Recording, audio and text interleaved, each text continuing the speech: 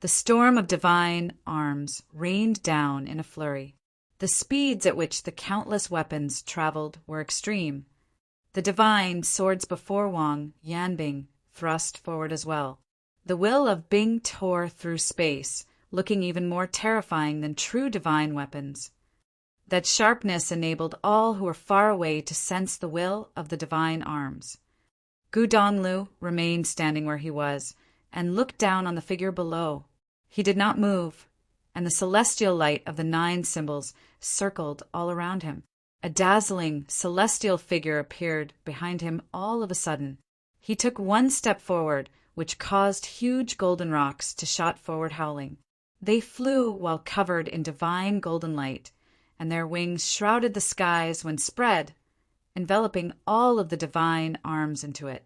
The divine arms and the rock clashed intensely, and the crowd shockingly found that the rocks seemed to have been something that were summoned instead of conjured. They were true divine birds instead of illusory constructs.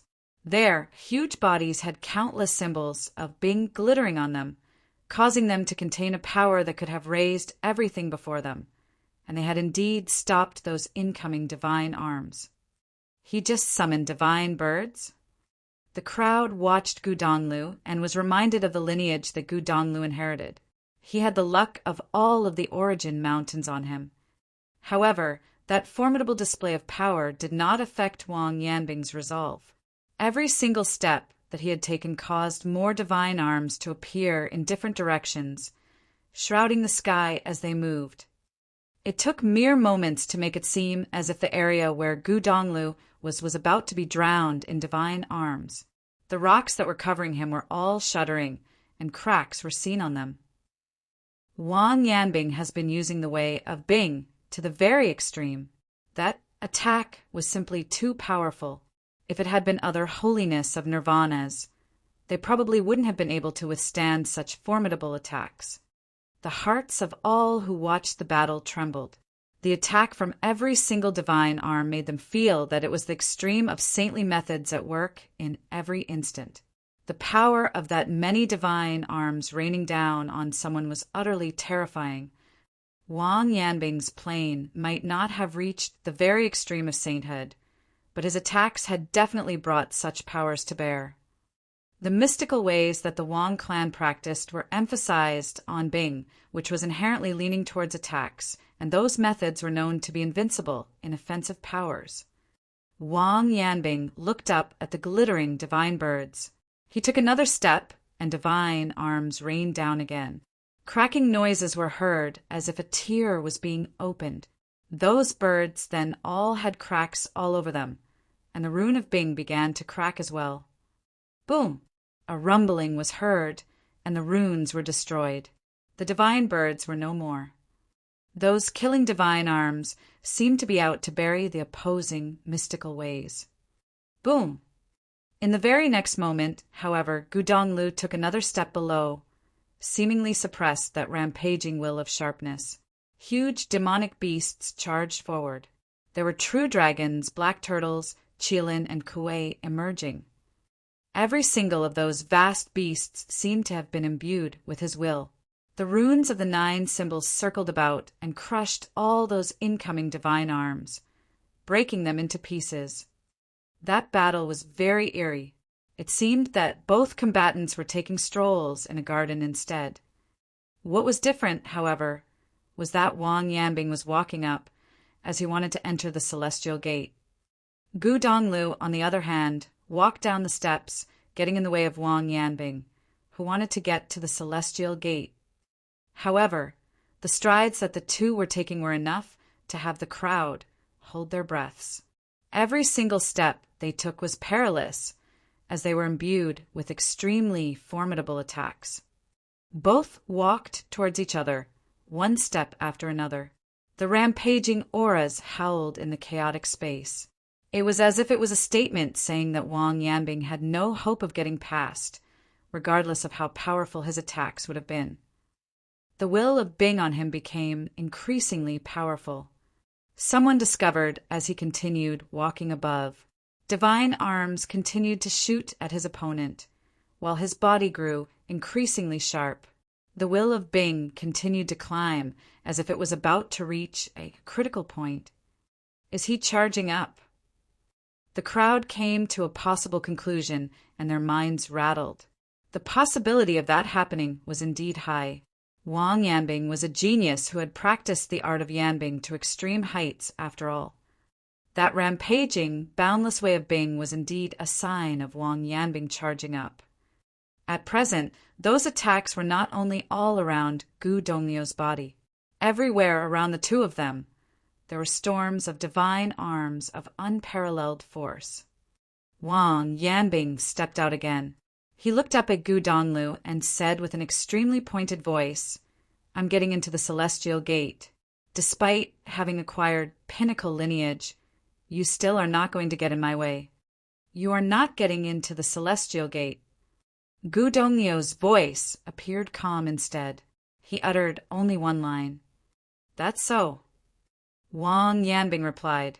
He finally stopped and did not move upward any further. He simply looked at the storms in the air, and holy celestial light coursed all about him, making him look incredibly glittering. He performed seals, and celestial light covered him all over. He then uttered a line with a solemn voice.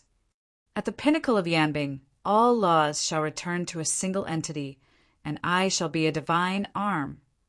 His voice was heard, and all the towering storms of divine arms surged into his body right away. Tens of thousands of divine arms gathered into and melded with his body. In that very instant, Wang Yanbing had become the king of weapons, and he was the leader of all tens of thousands of weapons in him. An extremely sharp aura burst from Wang Yanbing. The clouds in the sky howled as if there was only the way of Bing throughout the vast area. At that moment, Wang Yanbing looked extremely dangerous, as he became a manifestation of tens of thousands of weapons in one entity. "That's how it is, after all," many muttered to themselves. It was as speculated by the crowd. Wang Yanbing's art of yanbing had indeed reached such a level. An intense beam of light was seen, and the crowd saw Wang Yanbing's body disappear from where he stood, turning into a beam of light and a sword. He did not continue to walk upward. He had instead zipped past the space in an instant, shooting at Gu Donglu. The crowd did not see where Wang Yanbing's body was again. They simply saw a sword, and he was that sword. He shot into the air as a sword, and an intense aura of sharpness of the sword permeated the air. The weapon was already at its destination before anyone was able to say a word, punching from the body of a demonic beast. One summoned demonic beast after another was reduced to nothing as the blade continued to travel through them. All of them were punched through by just a single attack from the weapon. That straight beam of the sword seemed to about to punch through Gu Donglio's body right away. It was simply too quick for even the eyes of the spectators to follow. Boom! A rumble was heard, and it was only then that the crowd was able to see that sword clearly. It was being stopped by a single being. That was a glittering celestial shadow, which looked as if it was conjured out of Gu Donglio's being. That body glittering in celestial light was dazzling, resonating with their surroundings. The 9 symbols circled all about him. Countless shadows of huge beasts roared at the same time a punch was thrown. The punch of E blasted onto the sword, stopping that sword that was out to kill everything. The sword rang as it stood against that mystical shadow. Shadows of huge demonic beasts were being torn apart one after another. Boom! The sword disappeared in an instant, zipping past in the air and appearing in yet another direction, lunging at Gu Donglu once again. Gu Donglu lifted his head and took a look. That mystical figure seemed to have been able to teleport. It stood right before the sword yet again, throwing a terrifying punch of the great path. The space all around them trembled. That sword howled in a frenzy and came from different directions, one after another. Yet the celestial shadow followed wherever the sword appeared as if it had completely locked onto it, chasing it everywhere it went. Boom! A rumble was heard, and the sword was thrown behind, hanging in the air. A figure glimmered. It was none other than Wang Yanbing himself. His eyes looked extremely pointed. The sword continued to tremble as if his mind was shuddering. He wondered how a sword attack like that remained incapable of breaking the mystical defense before him. The mighty ones of the Wang clan all sported glum expression at that scene, as it was obvious that the defense remained unbroken. Wang Yanbing had transformed into a sword, yet he still was unable to force Gu Donglu to back off. "You shouldn't have picked a time like this to do so," Gu Donglu said to the sword hanging in the air. The Wang clan had been waiting and working hard for a millennium just to rejoin the Celestial Gate. Yet Gu Donglu just happened to return, shouldering the wills of both Gu Tianqing and Gu Jiangnan. It was impossible and impermissible for him to lose. If he were to lose, then all Gu Tianqing had done would be for nothing. All of that had significant weight behind. As such, it was destined that Wang Yanbing remain unable to enter the Celestial Gate still. The millennium-long wait had eventually ended up being for nothing.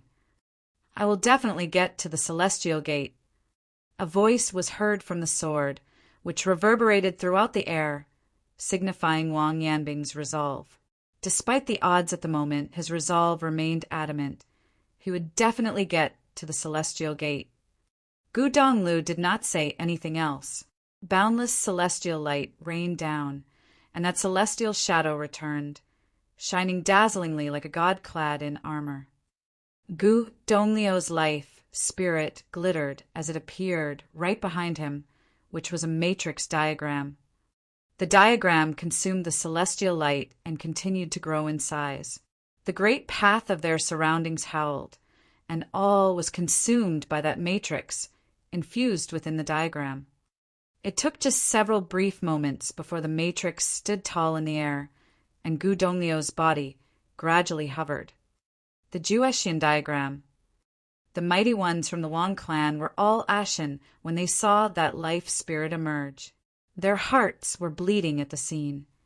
The humiliation that they had been enduring for 1,000 years remained incapable of being scrubbed away. The hope that they held on to for 1,000 years was about to be torn apart. None of them anticipated Gu Donglu to have gained the Juexian diagram. That Juexian diagram had been renowned throughout the world all those years ago, and there was no one who did not know about it. When the Juexian diagram emerges, all laws shall perish and all life shall wither. Gu Tianqing was a man who was at the brink of death, and all of them wondered how he managed to pass the Juexian diagram down to Gu Donglu. They wondered if Gu Tianqing was able to still peer into the secrets of the heavenly path, enabling him to lay all that back in the origin mountains. Countless people below were seen sporting solemn expressions.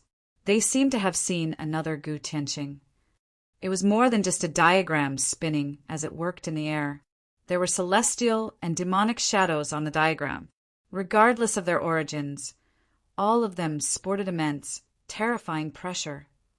One boundlessly huge ancient symbol after another appeared on that huge celestial diagram, making it look like some divine matrix. At that moment, the symbol of Bing on the Juexian diagram lit up. Divine arms in the thousands appeared from within the matrix, conjuring divine weapons out of the great path of their surroundings. "You shouldn't have shown up," Gu Donglu said as he looked at Wang Yanbing. The weapons rained down as he finished the line. The ancient symbol of Bing lit up with the brightest light, shining light in the air as if it was a manifestation of billions of divine arms at work. On the sword that Wang Yanbing transformed into, extremely formidable power burst. When the divine arms rained at it, the sword thrust forward instead of retreating, zipping past the air and heading straight for Gu Donglu. Boom, boom, boom, terrifying offensive force rained down and blasted on the sword. However, the sword remained adamant and kept moving forward. But then again, the attacks from the divine arms were unceasingly under the will of Bing. It did not matter how strong the attack of that one sword would have been. That divine sword that glittered brilliantly was thrown back in a rumble. Wang Yanbing's body was seen in the air again. Blood was seen at the corner of his mouth, which apparently meant that he was injured. Wang Yanbing looked at Gu Donglu in the air and felt completely helpless. The celestial beings and the demons held below the Juetian diagram. Wang Yanbing witnessed, on that day, the unmatched mystical ways that Gu Tianxing created at work, the work of a man known to be at the absolute pinnacle of the mystical ways. None could have surpassed his achievements.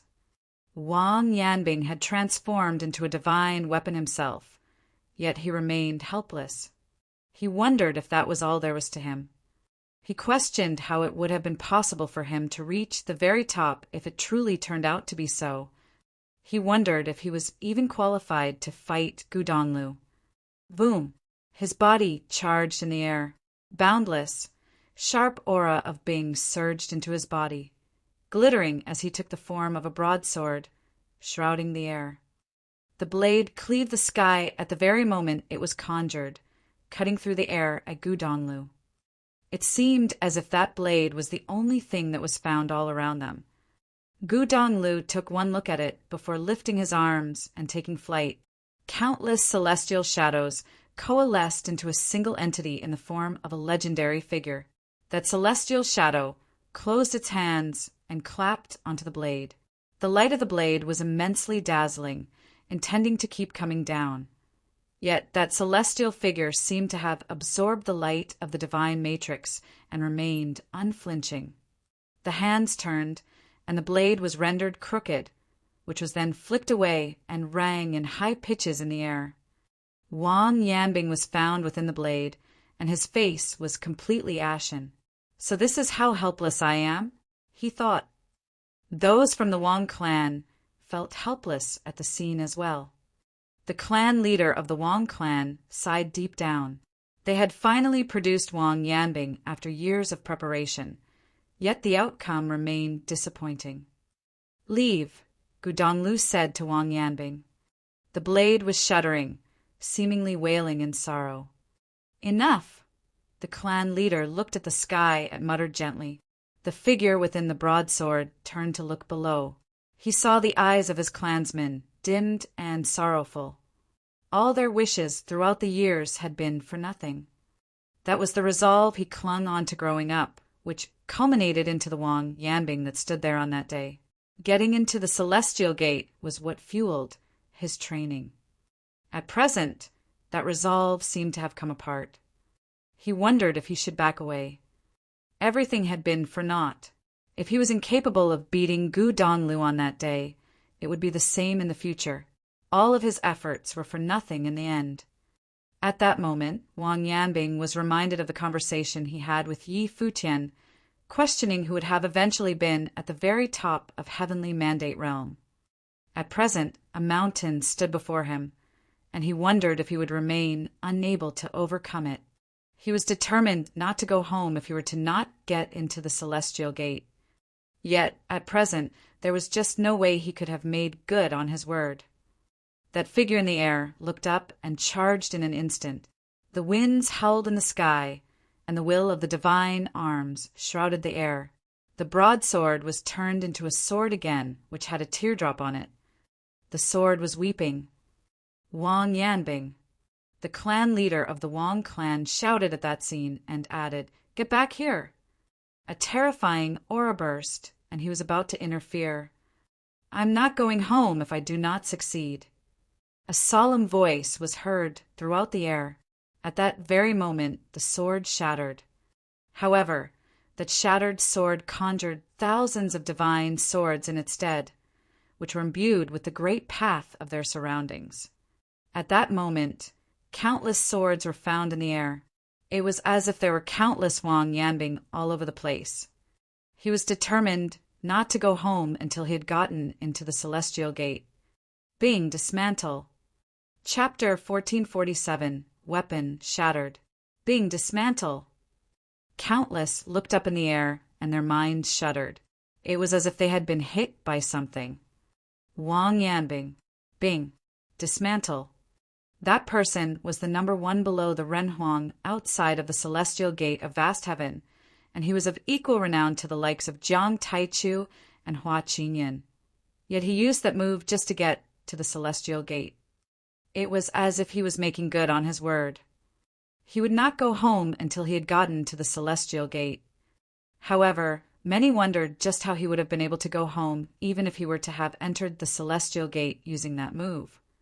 They were thinking about metaphors like the mind being one's home and such, and they wondered what would have happened with the body. No one knew that an unmatched legendary genius like Wang Yanbing would have been forced to such extremes.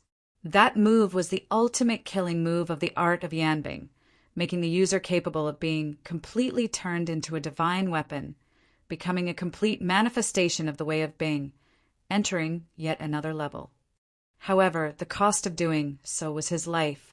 Wang Yanbing! The clan leader of the Wang clan shouted angrily.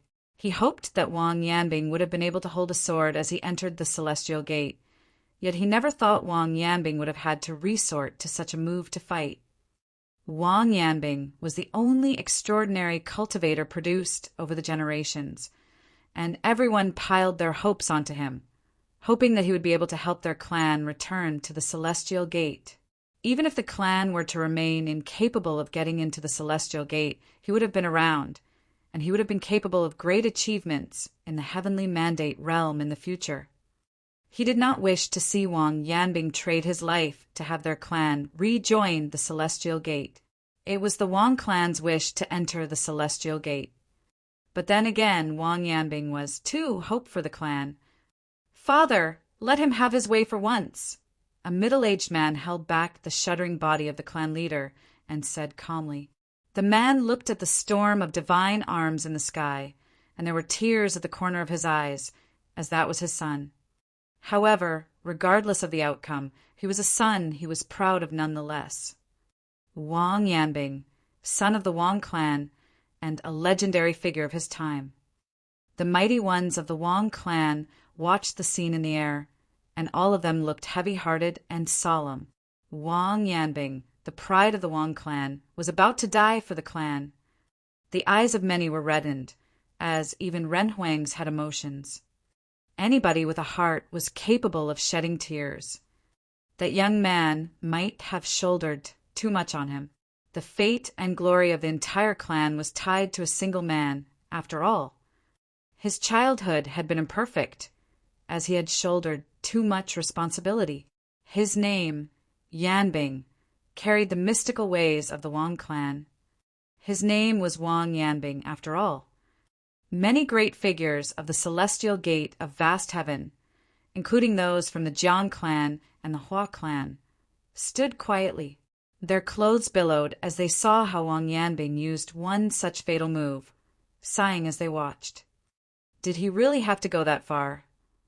Every clan had their own fate and destiny, and no one would have been able to ensure that their clan would stay high and mighty forever. Such was the course of history. Gu Tianqing brought the Gu clan to the most glorious of times all those years ago, reaching the absolute pinnacle, but the clan ended with a grim end nonetheless. The Gu clan was eradicated down to the last man, with Gu Donglu being the sole survivor of the clan. One would have had to withstand pressure corresponding to the heights they were at. They stood at the pinnacle of the celestial gate, gaining a vista that no common man would have been able to see. Yet they were walking on thin sheets of ice at the same time, shouldering pressures and responsibilities that no common man had to shoulder. They shouldered the rise and fall of their clan, as well as many other responsibilities.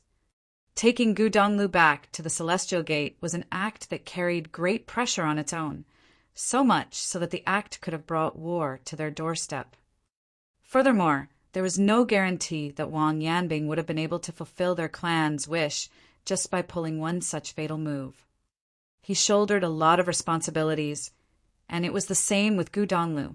However, unlike Wang Yanbing, it was the vengeance of the two of his predecessors that he shouldered, and he was the hope of the Gu clan. Unlike the Wang clan, he was the only man left in the Gu clan. Wang Yanbing could not have afforded to lose, and Gu Donglu felt this even more so. Neither of them could afford to lose. Why, indeed? Yi Futian sighed as well.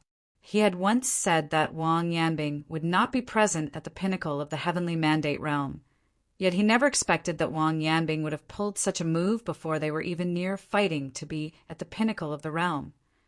Yi Futian looked at the battlefield. His eyes were on his third brother. Even if that was the move Gu Donglu was about to take, he definitely would not back down. He knew the significance of that battle for his third brother all too well.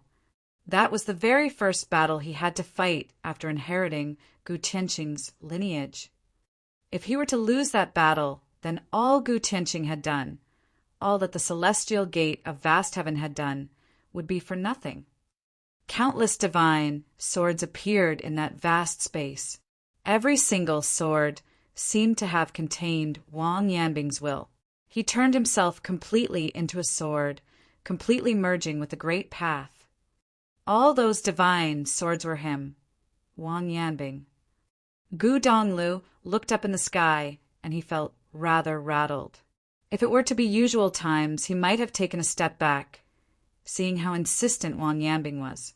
At that moment, however, he was unable to afford to do so. Seeing how Wang Yanbing was determined to emerge victorious by any means necessary, it was all the more important for him to win that battle. Fate had a way of playing with people. It was indeed a pity that Wang Yanbing had picked the wrong time to do so. If he were to come earlier, shattering himself to fight might have made Jiang Taichu balk, as Jiang Taichu would not have been willing to throw his life away for the fight. He might have been able to send the Wang clan into the Celestial Gate. However, such was the time that he had chosen instead. Furthermore, he expressed doubts about the way Gu Tianqing and the Celestial Gate of vast heaven did things. All that cemented the fact that he was unable to afford to back down. Everyone had their own missions and stances, and Gu Donglio's mission was to keep Wang Yanbing at the steps. There was no other way around it. The Juexian diagram spun, and all methods were activated. Gu Donglu performed the hand seals, and the 9 symbols glittered. Divine light shrouded the sky on the Juexian diagram as if there were countless celestial shadows performing hand seals at the same time.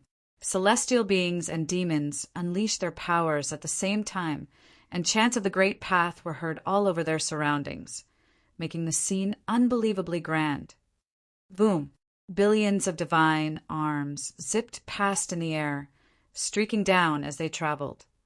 The ultimate weapon was deployed to bury the celestial being. Billions of divine arms rained down at the same time, making it a scene unlike any other. Yet, at the same time, hand seals throughout the air blasted in the air. A rumbling was heard throughout the sky. The great path quaked, and Renhuangs were seen unleashing their power, stopping aftershocks of their battle. The battlefield was unbelievably dazzling at that moment. All of those billions of divine arms were manifestations of Wang Yanbing. He was out to kill all the celestial beings and demons before him. One seal after another was broken and turned into nothing. However, as the ultimate divine matrix, the Juexian diagram had yet to stop working. Their surroundings resonated with the 9 symbols. The great path was in tune. The celestial beings and demons emerged, and the divine arms streaked the sky. Even if Wang Yanbing's killing move had been able to create an eye of the storm in the air, it still would not have been enough to break the offensive power from Gu Donglio's Juexian diagram. Not even going that far had been of any use then. Many sighed, and they were able to do nothing but sigh. Wang Yanbing gave everything into the fight, and still it proved inadequate. Gu Donglio's combat prowess was simply unmatched. The billions of divine arms were eventually exhausted. When there was only one sword left in the air, the weapon seemed to be wailing in sorrow.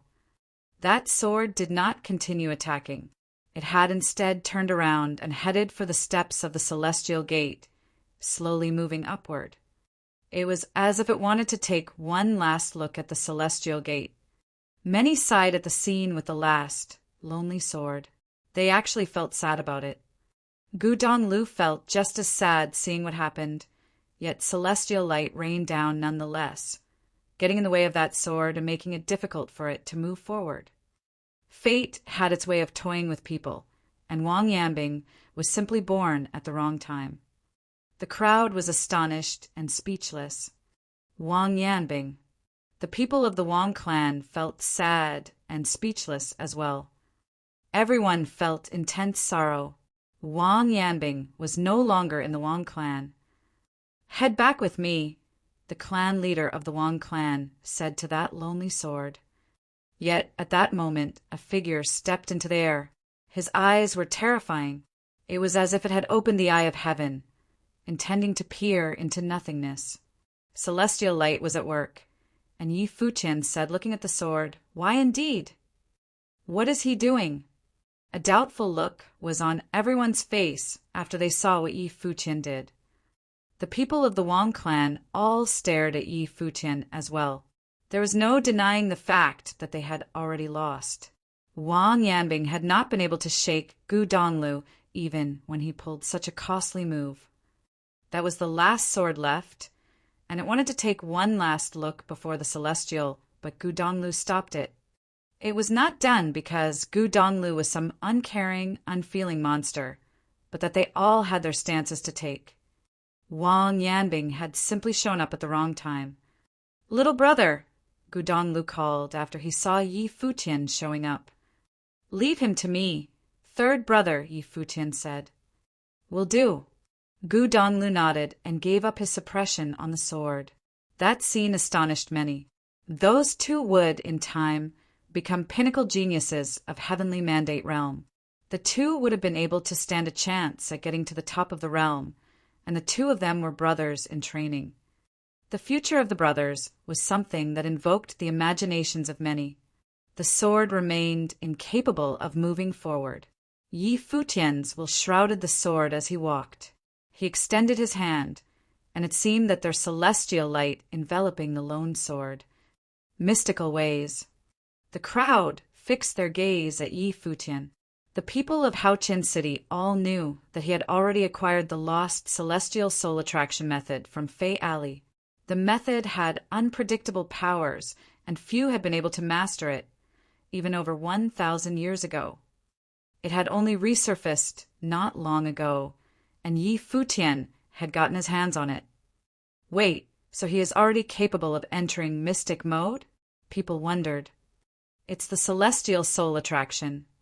The Wang clan had once been one of the ruling clans of the celestial gate of vast heaven, so they definitely knew about that lost mystical way method. The clan leader of Wang clan stopped any from the mighty ones from the clan, wanting to see what Yi Futian would do. Celestial light dazzled all over Yi Futian, shrouding the place around him. One mirage after another emerged from different directions in the space they were in, and all of them gathered at the sword. Wang Yanbing's body had already become very ethereal in the sword. It was as if he would disappear at any given moment. However, he seemed to have been fixed in place. Under the celestial light, it even seemed to take a solid form. A powerful aura of life was actually bursting within Yi Futian's mystical way, which seemed to have jade green branches coiling around the sword form taken by Wang Yanbing, shrouding the weapon within. It was said that celestial soul attraction was capable of targeting the souls of people. Is he trying to reforge Wang Yanbing's soul? The crowd shuddered at the scene before them. Yi Futian was trying to save Wang Yanbing. Wang Yanbing, who had completely melded into his weapon form, would have almost died for sure. Yet it seemed that Yi Futian had some mystical capabilities of reversing that. The will of the great path of life, and it seems that he would be able to resculpt a body as well. The pupils of those top-notch figures contracted as they kept a close eye on Yi Futian. It was said that Yi Futian had demonstrated very, very great abilities back in the Violet Heavenly Palace, and he claimed that he had been of a divine body capable of training in any method. He had demonstrated powers of many types of methods back in that battle, even that of death.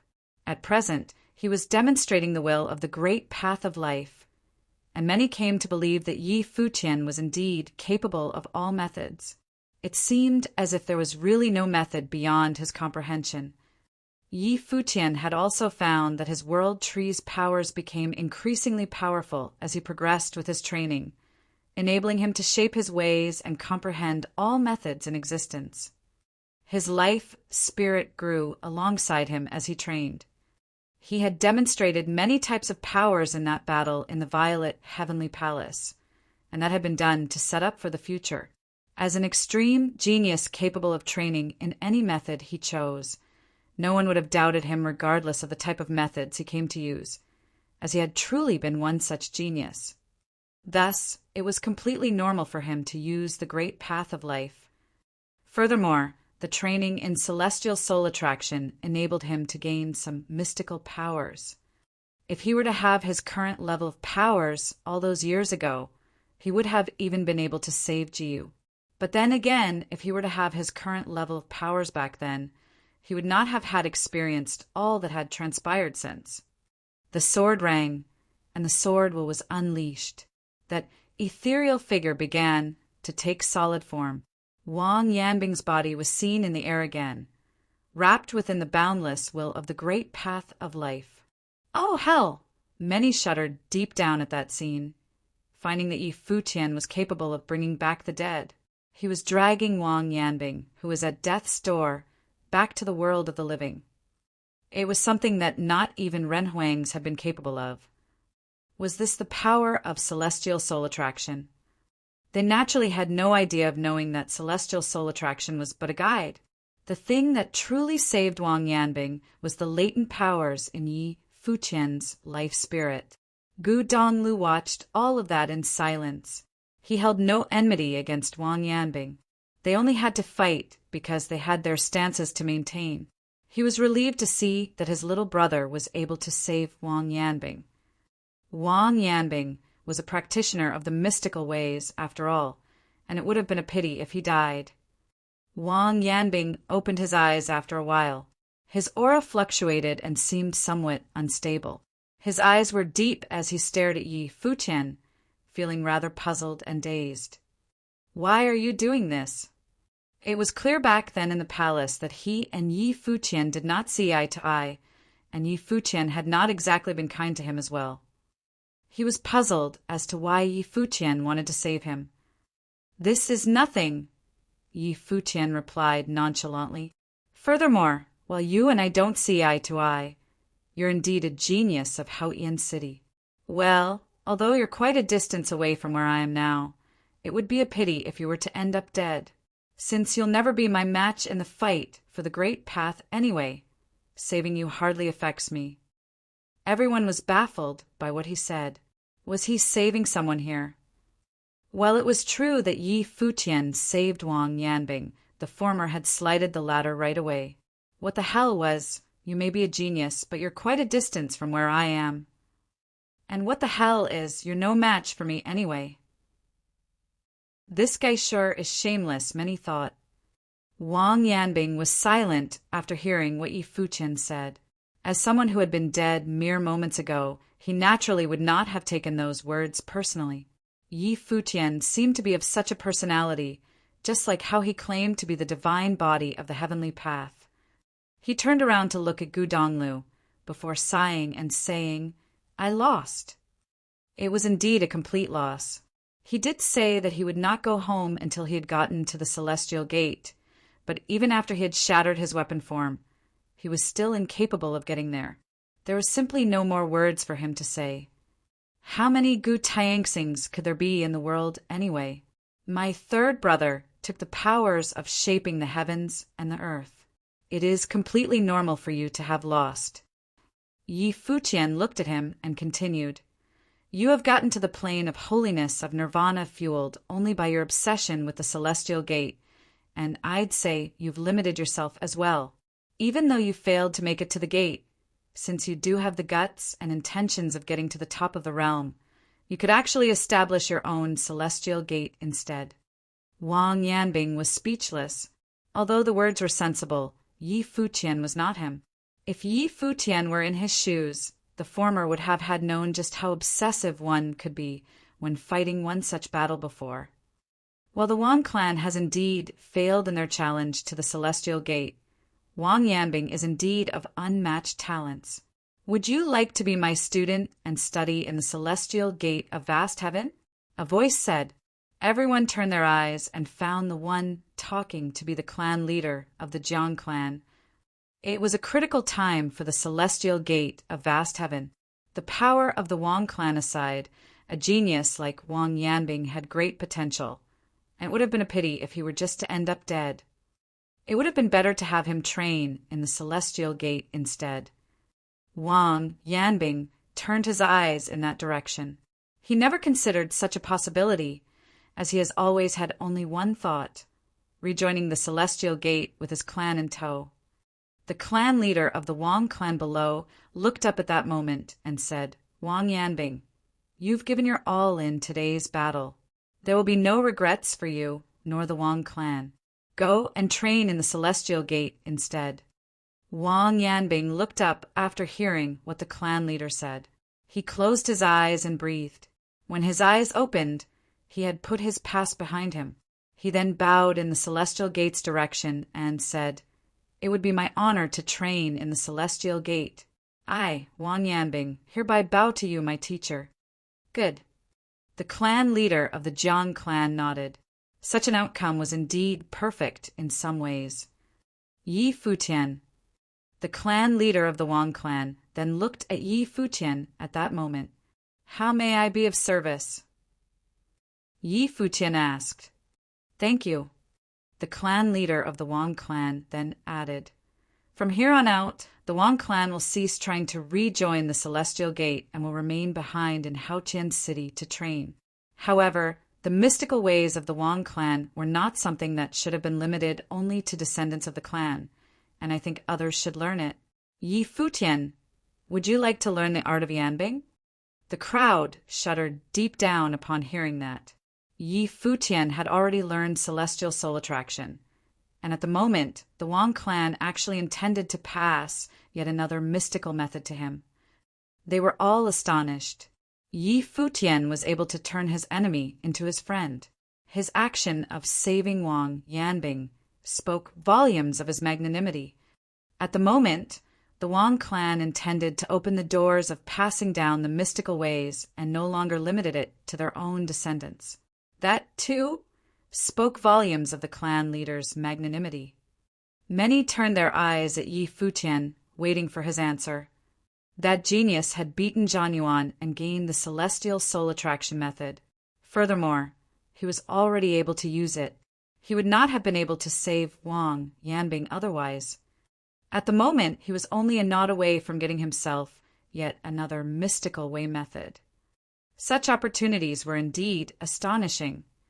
Yi Futian then turned towards the mighty ones of the Wang clan and replied with a smile, I'm indeed honored by your magnanimity of being willing to pass the method to outsiders, Elder. However, I've already trained in a mystical way. Speaking of attacks, I earned one from the divine elephants as well. I do not have too much need for offensive powers. Many people were baffled by what he just said. He refused. Every single method that was passed down by the ancestors of the Celestial Gate of vast heaven was extremely powerful. The art of Yanbing would have absolutely been a major offensive art, and many would have killed for such an opportunity. Yi Futian was only a nod away for being able to learn it, yet he refused. This guy sure is confident, many thought. But then again, he was right. There was indeed little need, and it was not necessarily a good thing to learn too many offensive methods. Yi Futian acquired the Demon Emperor Bone of the Divine Elephant Emperor of the 10 Directions before, and had learned 2 of the most powerful techniques of the Divine Elephants. Those attacks would not have been inferior to the art of Yanbing. As such, adding that method to his arsenal would not have been able to boost his combat prowess. However, just when everyone thought Yi Futian would have refused the offer completely, he was heard saying, However, I do have someone I could recommend to you, Senior. He would definitely be a very suitable candidate for learning the art of Yanbing. Wah! The crowd looked at Yi Futian with a speechless expression, finding it absurd that he intended to pass the offer down to others. Who would that be? the clan leader of the Wang clan asked. A friend of mine by the name of Yi Wuchen. He gained the lineage of Sword Emperor of Hanzhou at Origin Mountains, Yi Futian continued. The clan leader was silent for a moment after hearing what Yi Futian said. The leader said, "If he is someone who is acknowledged by the Sword Emperor of Hanzhou, I'm naturally confident that he will be able to spread the mystical method. If that is the case, I shall pass the art of yanbing down to him." "Thank you, senior," Yi Futian said as he smiled and bowed. He turned to look at Yi Wuchen, who looked speechless. He was baffled that Yi Futian had him train in the mystical ways instead. Everyone felt speechless after seeing all that. While it was indeed true that Yi Futian was clever, he was nonetheless a man with a heart of gold. Any common man would have opted to pick up the method before anything else, and friends would have been the last thing they would have thought of. Furthermore, there was no stopping him from teaching said friend after mastering the method himself. However, Yi Futian opted not to do so, as he deemed it necessary to respect the wishes of the Wang clan. No one would have expected that event of extreme importance to Haotian City would have ended in such a manner. While it was indeed quite regretful, it was perfect in some other ways. It would have been very regretful otherwise, be it to be in the case of Gu Donglu losing, or Wang Yanbing dying. If Gu Donglu were to lose the fight, everything Gu Tianqing had done would have been for nothing, and what the celestial gate of vast heaven had done would have been pointless as well. At present, Gu Donglu showcased his impressive capabilities for the very first time. Despite having lost, Wang Yanbing's insistence of not returning home unless he succeeded had impressed many as well. Despite having lost the fight, he remained able to stand proud, and there was no need for him to bow. No one would have blamed him for losing. While the concept of honor, though defeated, had usually been little more than consolation to the loser, it truly was so in Wang Yanbing's case on that day. The mighty ones of the Wang clan excused themselves and left. Yi Futian promised to pay them a visit with Yi Wuchen some other day. The Wang clan had been willing to pass down their method to an outsider, after all, so he saw fit to go through with the necessary propriety. Wang Yanbing was left behind as he was about to be admitted to the celestial gate. Yi Futian, the sword saint, and the others came to Gu Donglio's side. "Big brother," Gu Donglu called with a smile. The sword saint flashed a smile as well.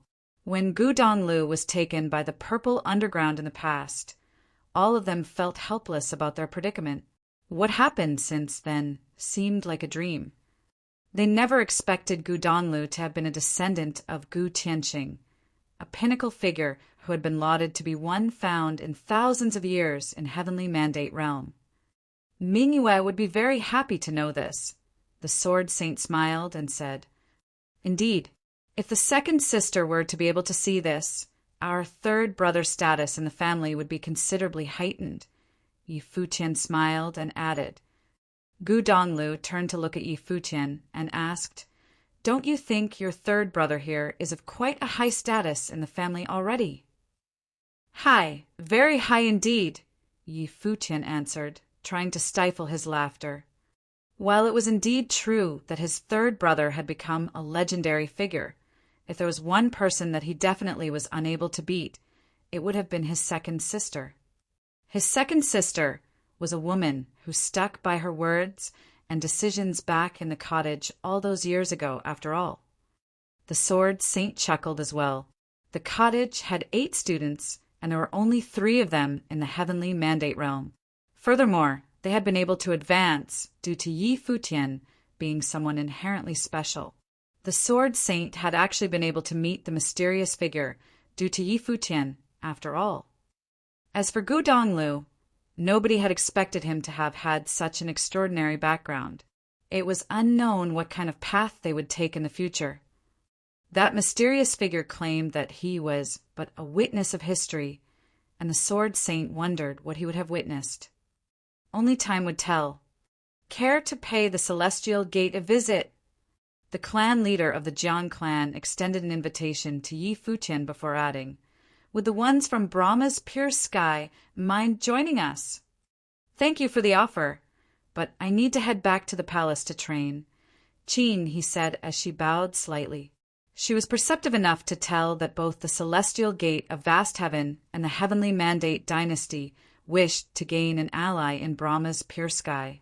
Yet, at such critical times, it was indeed inappropriate for her to make clear of Brahma's pure sky stance. Very well. The clan leader of the Jiang clan nodded slightly. Qin, he then smiled and said to Yi Futian, I shall return to the palace. She then smiled and left, causing everyone to wear a weird expression. The clan leader of the Jiang clan then said, Goddess Qin, he really is a rare and good match for you here in Heavenly Mandate Realm. Tianqing had hoped that you would be able to marry a goddess from Brahma's pure sky. I'd be happy to do the matchmaking if you're willing. I'm married, Gudonglu then said. The clan leader of the Jiang clan took one look at Gudonglu and said nothing else. He deemed that his wife must have been training in the lower worlds. Gudonglu did not know of his status prior, but from how things were at the moment, his love in the past might not have been a good match for him. But then again, the clan leader saw it fit to leave Gudonglu as he was instead of interfering with anything. Despite what Gu Tianqing said before, it was absurd just to do everything as he wished. The way I see it, Qin, he might be interested in your little brother here. The clan leader then smiled and said, the relationship between Gudonglu and Yi Futian was such that if Yi Futian were to end up together with Qin He, it would have been all the same to him. You know how to jest, senior. Yi Futian wore a bitter smile on his face while shaking his head. Although Qin He was extraordinary, he never had such intentions himself. The clan leader then smiled and said, both of you, take your time. He then left the place. Yi Futian, the sword saint, and the others did not stay for long in the celestial gate. They chatted briefly with Gudonglu before leaving.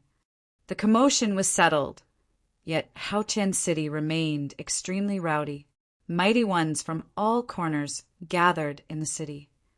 It was said that the ones from the Heavenly Mandate Dynasty and the Violet Heavenly Palace were on their way. There were even many mighty ones who came early. Yi Futian remained training quietly in the palace as he had always done. He had also paid a visit to the Wang clan and sent Wu Qin to train in mystical ways with them.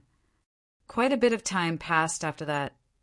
A group of mighty ones came to Haotian City on that day, and their presence caused quite a commotion.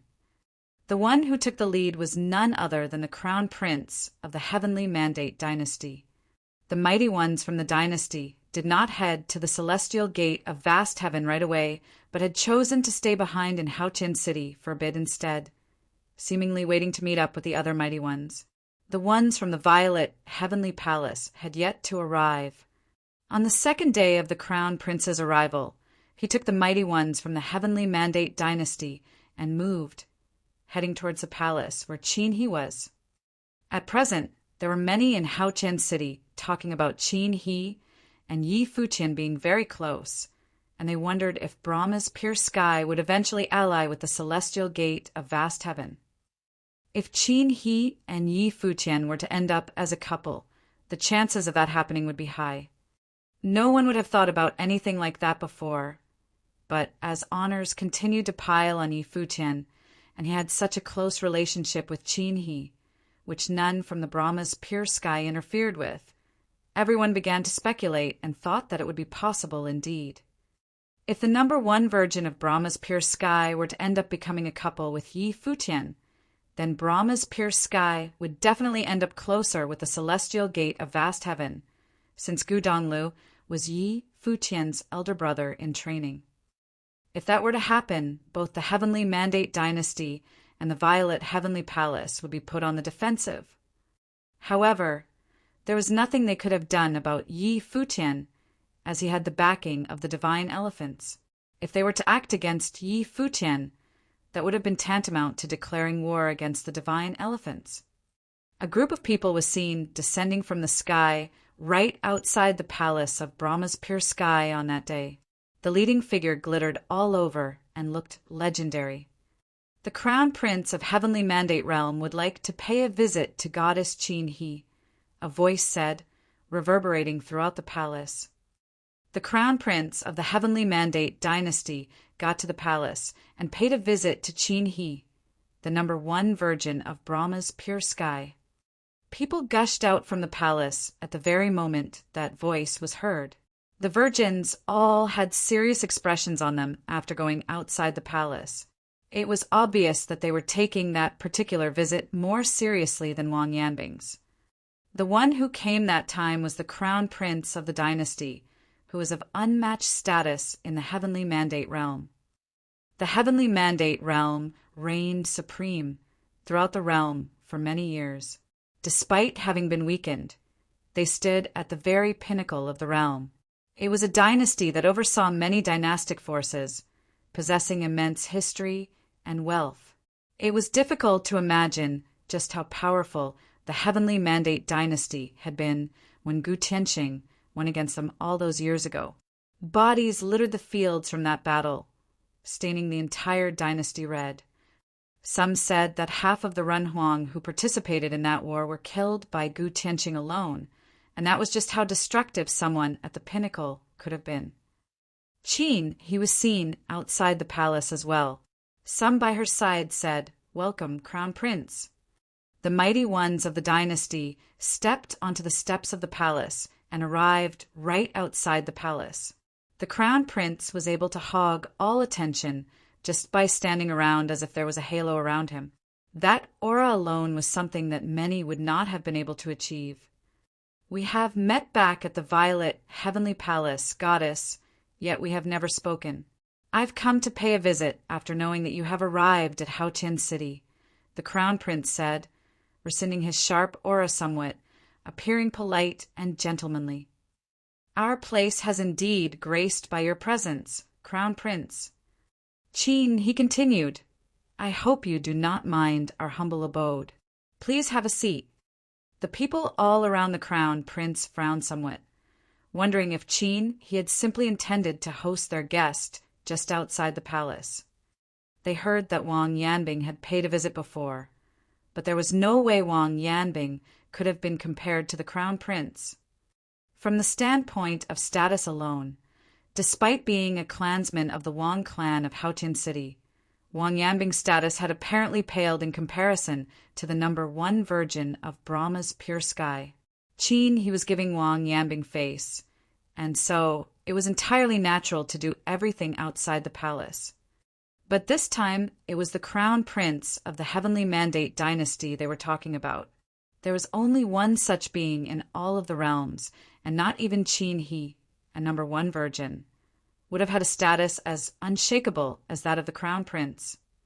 "Do you intend to receive the prince just outside the palace, Goddess?"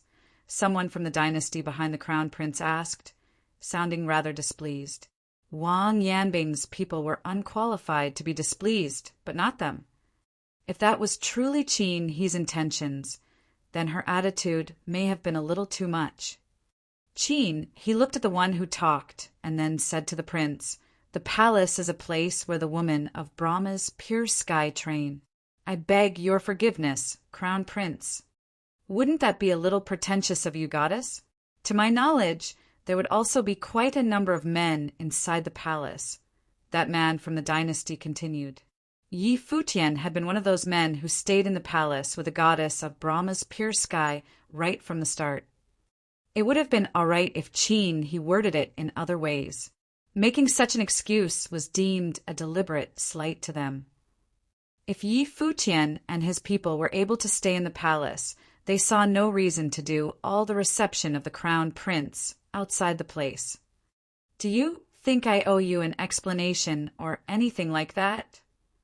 Qin, his tone turned rather cold all of a sudden as she talked to the one who spoke before. Her words seemed as if they were coated in a faint aura of coldness. It was absurd that she had to seek the permission of people from the Heavenly Mandate Realm, regarding who she was to allow to step inside. The pupils of that mighty one from Heavenly Mandate Dynasty contracted slightly, looking rather glum. He wondered if it was indeed as rumored elsewhere that Qin he, the #1 virgin of Brahma's pure sky, was interested in Yi Futian. However, the crown prince of Heavenly Mandate dynasty was a legendary figure unlike any other, but he never bothered taking even another look at him. He wondered what made her interested in Yi Futian instead. That man from Heavenly Mandate dynasty intended to continue before seeing the crown prince waving and stopping him. The crown prince then said, "You people are too much. Apologize to the goddess at once." Those from the dynasty were rather puzzled, but they nonetheless cupped their hands and said to he after seeing the eyes of the crown prince, "We have overstepped our boundaries. We ask for your forgiveness, goddess." "No matter. I do hope that you do not mind, crown prince." He rescinded that coldness about her. Everyone took their seats, and the ones from Brahma's pure sky looked at the crown prince. They found that the crown prince looked rather different from before. Back at the Violet Heavenly Palace, he had behaved in an extremely arrogant manner. At present, however, he seemed rather humble. "May I know what brought you here, crown prince?" He asked. "While I do not venture out into the world much, I have heard about how renowned the goddesses of Brahma's pure sky are. The Empress will reaches all over the 3,000 realms. She trained all over the 3,000 realms of the Great Path. Her powers remain unmatched. She is lauded to be the #1 figure among the women throughout the Heavenly Mandate realm. My father claims as well that no woman throughout the realm is able to compare to the Empress. Right now, I see that you are capable as the Empress had been at your age, and you are known to be the one to follow the Empress. As such, I've always wanted to pay a visit to Brahma's pure sky, and it was quite a pity that my status got in the way. Now that the opportunity to do so presents itself, I naturally needed to pay a visit."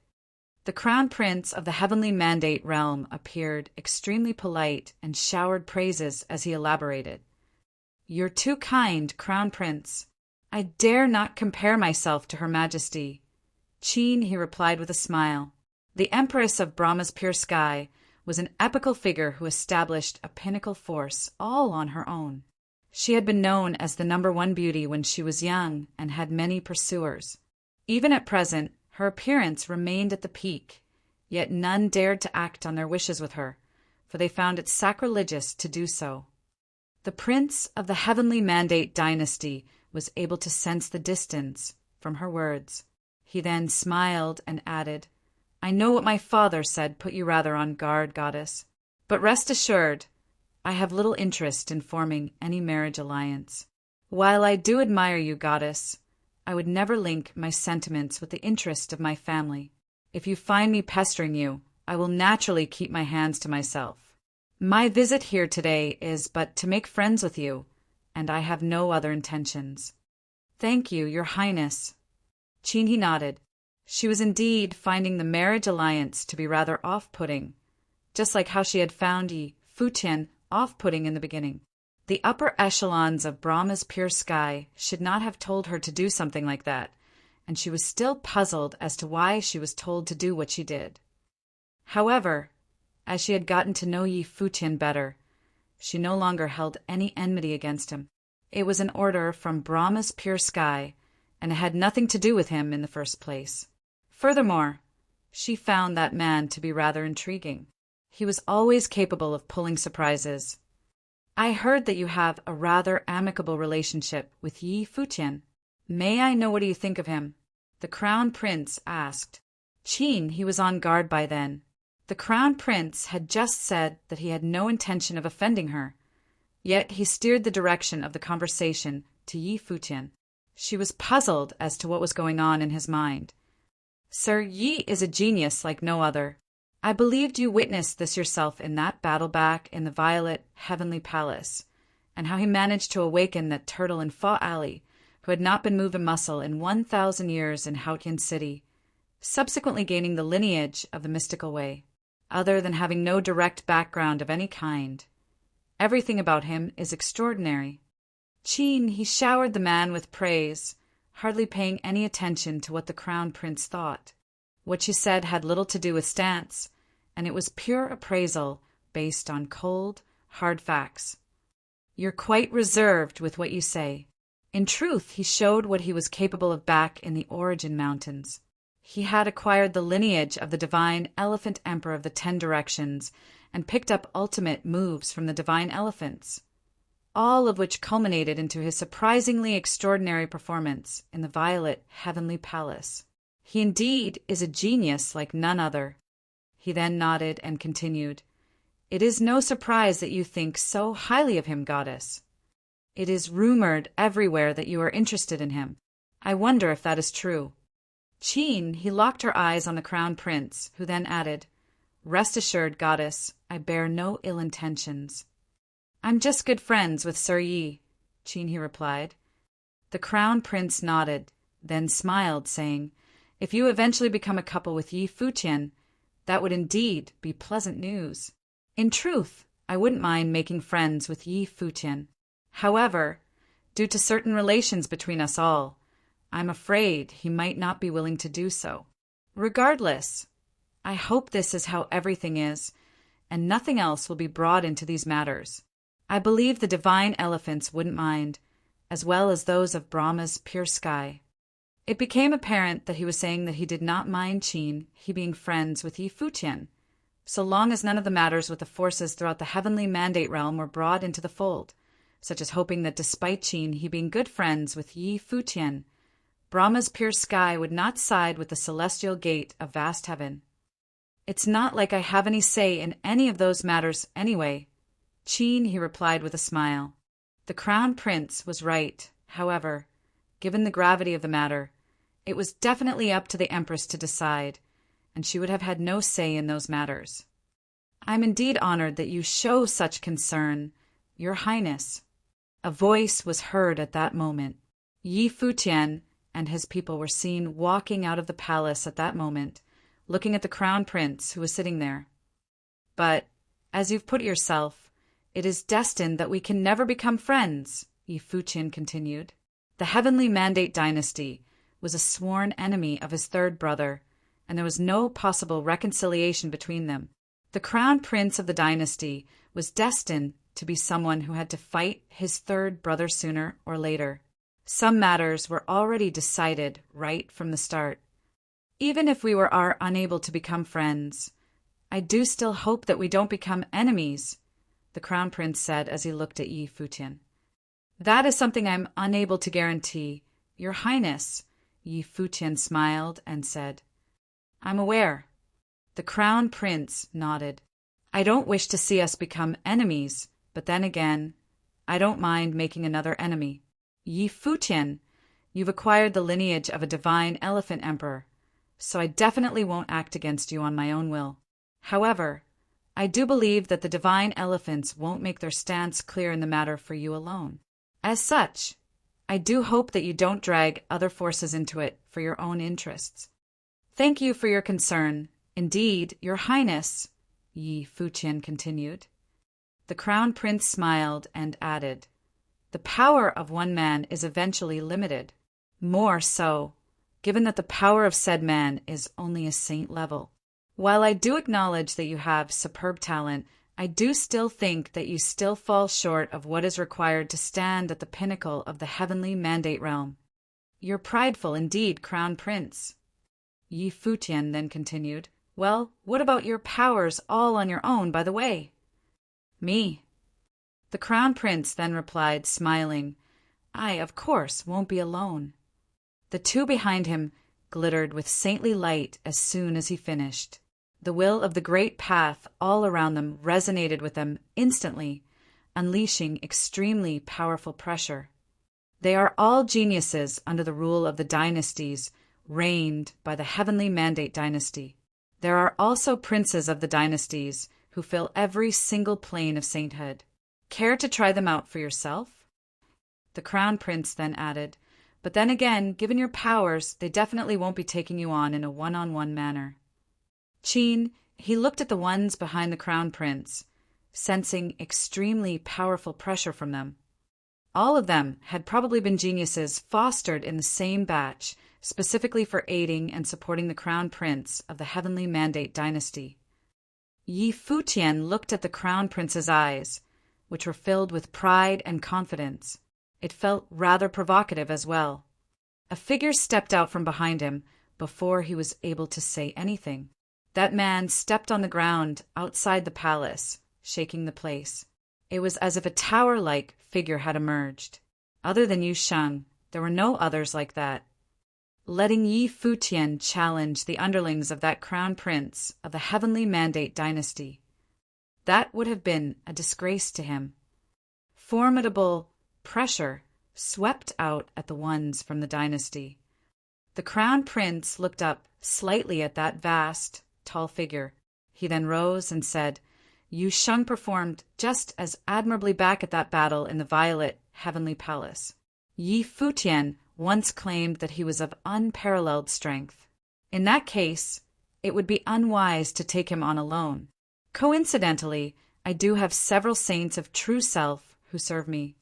He then took a step back and turned around before walking out again. Many from the Heavenly Mandate dynasty did as he did. It was as if his movements themselves were absolute orders. After those people stepped out, the ones who remained where they stood before looked exceptionally obvious. Their aura burst, and all of them, without exception, were cultivators at the saint of true self level. Furthermore, when they burst with their aura, all of them actually resonated with one another. The great path became linked into one entity around them, conjuring a terrifying storm of the great path.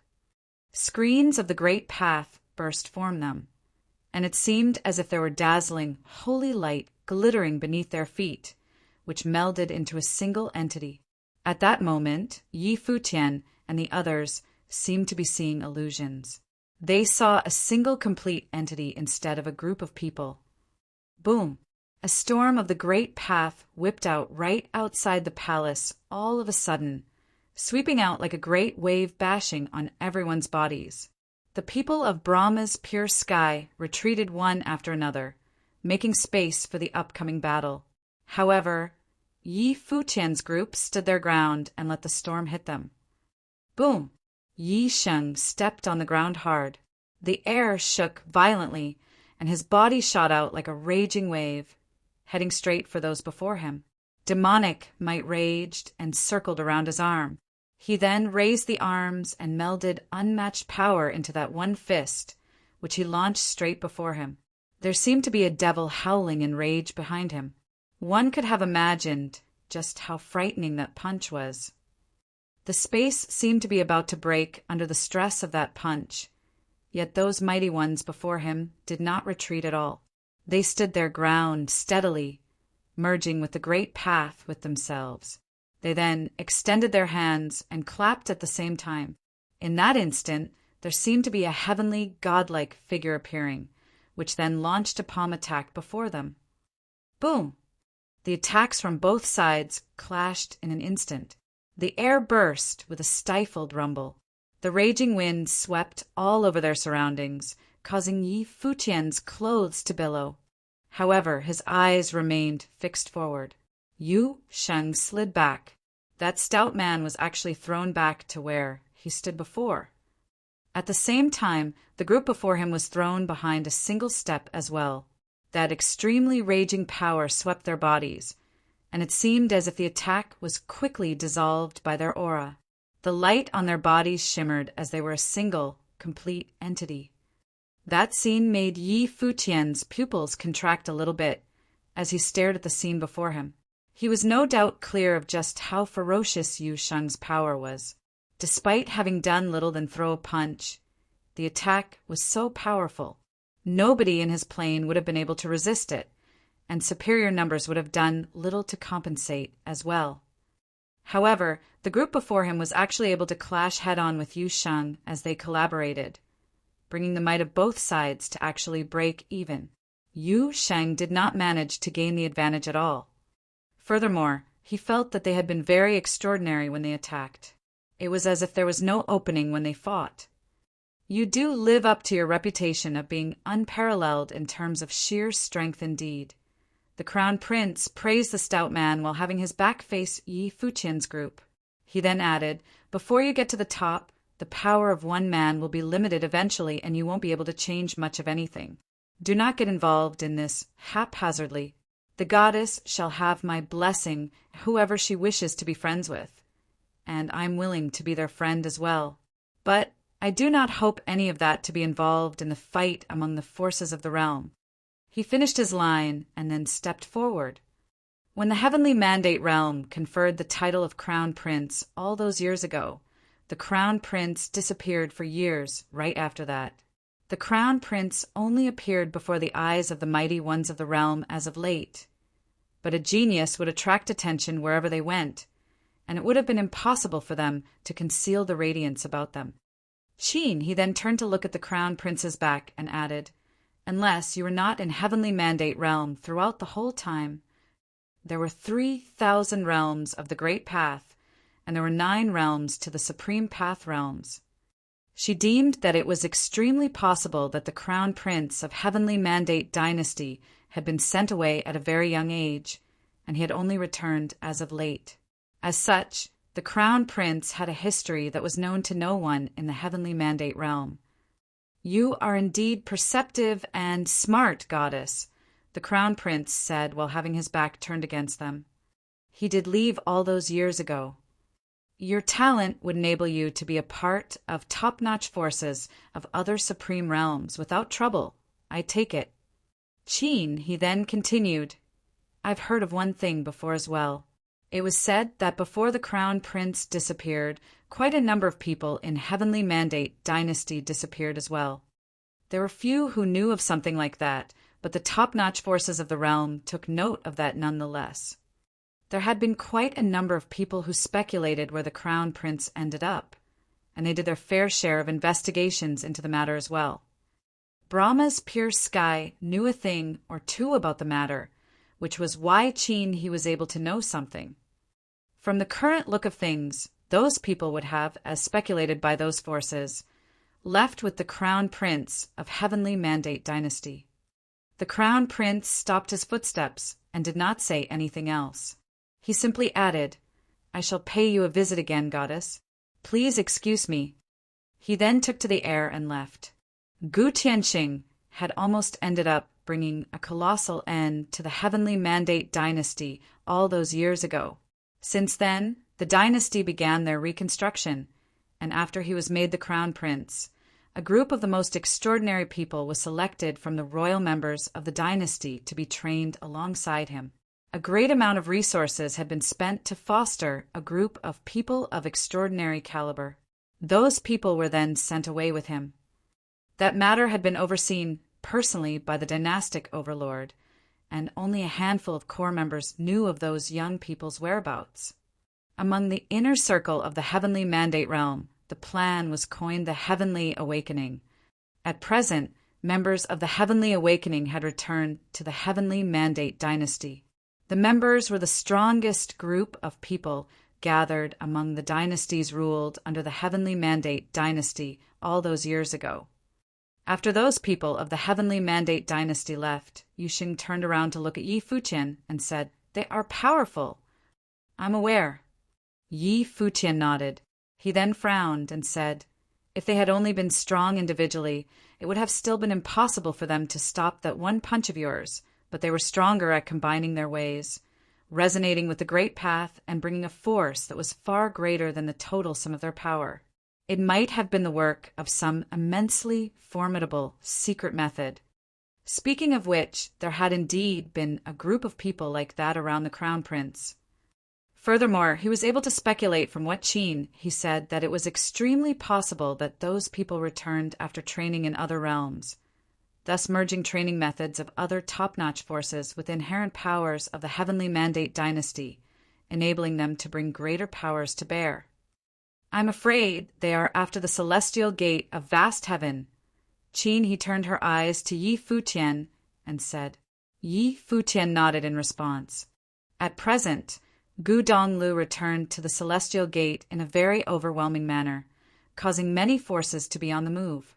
Gu Donglio's potential was unparalleled after all, and the Heavenly Mandate dynasty intended to suppress such a situation. Brahma's pure sky was thinking the same thing. At present, there were many forces that had gotten rather close to Futian, which meant that the crown prince's visit served as a reminder somewhat. That one-punch clash above the palace did not escalate into a full-blown battle, so it did not cause too much of a commotion. Only some who saw it from afar claimed that mighty ones from the Heavenly Mandate dynasty clashed with Yusheng, and both sides seemed to be of equal power. Furthermore, the atmosphere where both sides were ready to get at each other's throats was blatantly obvious.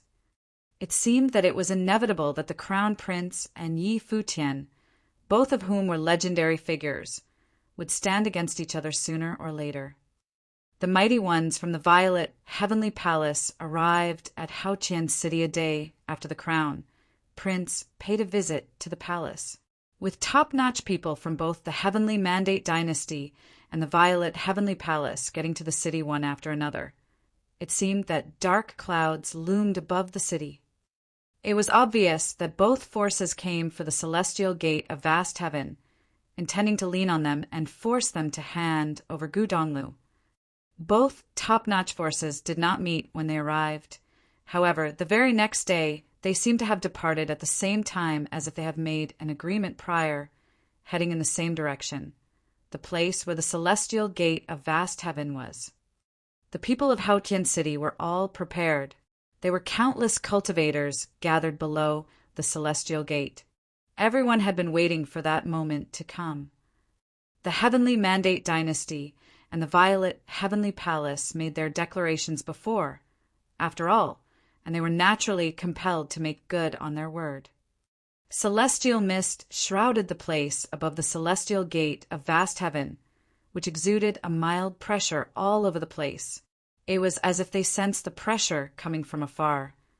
The clan leader of the Jiang clan opened his eyes above the celestial gate, looking far away. He then flashed and appeared before a cultivator. That cultivator opened his eyes and looked at the clan leader, who then said, "They're here." Indeed. Gu Donglu nodded. The clan leader then continued, "The dynastic overlord of the Heavenly Mandate dynasty is quite a schemer. He sent the crown prince away all those years ago and said the crown prince would have definitely been of formidable power, more so than what was demonstrated by those from the Violet Heavenly Palace. He will be the most powerful enemy of yours among those of your generation in the realm. Despite having become a holiness of nirvana, your plane is ultimately one that is brought about by some machinations of destiny, instead of something forged through your own training. You still lack somewhat, and your plane needs fortification. As such, I hope that you'll be able to stabilize your plane for a bit before you clash with the crown prince of Heavenly Mandate dynasty. But then again, it seems like they have no intention of waiting," the clan leader then added. "With the crown prince arriving personally, Gu Donglu would have to fight whether he liked it or not. The upcoming battle would definitely be a lot more perilous than the one he fought with Wang Yanbing before. While Wang Yanbing was powerful and was trained in mystical ways, he eventually was just to the Wang clan. It would have been very difficult to compare him to the favorite son of the dynastic overlord of the Heavenly Mandate dynasty." "I understand." Gu Donglu rose and cast his gaze far away. The strongest of his enemies in the Heavenly Mandate realm also happened to be his sworn enemy. Stifling pressure loomed from far away outside the celestial gate of vast heaven.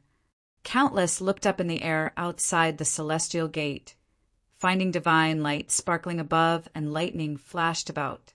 It seemed to have overwhelmed the flighty, celestial aura from the celestial gate. A terrifying aura was sensed, and it seemed to be something deliberate. Kaboom! Flashes of lightning rained down from above, as if doomsday was near, flashing in all directions. There were lightning bolts hitting straight into the crowd below, causing the minds of many to rattle. Everyone seemed to have been able to sense that shocking might. Thunderclouds rolled and rumbled in the sky, seemingly having darkened the place all over.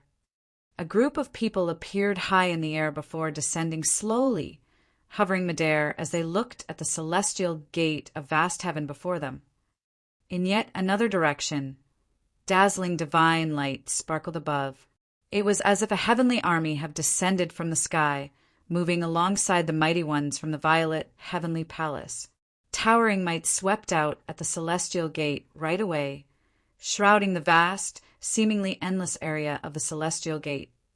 Yi Futian looked up at the sky and found two leading figures whom he met before. There was the heavenly penalty palace lord and the other as a general from the heavenly mandate dynasty. Both of them were known to be second-in-command figures in their own respective forces. So, the overseeing palace lord and the dynastic overlord are not here yet? A voice was heard from within the celestial gate far away. Both the palace lord of the violet heavenly palace and the dynastic overlord of heavenly mandate dynasty had been injured by Gu Tianqing back at the origin mountains, and it was unknown if they had recovered. The palace lord sends his regards. The heavenly penalty palace lord replied. I'm indeed flattered. A cold response was heard.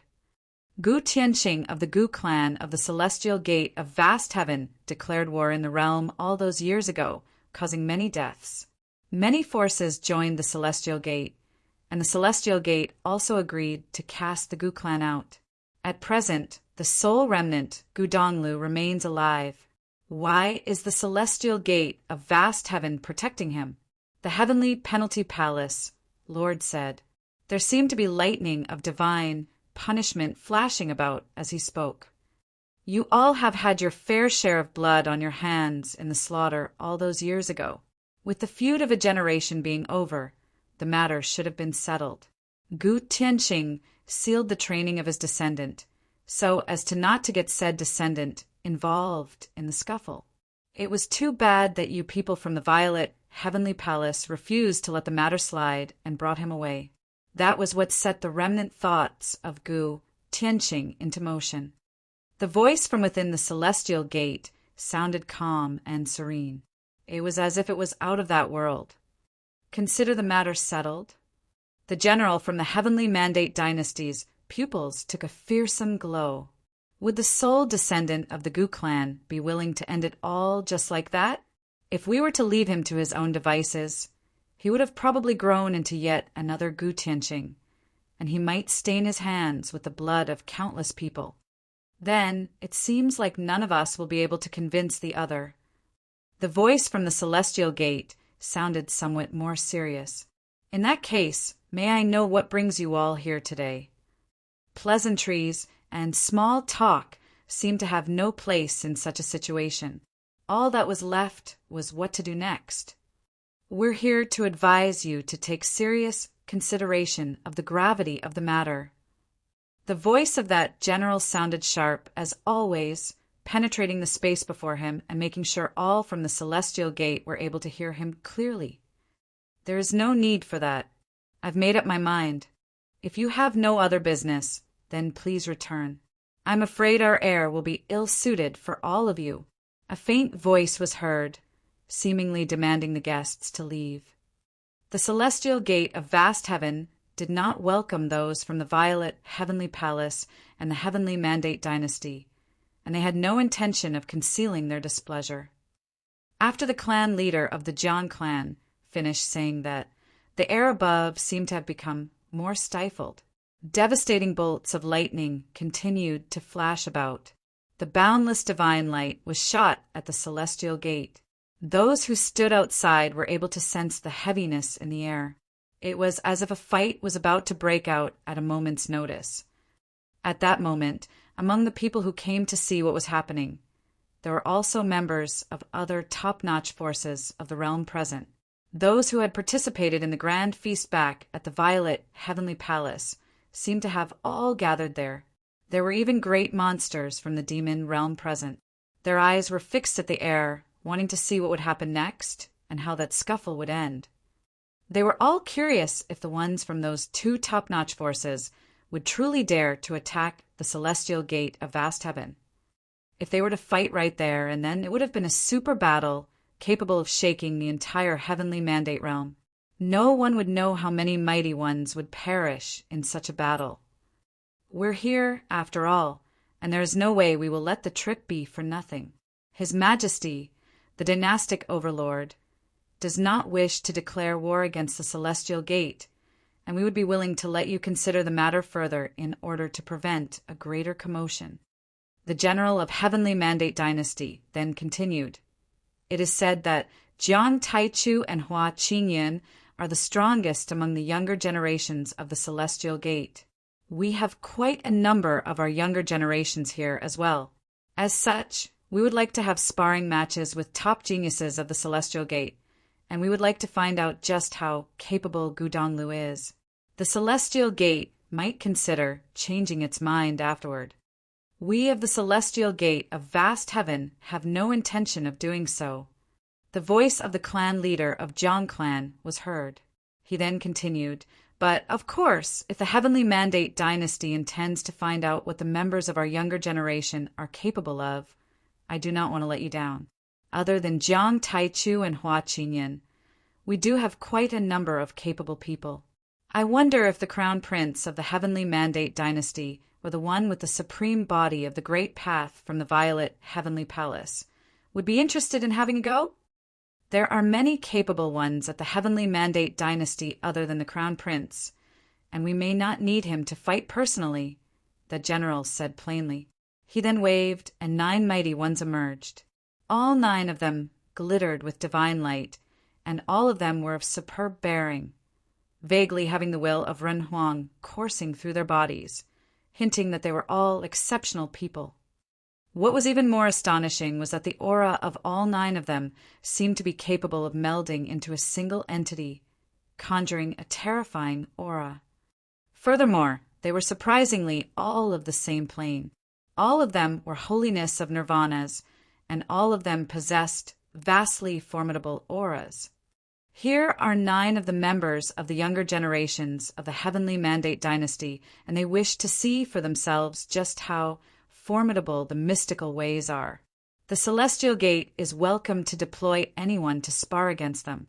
Even Jiang Taichu and Gudonglu would be welcomed if they're willing, the general said, causing everyone around him to look serious. None had expected those from the Heavenly Mandate Dynasty to want the 9 to challenge Jiang Taichu and Gudonglu. I've heard that Yu Xing fought with their people outside the palace of Brahma's pure Skyno. A mighty one of the divine elephants came to Yi Futian's side and asked in a subdued voice. Yeah, it was a group of 9 back then as well. 9 people acting as one, resonating with the great path, bringing powers far beyond what 9 people would be able to bring to bear. Furthermore, all 9 of them had a terrifying aura, and all of them were holiness of nirvanas. Worse still, I feel that the 9 here are far more powerful than the 9 who fought Yusheng back then. The ones before us now are of the same plane with the Crown Prince of the dynasty, and I'm afraid they're the most formidable sidekicks that the Crown Prince fostered, Yi Futian elaborated in a low voice. Then it should be as you've speculated. Every single top-notch one has a good number of people serving as aides throughout their growth. Gu Tianxing had many capable people serving him all those years ago. The 12 of the Celestial Gate posed a threat to the dynasty, and that general at the dynastic overlord's side had been following and growing alongside the overlord throughout the years, eventually becoming the second in command today. If those people were to all be fostered for the sake of the Crown Prince, aiding him to reach the very top, then all 9 of them would be very powerful. That mighty one from the divine elephants continued. It is not just one of them being powerful, but every one of them is. If they are versed in synchronized tactics, that will make them all the more fearsome.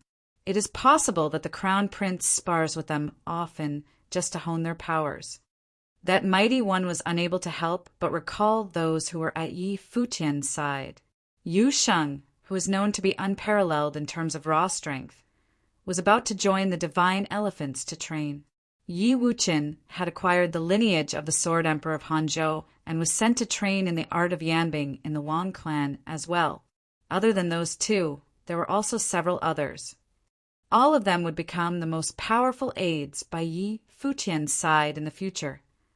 Yi Futian looked in the direction of the upcoming battlefield and looked rather serious.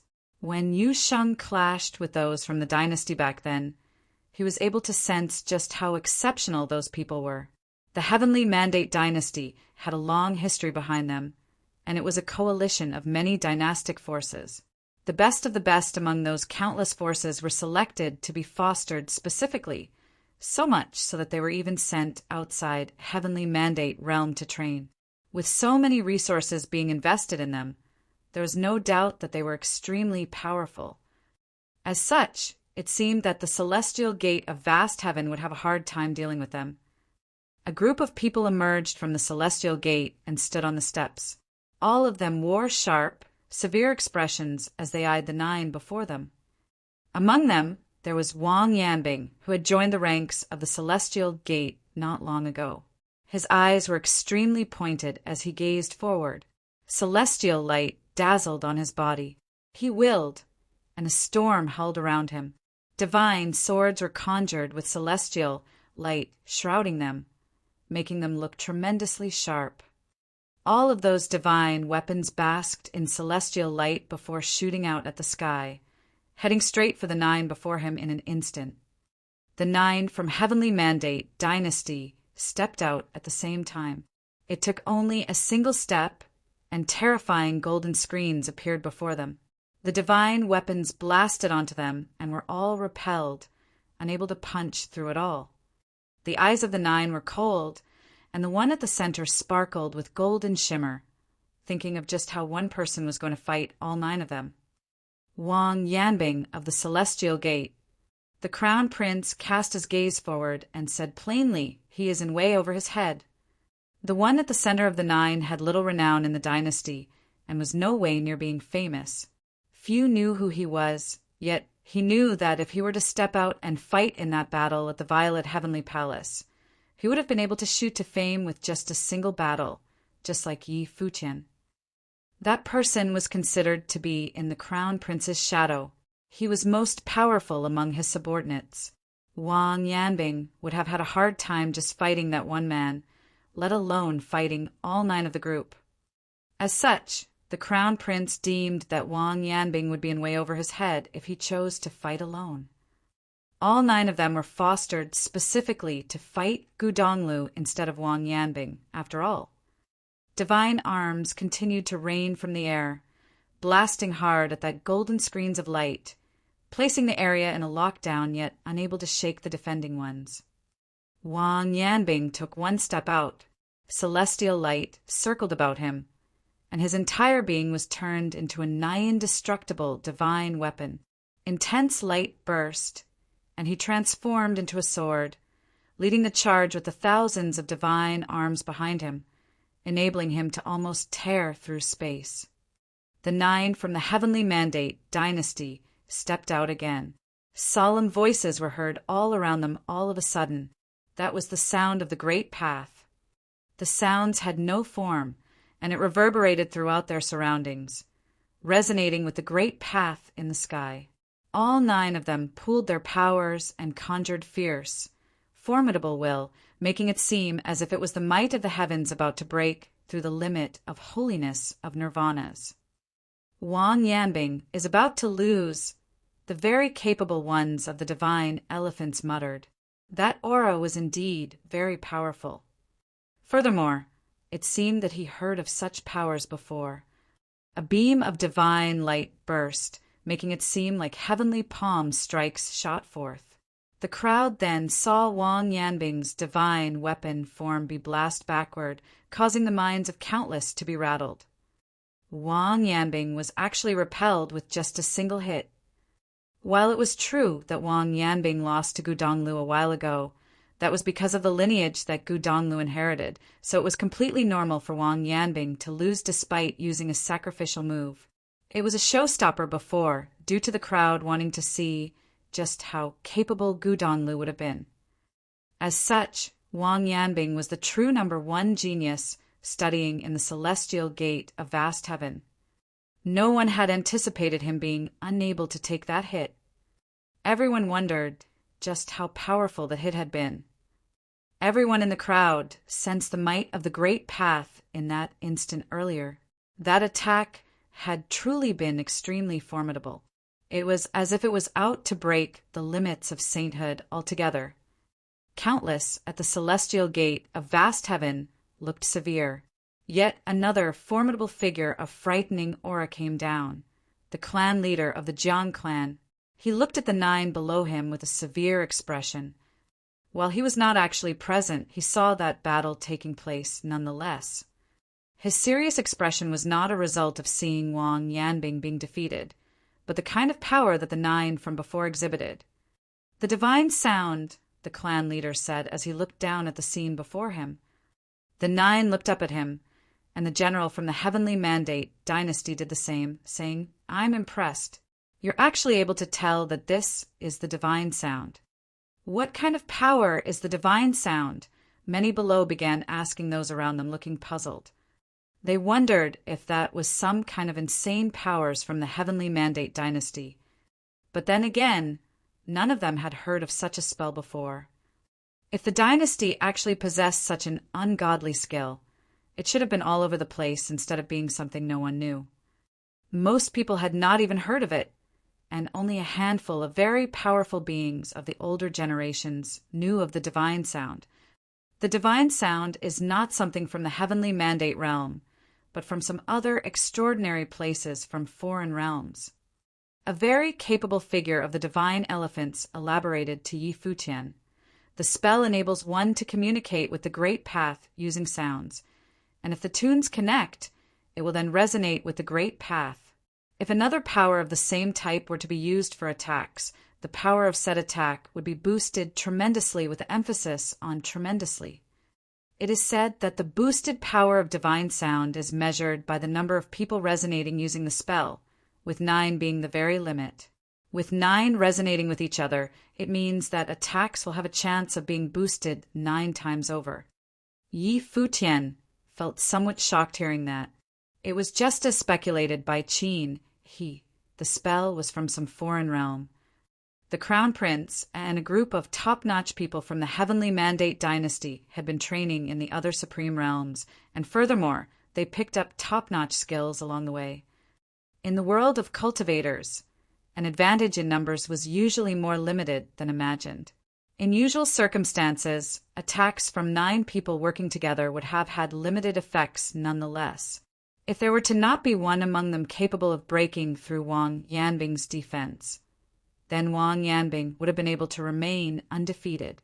If there were to be none of them being capable of withstanding his attacks, the outcome would have been the same as well. However, due to their attacks being amplified by divine sound, their attacks grew several times more powerful. Furthermore, with the limit of such amplification being 9 times over, it was nothing less of harrowing. Mystical ways would have had a hard time boosting attacks 9 times over. If there were one of those studying the mystical ways, teaming up with others, and using divine sound for amplification, boosting attacks by 9 times over, one could have only wondered just how powerful such attacks would have been. It would have been unimaginable. As such, it was hardly surprising why Wang Yanbing ended up losing, despite the fact that the amplification might have been less than 9 times over. The arts trained in by the 9 would be extremely difficult, after all, so the requirements for them to pull off something like that would have been anything but easy. All from top-notch forces went about with elaborations, and the crowd quickly knew why the clan leader of the Jiang clan chose to emerge personally. None of them had expected top-notch skills from other supreme realms, after all. It seemed that the Heavenly Mandate dynasty had been sending out the Crown Prince to train in other supreme realms a long time ago, just to set things up for the future. With that, the celestial gate of vast heaven became having to deal with enormous pressure from then on out. If all 9 of them were to become Renhangs in the future, then things would have taken a turn for the worse. Furthermore, if those people knew the divine sound, there was no reason to believe that the Crown Prince would have been otherwise. Those people might have joined the ranks of the same top-notch force, or they would not have been so many of them using the same skills. Personal ethics notwithstanding, Imparting top-notch skills and spells to others without consent was a grave taboo throughout the world of cultivators, as it would have gravely offended a top-notch force, making an enemy out of them. The greatest possibility of having what was happening before them was that all 9 of them joined the same top-notch force. With that, it became apparent that the talent of those 9 was terrifying. The crowd wondered if the Heavenly Mandate dynasty had been going to such lengths just to get to Gudonglu. The power of one would always be limited. The celestial gate of vast heaven intends to pin all hope on a single person, and I'm afraid that would be a hopeless move that would have doomed you. Don't you understand that, clan leader? The general then added, hand Gudonglu over, and both the Heavenly Mandate dynasty and the Violet Heavenly Palace shall never touch on the matter again. Everything shall be returned to how it used to be, and all grudges shall be wiped clean. The clan leader stood on top of the steps, looking at the general, and said, You are a Renhuang unlike any other from the dynasty yourself.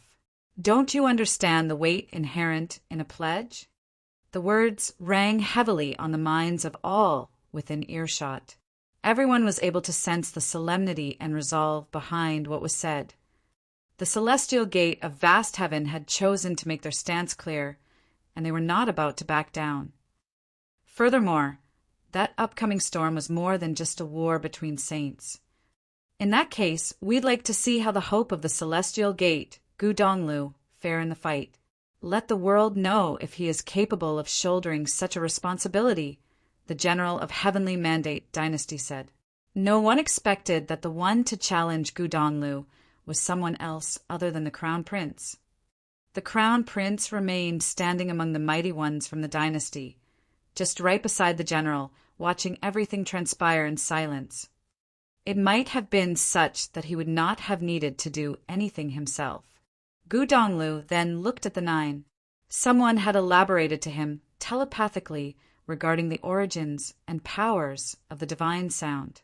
With the divine sound being so ridiculously formidable, he wondered just how powerful the Juetian diagram would have made his powers. No one made such deductions before, and nothing would have come out of it as well. The answer could have only be found in combat, as the battlefield would have been the best place to test it all out. So the Crown Prince has no intention of fighting then? Many murmured amongst themselves. Everyone had anticipated that day to be the day where the showdown between the Crown Prince and Gudonglu, the 2 topmost legendary figures among their generation, were to be held before. You said the might of one would always have its limits, so you'd have 9 challenging a single combatant then? Someone said. Everyone turned their eyes and saw a person emerging. It was none other than Yi Futian. The Crown Prince shot a glance at Yi Futian. The Crown Prince had reminded him before, and he found it to be quite a pity that Yi Futian insisted on getting himself into the mess. So this is how the Heavenly Mandate dynasty issue its challenges. Yi Futian continued, How about letting 9 from the celestial gate of vast heaven challenge 1 from the Heavenly Mandate dynasty?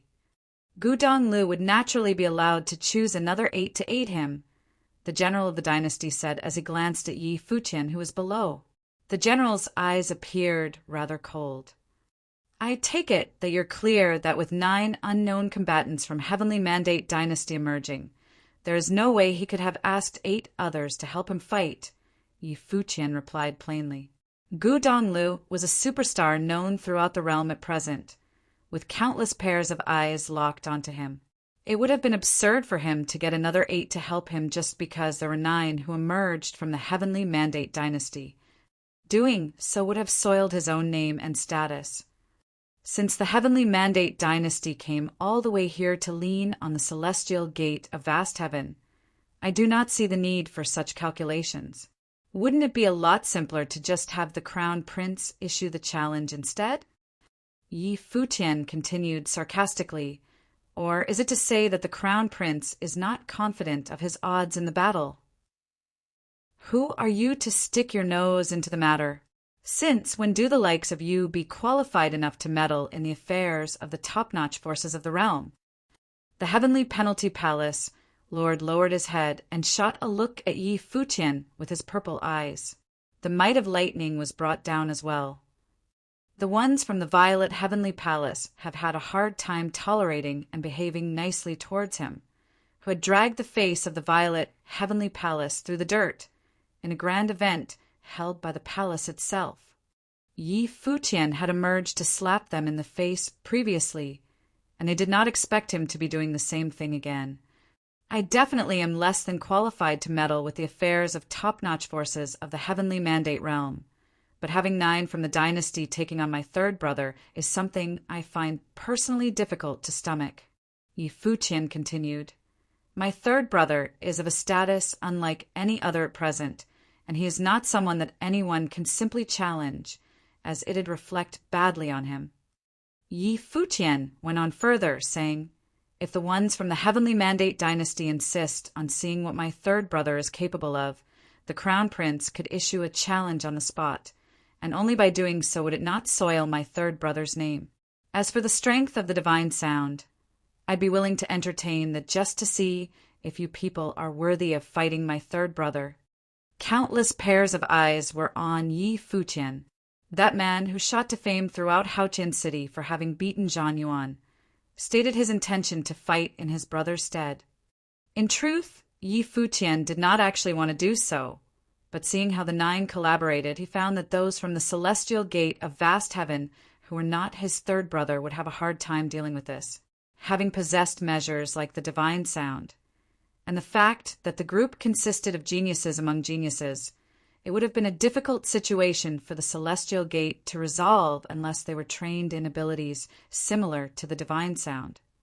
As for Gu Donglu, regardless if he were to win or lose in such a battle, he would gain something from it. As such, Yi Futian chose to emerge to clear some obstacles for his third brother. The Crown Prince intended to have Yi Futian's third brother fight while he kept his hands to himself, and Yi Futian insisted on making it hard for him.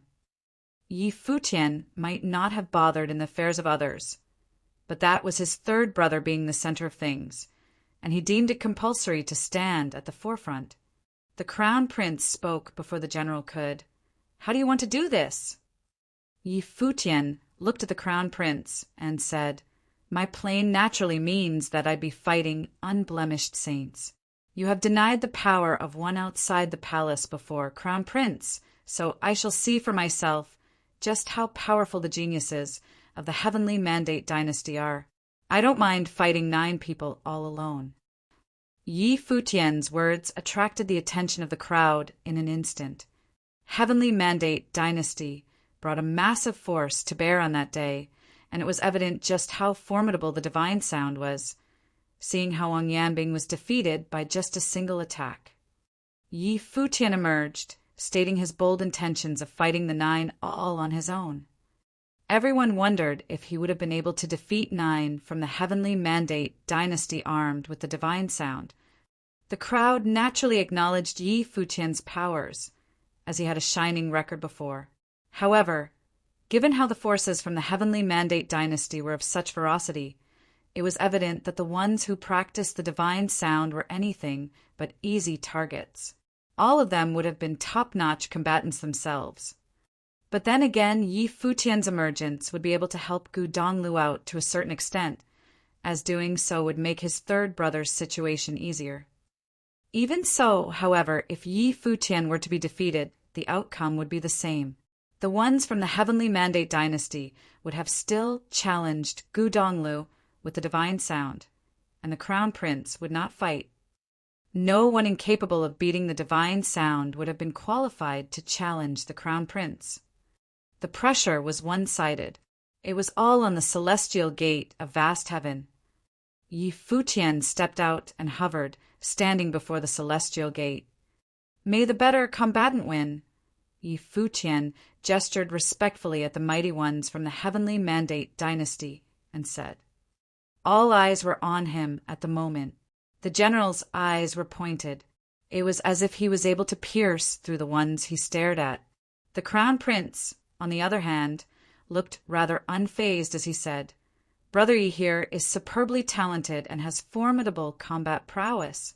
If he wants to fight 9 combatants all on his own, feel free to answer the challenge. 9 combatants emerged from behind him as soon as he finished. All of them were unblemished saints. The 9 looked at Yi Futian with unfettered expressions.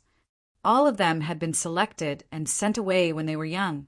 They went through thick and thin throughout the years, and among the great many mighty ones out of all the pilgrimages, only 10s managed to reach the divine palace.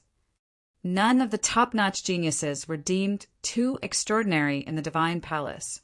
Even the likes of the crown prince did not dare to call himself unmatched. The top-notch geniuses of the divine palace were far more powerful than the ones found in the heavenly mandate realm. They saw too many legendary figures, and all of them were geniuses capable of making their own name.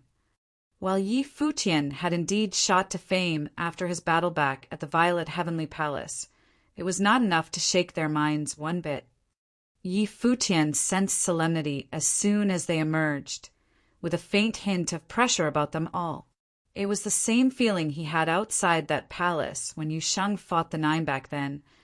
Their eyes were cold and unflinching.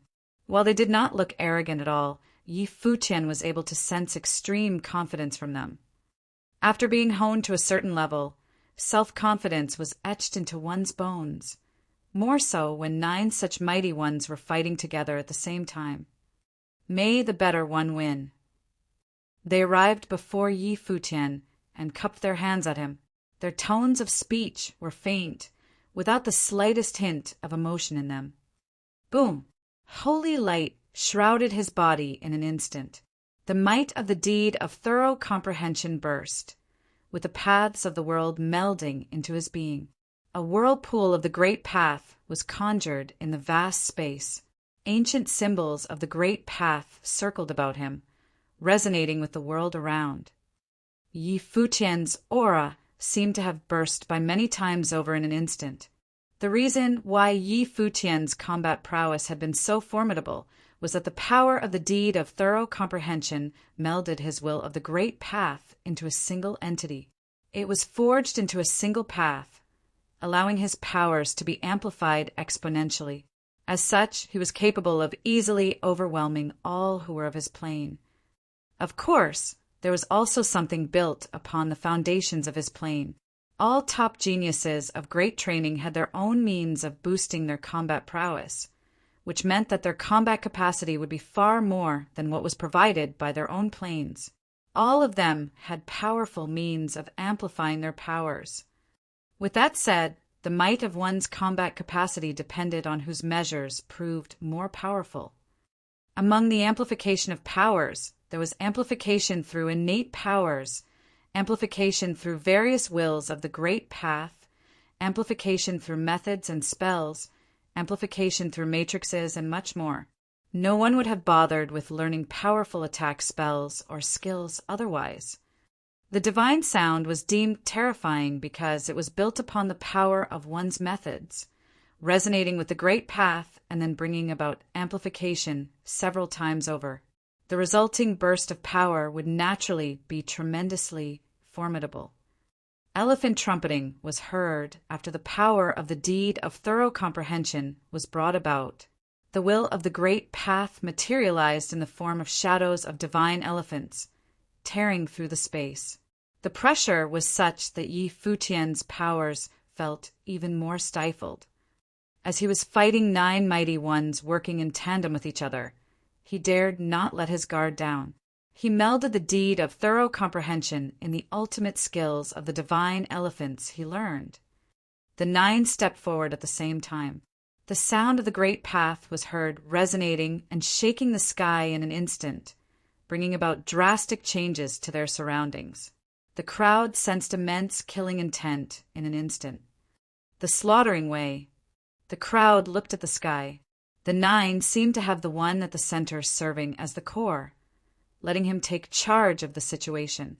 The power of the great path resonated and eventually coalesced on him. Coalesce, a voice said. That voice was the sound of the great path. Incredibly dazzling divine light burst in the air, coalescing into a huge brush. Slaughtering storms gathered around that brush, with one current after another melding into the construct. The Chinchou brush. The mighty ones below looked solemn as they witnessed the scene. It was the Chinchou brush, one of the killing ways of the Heavenly Mandate dynasty. The spell melded well with the slaughtering way, with a single brush stroke bringing down the seasons and crushing the landscape. Down! That mighty one performed hand seals, and under the work of the divine sound, the Chinchou brush was imbued with tremendous might of the slaughtering way. The killing storm throughout the sky caused many to feel stifled. The Chinchou brush drew in the sky and cut down from above Yi Futian, looking sharper than the blades of swords and colder than the tips of spears. At the very moment the brush swept down, boundless currents of the slaughtering way were brought down as well, tearing through space and killing everything in its path. Yi Futian sensed that towering killing force and took to the air, bursting with divine elephant stomping the sky, causing his immediate vicinity to tremble and his surroundings to rumble. Shadows of countless divine elephants ran at the brush that was being brought down. Clashing with it, it whipped out raging currents in the air right away. The divine elephants and the killing currents crumbled at the same time. However, divine sound of the great path continued to be heard, resulting in that will of resonation becoming even more powerful. That Chinchou brush above Yi Futian looked as if it was something alive, shaking in the air and bringing down the might of the slaughtering way. It seemed as if mountains and rivers were collapsing, the space around them about to crumble. Yet another stroke was brought down, and the will of the slaughtering way was cranked to the extreme. A gash appeared in the air, causing shadows of divine elephants to be cut down one after another. The will of the Chinchou brush continued to be brought down on Yi Futian. The attack was made from a distance, and Yi Futian's divine elephant, stomping the sky, seemed to have little effect on pressuring his opponents. The force of that killing brush seemed to be able to tear down the terrifying might of his spell. Divine elephants continued to be shattered, and the Chinchou brush, which howled and shook in the air, continued its strokes. Every stroke was earth-shaking, capable of killing everything in its path. Some power indeed. The crowd sensed the power of that divine sound of the great path and then looked at the Chinchou brush. There was only that devastating storm in the air, seemingly overpowering his divine elephant stomping the sky spell. It was as if the killing force of the brush was capable of tearing him apart right then and there. Furthermore, everyone believed that if the ones of the Heavenly Mandate dynasty were to get such a chance, they might actually land a killing blow. It was Yi Futian who went about asking for a fight instead of the Heavenly Mandate dynasty attack him first.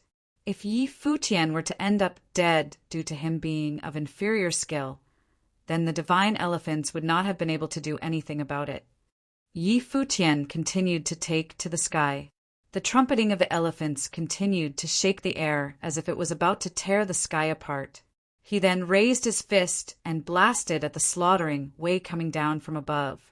The divine elephant void-splitting fist tore through space and crushed the incoming killing currents.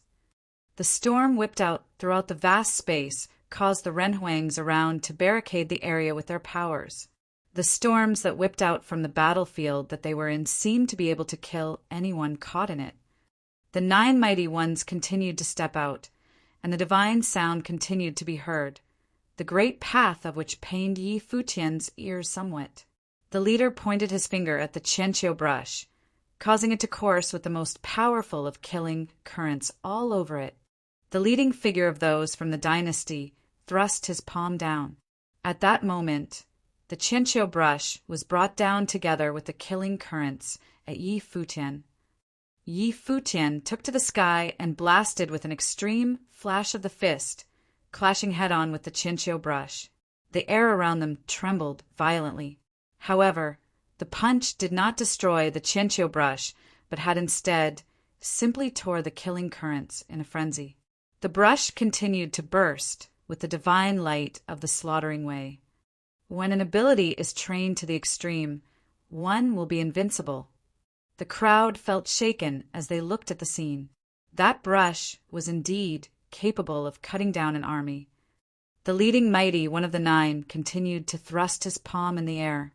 The Qianqiu brush spun and headed straight for Yi Futian's head. The killing storm coalesced into a terrifying whirlpool. The hearts of the crowd raced, as they found the brush was filled with the intention of cutting down Yi Futian. The crown prince eyed the scene with an unfettered look. Every single one of the mighty ones who was a saint using the divine sound was a top fighter capable of leading a battle. As such, not even the likes of Wang Yanbing had been able to withstand a single attack. It was already an impressive feat on Yi Futian's part, as he was able to hold out for that long. "Do you have a death wish?" A cold, unforgiving voice was heard within the divine sound of the great path at that moment. It came from that leading mighty one from the dynasty. He glared at Yi Futian as his fingers pointed at the Qianqiu brush. The plain, uncaring voice was very indicative of the underlying arrogance and confidence beneath. He actually asked if Yi Futian had a death wish. If Yi Futian were to continue to fight, that leading mighty one would have killed him. Yi Futian turned his eyes at the one who talked to him. His eyes were cold. Yi Futian saw how deep the eyes of his opponent were. That voice sounded so natural that there was not a single bit of arrogance heard. It was something that stemmed from his innate confidence and unbridled nature. At that moment, the light of the deed of thorough comprehension burst with greater brilliance, so much so that it seemed there was celestial light protecting him. It made the figure clad in white look even more holy. It was as if he was a god. Yi Futian eyed his opponent unflinchingly and stepped out. He uttered a single line. "I do have a death wish indeed." "Do you have a death wish?" "I do have a death wish indeed." The exchange between both men was filled with unbridled pride, and both showed absolute confidence in their own powers. Yi Futian stated that he had a death wish, challenging the 9 from the Heavenly Mandate dynasty to kill him. The leading figure among the 9 looked on with a cold expression, finding it unnecessary to hold back, given how his opponent asked for death. The 9 burst with the same aura of the great path. The divine sound circled about them and resonated with the great path. Killing currents coalesced in a frenzy and rampaged about in their surroundings, with the might of the attack being brought to the extreme. The Qianqiu brush burst with unparalleled killing light. The brush tore through the space as if it cut through the ages of the dynasty's reign. Everyone sensed the towering killing intent right above Yi Futian's head. The brush was enlarged as if it was a divine brush of the heavens, every single stroke able to tear through the space and kill everything in its path. Many saints were among the crowd, watching the battle, and all of them sensed how formidable the killing currents were. At that moment, Yi Futian, who was right below the brush, looked insignificant. However, that seemingly insignificant silhouette burst with a light of increasingly high intensity. Celestial light burst and shot through the heavens. There seemed to be a mystical aura filling the vast space, like a formless being emerging from behind him amidst the tremendous killing currents. It was as if it was a shadow, a celestial being. Furthermore, that being took the form of Yi Futian, the celestial soul. The mighty ones were all shaken. They all looked intently at Yi Futian in the air. That was his celestial soul form. He is unleashing the mystical ways. The hearts of the crowd shook, especially those from Haotian City. The mystical ways were of unparalleled significance to those from Haotian City, and that method, which had been previously lost, was even more so. Yi Futian had used it before when he saved Wang Yanbing, but that was him saving someone. The crowd had yet to witness the true use of the celestial soul attraction. At present, the celestial soul attraction, a mystical way which had been lost for over 1,000 years, was to be used in the battlefield, bursting from Yi Futian. Just how powerful was the spell? No one knew the answer to the question. Yet, everyone was eyeing Yi Futian at that moment. The will of the great path throughout their surroundings seemed to have gotten even more powerful as the celestial soul attraction spell burst forth. The currents of the great path gushed into the spell in a frenzy. At that moment, Yi Futian's silhouette seemed to no longer look insignificant. That silver-haired figure glittered with a divine glow, seemingly making him a true mystical being, and the shadows of the divine elephants around him were all shrouded in celestial light as well. Boom! Yi Futian stepped out into the air. That step shook the air around him, with thousands of divine elephants stomping out throughout the air, pinning down the great path and tearing down the space around them. The force clashed with the incoming killing currents, causing the weather about them to change. The rampaging space looked even more chaotic, and it was not only in that very immediate area. The 9, who were all watching from a distance, sensed extremely formidable suppressive power, and all of them seemed to feel a tremendously overwhelming pressure somewhat. They frowned slightly, especially the one taking the lead. He sensed an intense threat from Yi Futian at the moment. That feeling made him feel very uncomfortable. "How do you plan to kill me?" A raging voice was heard. Yi Futian extended his hand as he took another step. All 9 of them felt their souls shaking at the moment. The hell! Their expressions changed drastically. They saw a tall, imposing celestial shadow appear right before them when they looked at Yi Futian. It was a very weird feeling. There was nothing right before them, yet that tall, imposing shadow seemed to imprint itself on their souls right there and then. That beings might pound it on their spirit, causing their auras to lose focus and their synchronization of the divine sound to falter. The killing currents in the air were no longer as stable as before. It turned into a chaotic storm, whipping about without order. The Chinchou brush trembled slightly.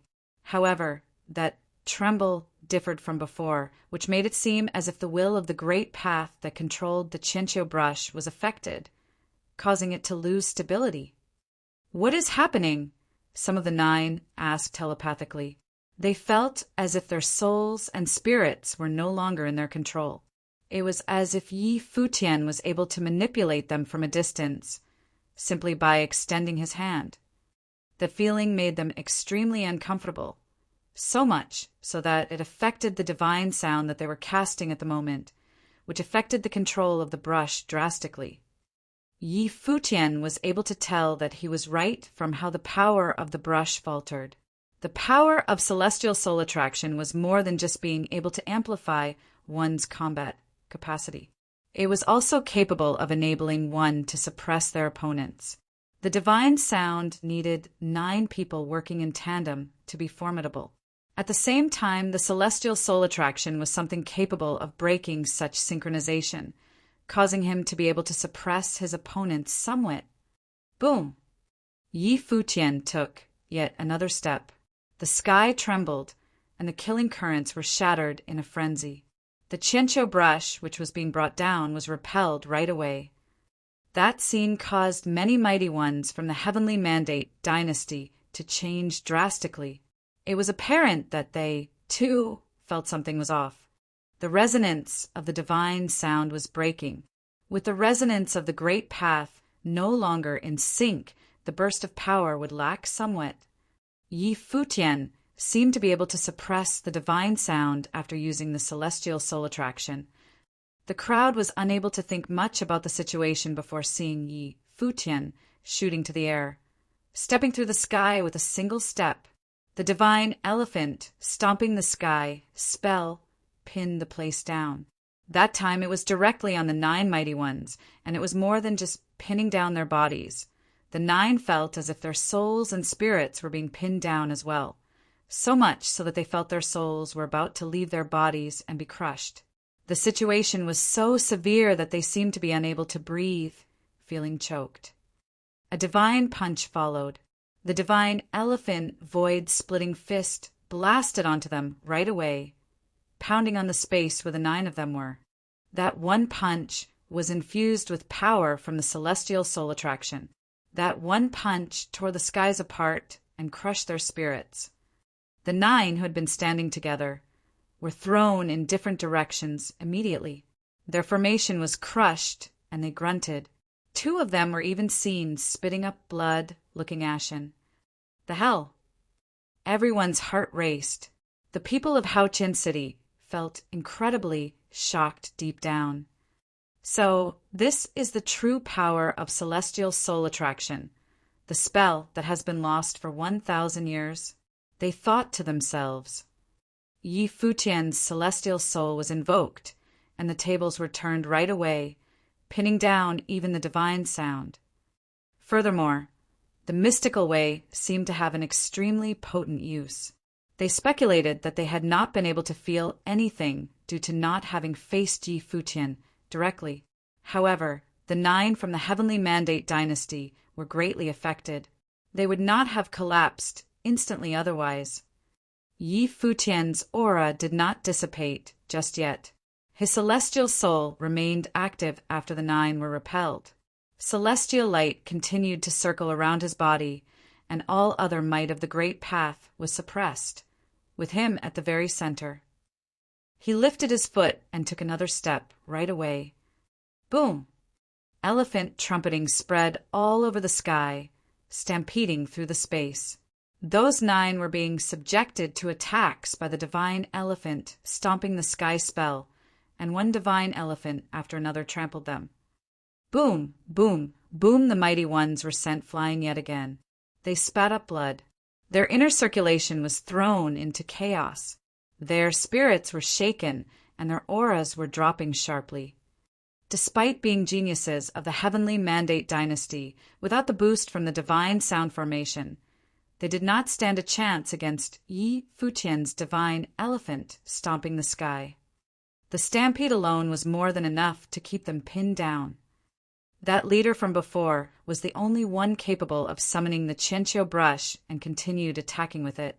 The killing currents cut down the shadows of divine elephants charging about, but then again his spirit remained shaken, and his aura trembled unstably.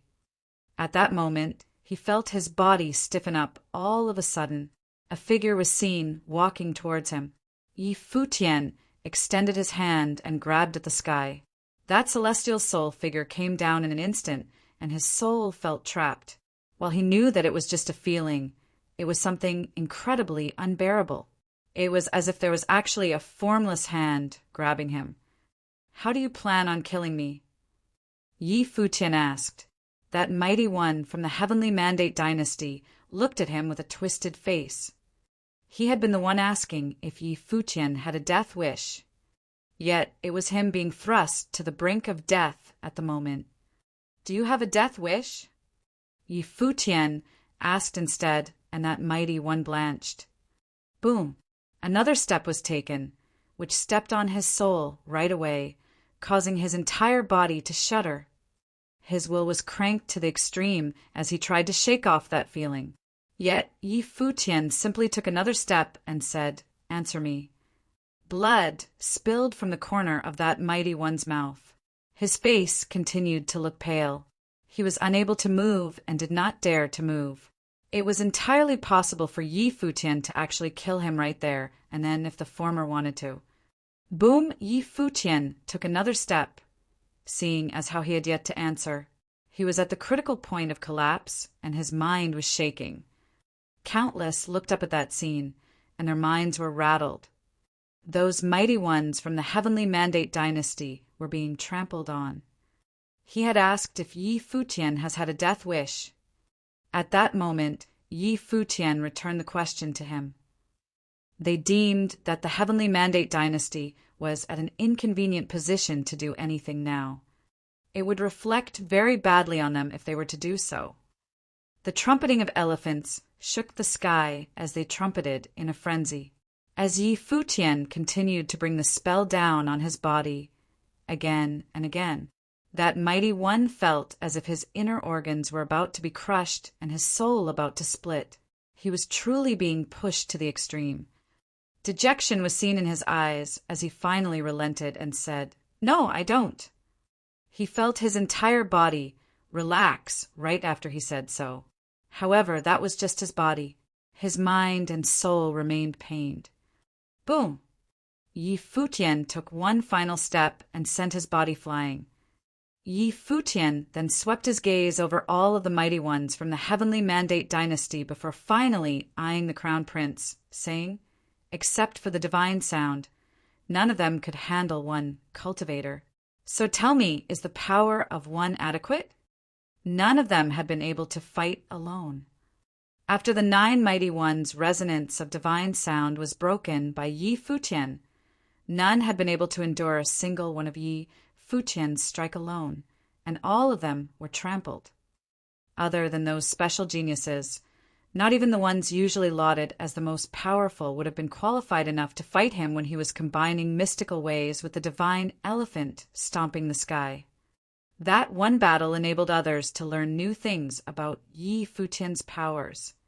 They learned just how shockingly powerful it would be when ultimate skills of the divine elephant stomping the sky and divine elephant void-splitting fist, were used in conjunction with celestial soul attraction. So that is the celestial soul attraction which has been lost for a millennium. Some of the older generations from Futian City looked at Yi Futian with a solemn expression. Not only was he able to inherit the mystical way, but he had also been able to use it perfectly, letting all in Futian City see how powerful that lost mystical way was. It was indeed fortunate on their part to be able to bear witness to that moment. Despite not being of the celestial gate of vast heaven, he nonetheless fought on behalf of the celestial gate on that day. He had also been willing to teach that mystical way to others, and that made many anticipate what was in store for him in the future. Many wondered if the heavenly mandate dynasty would be able to do anything to stop him and Gu Donglu if they were to reign supreme at the pinnacle of the realm. The one of supreme body of the great path of the violet heavenly palace had already lost, and that happened before Yi Futian used mystical ways.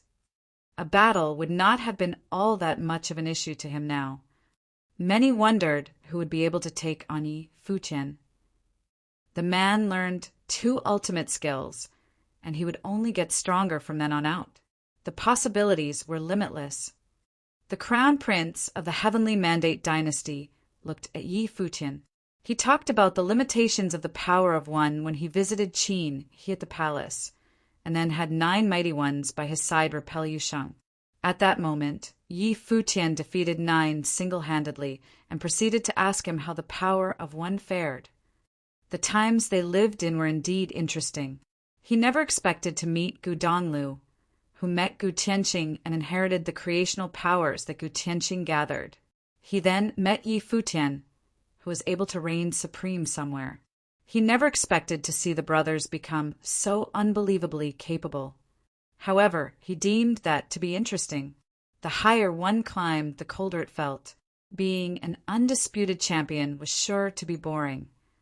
The ones from Violet Heavenly Palace looked at Yi Futian and felt restless. It was not only Zhang Yuan who was vexed, as that man who shot to fame at Zhang Yuan's expense continued to prove just how powerful he was. It was as if he was some unstoppable tidal wave. He reminded all in the heavenly mandate realm to remember his name through one extraordinary feat after another. He was fighting to be at the top of the great path of the realm. Zhang Yuan knew very well that so long as he remained incapable of defeating Yi Futian, he would remain second class. Everyone who saw them both would always be reminded of that one battle. But then again, seeing that mystical way at work, Zhang Yuan came to wonder just how long it would take him to defeat Yi Futian and wash away all that disgrace. The power of one. A voice was heard saying. The crowd turned around and looked at the crown prince, who then looked at Yi Futian and replied, "Before you get to the top, there will eventually be a limit, and you will still be weak." Divine light dazzled all over his body as he stepped out right after he finished speaking, looking extremely brilliant. Holy light seemed to shoot from his eyes. It made him look rather harrowing and intense. His entire being emanated an overwhelming bearing. It was as if he was born to be a supreme being. The crowd shuddered somewhat as they stared at that scene. The crown prince of the Heavenly Mandate dynasty was finally about to make a move. The crown prince extended his palm as he walked out. Boundless killing currents filled the sky. The slaughtering way howled, and again a chinchou brush appeared, falling right into his palm. The might from it was just as powerful as it had been when the 9 worked together using the divine sound. He was a holiness of nirvana, and being at such a plane meant that his power was 10 times more powerful than that of an unblemished saint. Furthermore, due to his superb powers, one could only imagine just how powerful his chinchou brush was. The brush commanded the great path of his surroundings as it remained in his hand. It was as if he was able to cut open the space with only a single stroke. Yi Futian stood his ground as his robe billowed behind him. The killing currents howled, and their surroundings were terrifying. Even if the mystical way were to be brought about at that moment, it would still end up being pinned down by the will of slaughter. That was a gap brought about by the difference in plane. Furthermore, the one who stood opposite Yi Futian was the crown prince. He was born to be a supreme being. Even those of his plane would wonder if there was anybody in the realm capable of suppressing and dominating the crown prince of Heavenly Mandate realm. At that moment, there was yet another figure at the celestial gate whose robes billowed. His white attire was white like snow. The scholar dressed in white stepped out as wind blew on him. He walked forward and said, "Allow me, little brother." Gu Donglu understood that the upcoming fight was his. The grudges of bygone years meant that he and the crown prince would be sworn enemies. This battle was inevitable. It had always been inevitable. It was not only he who understood that. Everyone understood that his father died at the hands of the previous crown prince of the Heavenly Mandate realm.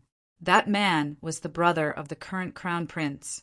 The Gu clan perished because of the Heavenly Mandate dynasty, leaving Gu Donglu as the sole survivor. At the same time, however, Gu Qianqing alone took out almost half of the mighty ones of the Heavenly Mandate dynasty. The previous dynastic overlord and crown prince were both slain by him. The enmity between both parties could not have been any deeper.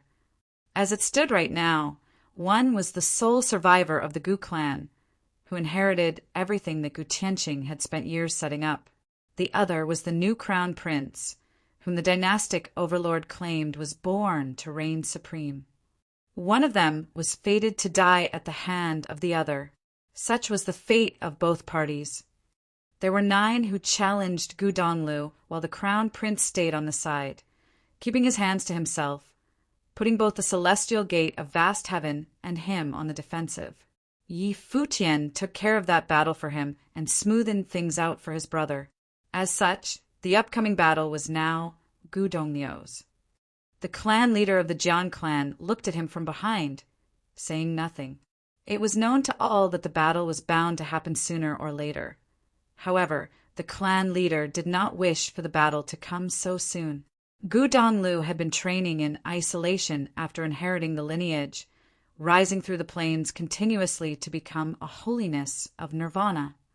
However, it was due precisely to having inherited too much that his plane remained unstable, and it was impossible for him to have finished processing all that he had inherited. The creational lineage in him was not something he could have processed in a short period of time. In fact, it would have been difficult for him to process it all, even if he had years or even decades to do so. If the lineage that Gu Donglu inherited was a kind of treasure trove, then he needed to spend more time in such a trove, digging bit by bit to unearth those hidden treasures. He needed time more than anything else. The more time he had, the stronger he would get. On the contrary, things were rather different in the case of the crown prince. He had been building a solid foundation throughout his years of training, and every single step he had taken so far was unshakable. The decades spent in training allowed him to polish his powers so that they gleamed with perfection, enabling him to use his powers perfectly. The later the battle was to be fought, the more advantages Gu Donglu would gain. However, those of the Heavenly Mandate dynasty were in a hurry to wage the war that had to be waged. They did not want to wait, and they, too, wanted to see just how much had Gu Tianqing passed down to Gu Donglu. As such, they showed up en masse just to lean on the Celestial Gate. Since those of the Heavenly Mandate dynasty were already there, it was a given that those from the Celestial Gate needed to do it. It was a battle that Gu Donglu had to fight. Even if he were to lose, the clan leader was sure that Gu Donglu would be able to bear the loss. He would not have been able to shoulder such hopes otherwise. But then again, the clan leader did not wish to see him lose the fight. As such, his eyes were still filled with hope as he looked at the figure who emerged. He hoped to see the legends of those two, that of Gu Tianqing and Gu Jiangnan, both of whom were of extreme renown back in the day, be reborn in Gu Donglu. Furthermore, by the time Gu Donglu was done processing all that he had inherited, he would become even more powerful than either of his predecessors. Yi Futian nodded slightly after seeing his third brother emerge. He then headed sideways to make way for his third brother. That was a battle that belonged to his third brother. It was a fated battle. Regardless if his third brother were to end up winning or losing the fight, he believed that his third brother would inherit the will of those who came before and would continue to walk towards the pinnacle of the realm. Gu Donglu was seen walking out and coming to stand before the crown prince. The two who were the most talked-about figures of the realm at present stood on opposing sides. Both were sworn enemies, and the clash between the two attracted all the attention of the Heavenly Mandate realm. That upcoming battle was one for the books. Their renown was less due to how powerful they actually were and more to the feud between them, as well as the missions that each of them shouldered. The vast space was dead silent. Nobody spoke, and countless watched the two stand against each other without saying anything. Even the great figures of the Violet Heavenly Palace and the Heavenly Mandate dynasty were doing the same. All of them had their eyes on the battlefield, as the upcoming battle was extremely significant. The one who inherited all from Gu Tianqing was to fight against the one born to become a supreme being. A formless gale whipped up all around them. It contained the aura of the Great Path. The space became extremely stifled in an instant, making many saints feel very, very uncomfortable. Those two holiness of nirvanas would possibly be the two most powerful ones below the Renhuangs of the Heavenly Mandate realm. Yi Tianyu of the Heavenly Mandate dynasty, the crown prince of the dynasty, said. His name was Yi Tianyu. Wan Yanbing was named after the mystical way he practiced, while Yi Tianyu was named after Tianyu, Heavenly Mandate. The will of the dynastic overlord of the Heavenly Mandate dynasty was clear as day. Gu Donglu of the Gu clan, Gu Donglu replied calmly. Both parties announced their names as if it was but a regular sparring match between both men. There was not a single hint of the enmity between them, yet that made it all the more serious. Their surroundings raged, and a gale blew violently. Storms of the Great Path whipped about, and an incredibly dazzling divine picture of Heavenly Mandate appeared. The diagram consumed the Great Path of their surroundings. Currents of the Great Path surged into the diagram in a frenzy, causing it to continue turning and changing. It was as if it was capable of all manner of transformations. The life spirit of that descendant of the main lineage of the Heavenly Mandate dynasty had finally taken its ultimate form, the divine picture of Heavenly Mandate. It had once been lauded as the most powerful of life spirits in all of the Heavenly Mandate realm. Yet, at that moment, a life spirit of unparalleled power appeared behind Gu Donglu, who stood opposite Yi Tianyu. It was a diagram. It spun about like a grand matrix of the heavens, seemingly embodying the Taoist yin and yang, as well as the 9 symbols and celestial light at work. That was the Juetian diagram. It was something that Gu Tianqing passed down to Gu Donglu. enabling Gudonglio's life spirit to awaken and evolve until it merged with the Jueshian diagram. Many wondered which was the strongest life spirit in the realm. They wondered who among the two most renowned descendants of great figures was the strongest genius of the realm. The storm whipped up across the sky, and the divine picture of heavenly mandate rose to the air, consuming the will of the great path all over the place and multiplying in a frenzy. Boundless killing currents shot at Gudonglu right away, yet he simply shot a glance at the currents and pointed forward. The symbol of Lin appeared, and the huge ancient symbol stood tall in the sky, shrouding the killing currents right away, preventing the currents from moving. However, the killing currents did not seem to have an end to them, causing the symbol to tremble. It looked as if it was about to crumble. What was even more terrifying was that as the divine picture of heavenly mandate multiplied, a Qianqiu brush gave manifested right away and dropped straight down. Tianyu pointed into the air at the brush. The brush drew one stroke and crushed that symbol of Lin, which was already about to crumble. The Qianqiu brush felt like a divine brush of the great path, weighing thousands of pounds. It could pin down landscapes and tear through space. Boundless killing currents cut down, intending to destroy the space where Gudonglu was right then and there. Celestial light glittered on the Jueshian diagram. A huge beam of celestial light shot to the air, and an incredibly huge symbol of Bing circled about the screen of light. The symbol clashed with the brush and burst with extremely brilliant celestial light. Tianyu remained unfazed and kept his eyes forward.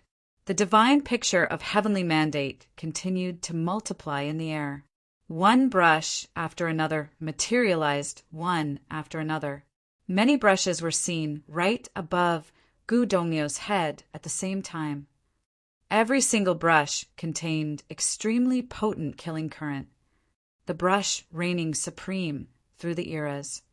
Tianyu muttered this, and his voice sounded like divine sound of the great path. The brushes in the sky resonated, and they all swiped in the sky at the same time. Every single brush tore through the sky as if someone was trying to bring the sky down with the brushes. The Qianqiu brushes moved in a disorderly and unpredictable manner. It was as if they were simply left to do their own thing without control. Yet the messy strokes seemed as if they were out to cut the sky to pieces. Such was the power of the brush reigning supreme through the eras. Crack! A snappy, cracking noise was heard, and the screen of light was no more.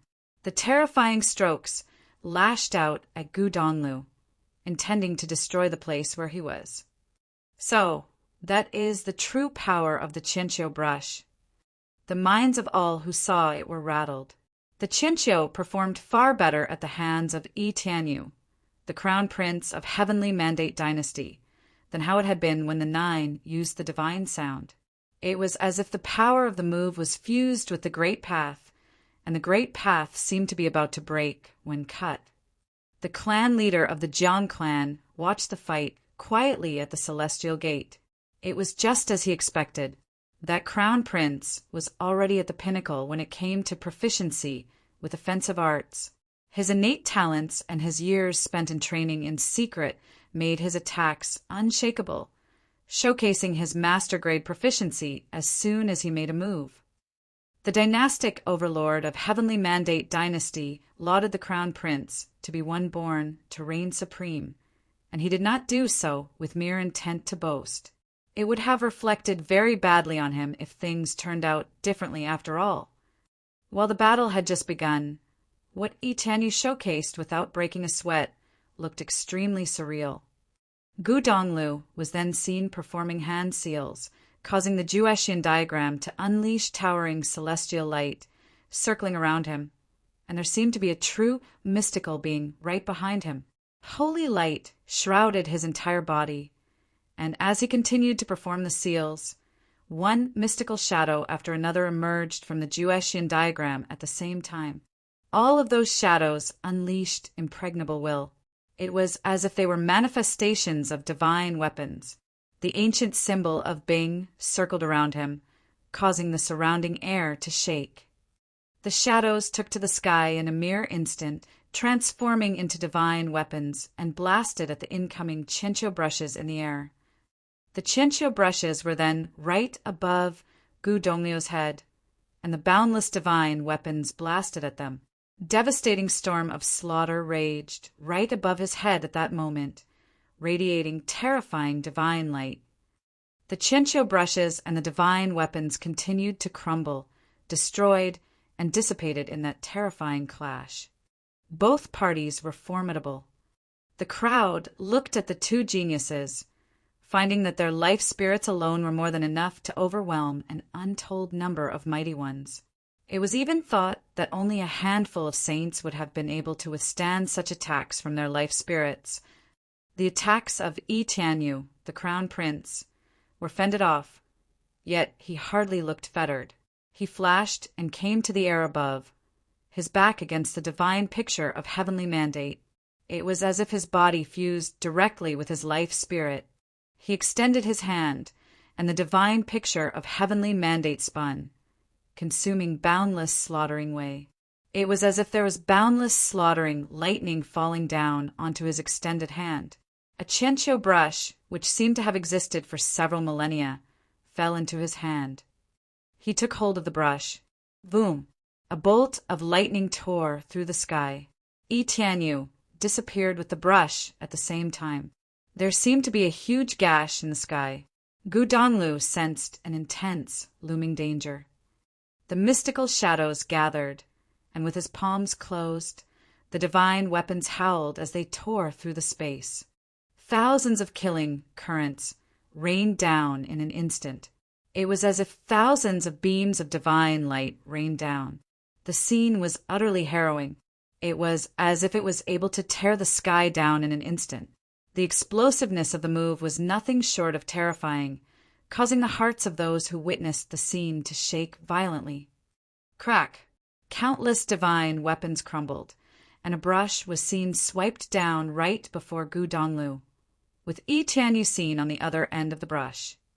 The Jueshian diagram burst with towering celestial light in an instant, and a stifled rumble was heard in the air. Gu Donglio's body was thrown below, and boundless killing currents burst through his Jueshian diagram as if they were to tear it apart. Yi Tianyu lowered his head to look at Gu Donglu, who was thrown behind, and said, "I wonder just how capable Gu Tianqing and Gu Jiangnen had been all those years ago. It is a pity that they are no longer in this era." Everyone was able to tell from his words just how arrogant that Crown Prince was, behaving as if even if both of them were in the same era as he was, he would have been able to overwhelm them all the same. Gu Donglu looked up in the sky. He, too, knew what he lacked when compared to Yi Tianyu. He had yet to be able to finish processing all the powers he had been bestowed with, and he did not have time to train the most powerful of attacks available.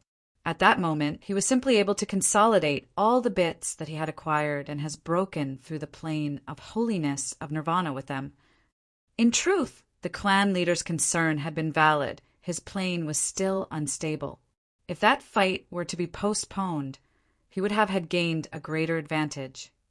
But then again, what was to come would have come all the same. Even if he had yet to process everything that he gained at the Origin Mountains, that battle was still one he could not afford to lose. It had little to do with the significance of the outcome of the battle and more to do with him being unable to bring himself to face his predecessors if he were to lose that battle. The celestial light on the Jueshian diagram became even more dazzling. The mystical shadow behind Gu Donglu grew even more glittering. He unleashed his will, shrouding the Jueshian diagram, which shuddered. In that instant, there seemed to be many demonic beasts appearing on the diagram, arriving as they were summoned. Thousands of demonic beasts howled as the Jueshian diagram continued to be at work. Demonic auras filled the sky as the demonic beasts danced and raged.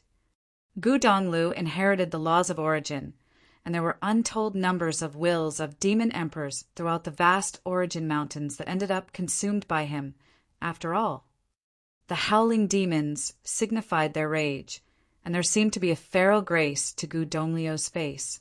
He looked up and shot a glance at the sky. Thousands of demonic beasts howled as they tore through the sky, heading straight for Yi Tianyu. The falling, killing currents were destroyed in a frenzy. Yi Tianyu held onto the Chinchou brush. He looked as if he was going to be overwhelmed by the demonic beasts. The Chinchou brush in Yi Tianyu's hand swiped at the sky again, and the incoming demonic beasts crumbled right away under the might of his Chinchou brush. However, the demonic beast seemed to charge without end, heading straight for the Crown Prince and burying him in that space. The divine picture of heavenly mandate continued to shift, transforming into a Kunping, which then merged with the Crown Prince's body. He took the form of a Kunping, while at the same time the light of Kunping burst from with the divine picture of heavenly mandate. He then spread his wings and attacked as if he commanded the divine might of Kunping. The art of heavenly mandate, many muttered deep down as they watched the scene before them. That was the ultimate move created by the founder of the dynasty, and that spell had once been known as the number spell in all of the heavenly mandate realm, which was said to be invincible in the heavenly mandate realm. He had once used the ability in the battle back in the Violet Heavenly Palace, and at present the art of heavenly mandate was seen being used again. A loud cry was heard, as if a true Kunping had arrived at the scene. The being then spread its wings open, blocking the sky, then swooped down. Shadows of Kunping burst from the diagram at the same time, cutting down at the sky in a furious slaughter, destroying countless shadows of demonic beasts.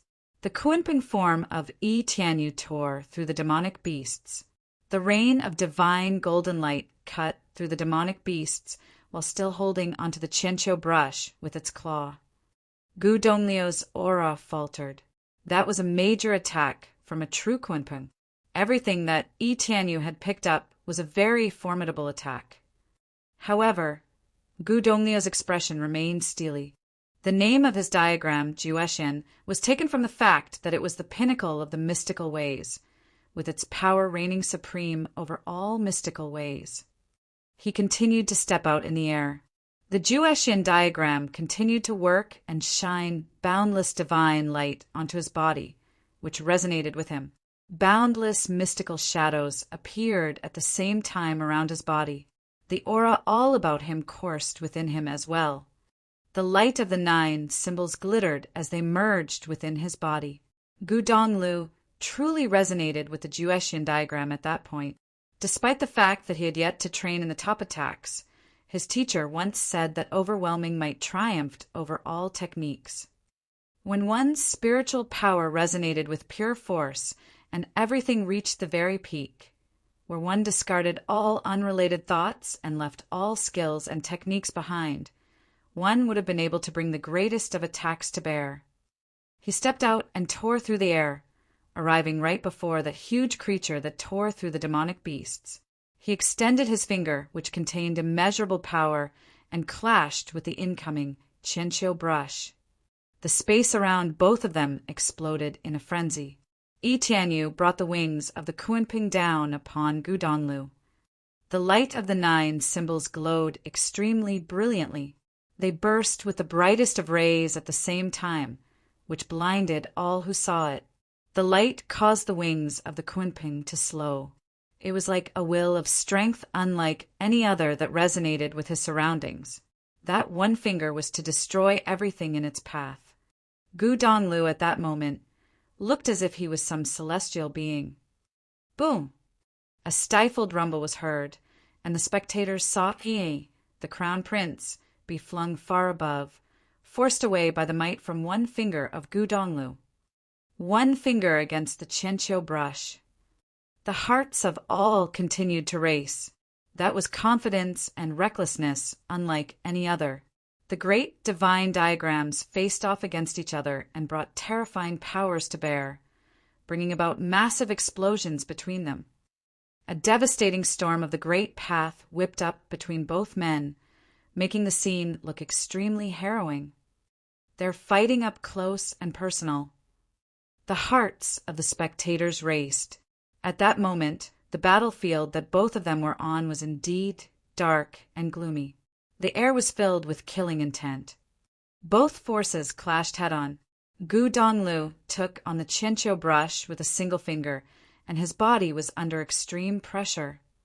The Qianqiu brush of the crown prince continued to be shrouded with boundless killing currents. However, Gu Dongliu's finger was shrouded by boundless celestial light of the weapons. It was as if his body alone had awakened and fused with all the mystical beings and demons there were. The divine picture of heavenly mandate and the Futian diagram continued to be at work. Both constructs continued to shift and resonated with the heavenly path. Tianyu's expression was as pointed as it could have been, as his eyes remained fixed on Gu Donglu below. His robes and his hair billowed as he looked at the other man. He coldly uttered, "Do you know the true meaning of heavenly mandate?" Gu Donglu remained looking at him without responding. It is, as the term implies, heavenly mandate, the will and way of the heavens. It is thus a mandate and order from the heavens, Tianyu elaborated. His voice sounded overbearing. His surroundings resonated with him as he fused the power of divine sound with his voice. Killing currents rained down in a frenzy as he spoke, drowning the sky below. Countless shadows of Kunpeng dove down, tearing through space. Huge, golden ancient bells dropped one after another. It was as if they were Renhuang bells of the Great Path, heading straight for Gu Donglu. The power of all those attacks resonated at the same time as they headed for their target. Heavenly mandate, a mandate from the heavens, a will of heaven that destroyed everything in its path. The Futian diagram continued to spin around Gu Donglu. Boundless celestial light burst, and thousands of mystical beings and demons roared, charging at that power as they resisted it. Clashes at such close distances made all who saw it feel tingles all over. It was as if that space was about to be completely destroyed. Overbearing celestial light from the Futian diagram spun and surged at Gu Donglu, who at the moment looked like a true mystical being. The spinning Futian diagrams centered around him. The will of thousands of mystical and demonic beings merged within his body, consuming the way of all under providence. The light of the 9 symbols burst on his body, which then spun around him. At that moment, Gu Donglu had completely merged with his life spirit. The might of the life spirit was that of his own. An overbearing shadow of a mystical being appeared above his body. The shadow was huge and connected with his life spirit, as if the shadow itself was a manifestation of the life spirit. The light of the 9 symbols burst on the shadow, which pointed forward and brought the weapons charging, destroying the killing currents. The symbol of Lin resonated with his surroundings, while the symbol of Do destroyed all bells of Renhuang. The 9 symbols fused into a single being and burst from the shadows, resulting in mystical and demonic beings howling. That power actually managed to resist the attacks from Tianyu. That scene caused the hearts of spectators to race. This is formidable indeed. When Gu Donglu fought with Wang Yanbing back then, Wang Yanbing hadn't been able to so much as leave a dent on Gu Donglu. Wang Yanbing was defeated despite using an ultimate sacrificial attack. The hearts of many from Haotian City raced. Despite being lauded as the #1 saint in Haotian City, it was apparent that Wang Yanbing was leagues below both Gu Donglu and the Crown Prince. Both of them were truly the most formidable and the greatest there was, and they would come to represent the pinnacle of 2 of the most powerful of lineages. They would reign supreme among human cultivators of their generation in all of the heavenly mandate realm, making them truly beings at the pinnacle of eternal greatness. They were so formidable that there probably would not be any from the demon realm capable of taking them on. There were many mighty ones from the demon realm present on that day, and they were just as frightened by the fight taking place before them. Talents of human cultivators made them envious, as they possessed the ability to create spells of such levels, bringing their might to the very extreme. Yi Tianyu sensed the power of Gu Donglu. The space around the crown prince raged as well. He had to admit that Gu Donglu was indeed a legendary genius like none other created by Gu Tianqing, seeing how his own attacks still remained incapable of defeating Gu Donglu. Heavenly mandate, godly advent, Yi Tianyu said solemnly. That was the ultimate killing move of the art of heavenly mandate, godly advent. The hearts of countless raced. They were surprised at how Yi Tianyu had even finished training in a move of such a high level. It was no surprise when the heavenly mandate dynasty dared to come all the way there, and why Yi Tianyu was so boastfully confident. Towering divine light burst from Yi Tianyu's body after the line was heard, which blinded all who saw it. The divine sound throughout the vast space was heard all over the place, resonating with the great path.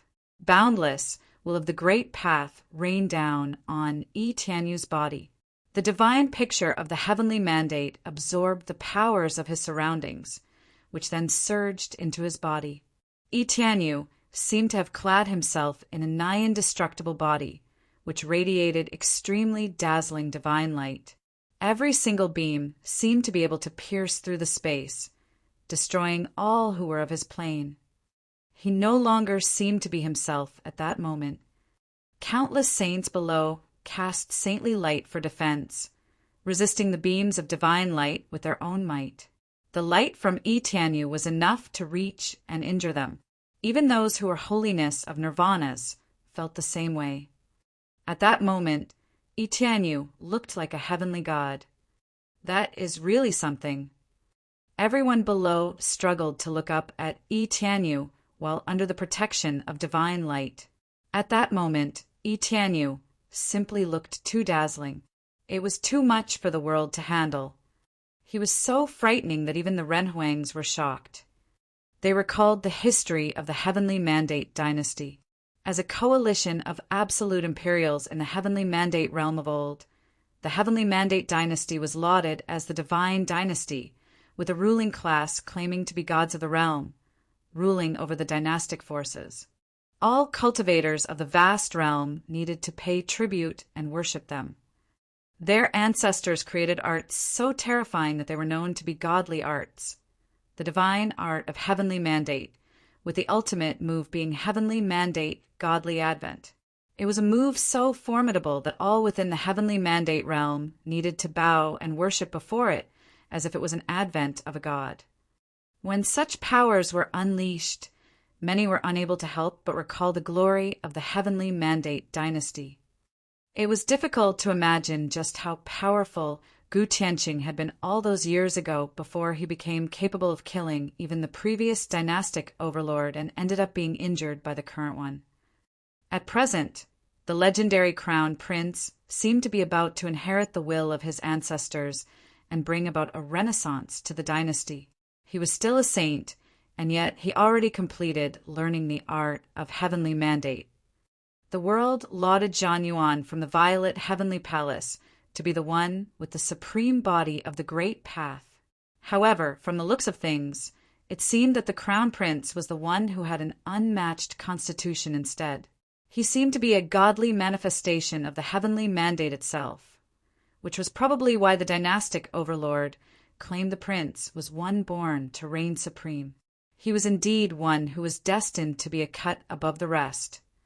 But then again, the heavenly mandate realm had another who claimed that he possessed the godly body of the heavenly path. The clan leader of the Jiang clan locked his eyes onto the crown prince as well. He came to understand somewhat why the dynastic overlord wanted to send the prince away to train elsewhere in secret. The heavenly mandate dynasty suffered a heavy blow all those years ago, and it was within reason that they worried that if there were to be yet another legendary figure emerging, causing yet another war between the top-notch forces, that the dynasty would end up in ruin. It was just like how Gu Tianqing's actions of fostering Gu Donglu brought about the current state of affairs seen now. The clan leader had to admit that Yi Tianyu was indeed a legendary figure. The crown prince came on that day just for Gu Donglu. He wondered if Gu Donglu would have been able to stop the crown prince on his own. The ones in the crowd began to have doubts and began to be concerned on behalf of Gu Donglu. He was, after all, a member of the Celestial Gate of Vast Heaven, and it was Futian City that the battle was taking place in. There were naturally more people hoping that Gu Donglu would win. Gu Tianqing brought a great many glories to the Celestial Gate of Vast Heaven, after all. However, Yi Tianyu was simply too dazzling of a figure at the moment, causing many to have doubts if Gu Donglu would have been able to stop him. Gu Donglu was actually just as brilliant. The mystical and demonic beings of the diagram of Great Path circled about him. The 9 symbols resonated, and his mystical soul became a true mystical being, which was extremely shocking to those who witnessed it. It seemed as if the battle was no longer a battle fought between mortals, but one fought between gods. Many in the world learned of the Juetian diagram in that war all those years ago, thinking that Gu Tianqing was unmatched. Today, I shall rectify that with the art of heavenly mandate, the crown prince said. He was out to prove the superiority of the dynasty with a rich history behind it, as well as that of the art of the heavenly mandate and the divine picture of the heavenly mandate. Gu Donglu looked up at him. The light emanating from both beings continued to clash between them. Devastating aura of the Great Path raged all over the place. Boom! Yi Tianyu was seen descending like a god at a speed faster than lightning. The Great Path around him collapsed, and everything was shattered. The killing rays rained down as he charged at Gu Donglu like a god.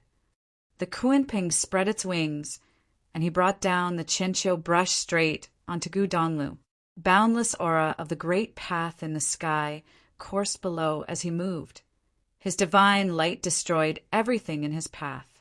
Nothing was deemed capable of stopping the brush. Gu Donglu performed seals, and the Juetian diagram spun in a frenzy. The mystical shadow was fused with the power of mystical and demonic beings, which then blitzed in the sky. The light of the 9 symbols transformed into celestial light of the Great Path, circling about in the air and clashing with the figure coming down. Boomed the devastating storm, swept through the place, destroying everything in its path. If there were to be anyone below Renhuang caught in its wake, there was no way they could have survived. The Qianqiu brush and the ancient symbols clashed and blasted on that one figure. The symbols circling around the shadow seemed to have cracked, and the shadow trembled, causing Gu Donglu to tremble as well. His handsome face looked rather twisted at that moment.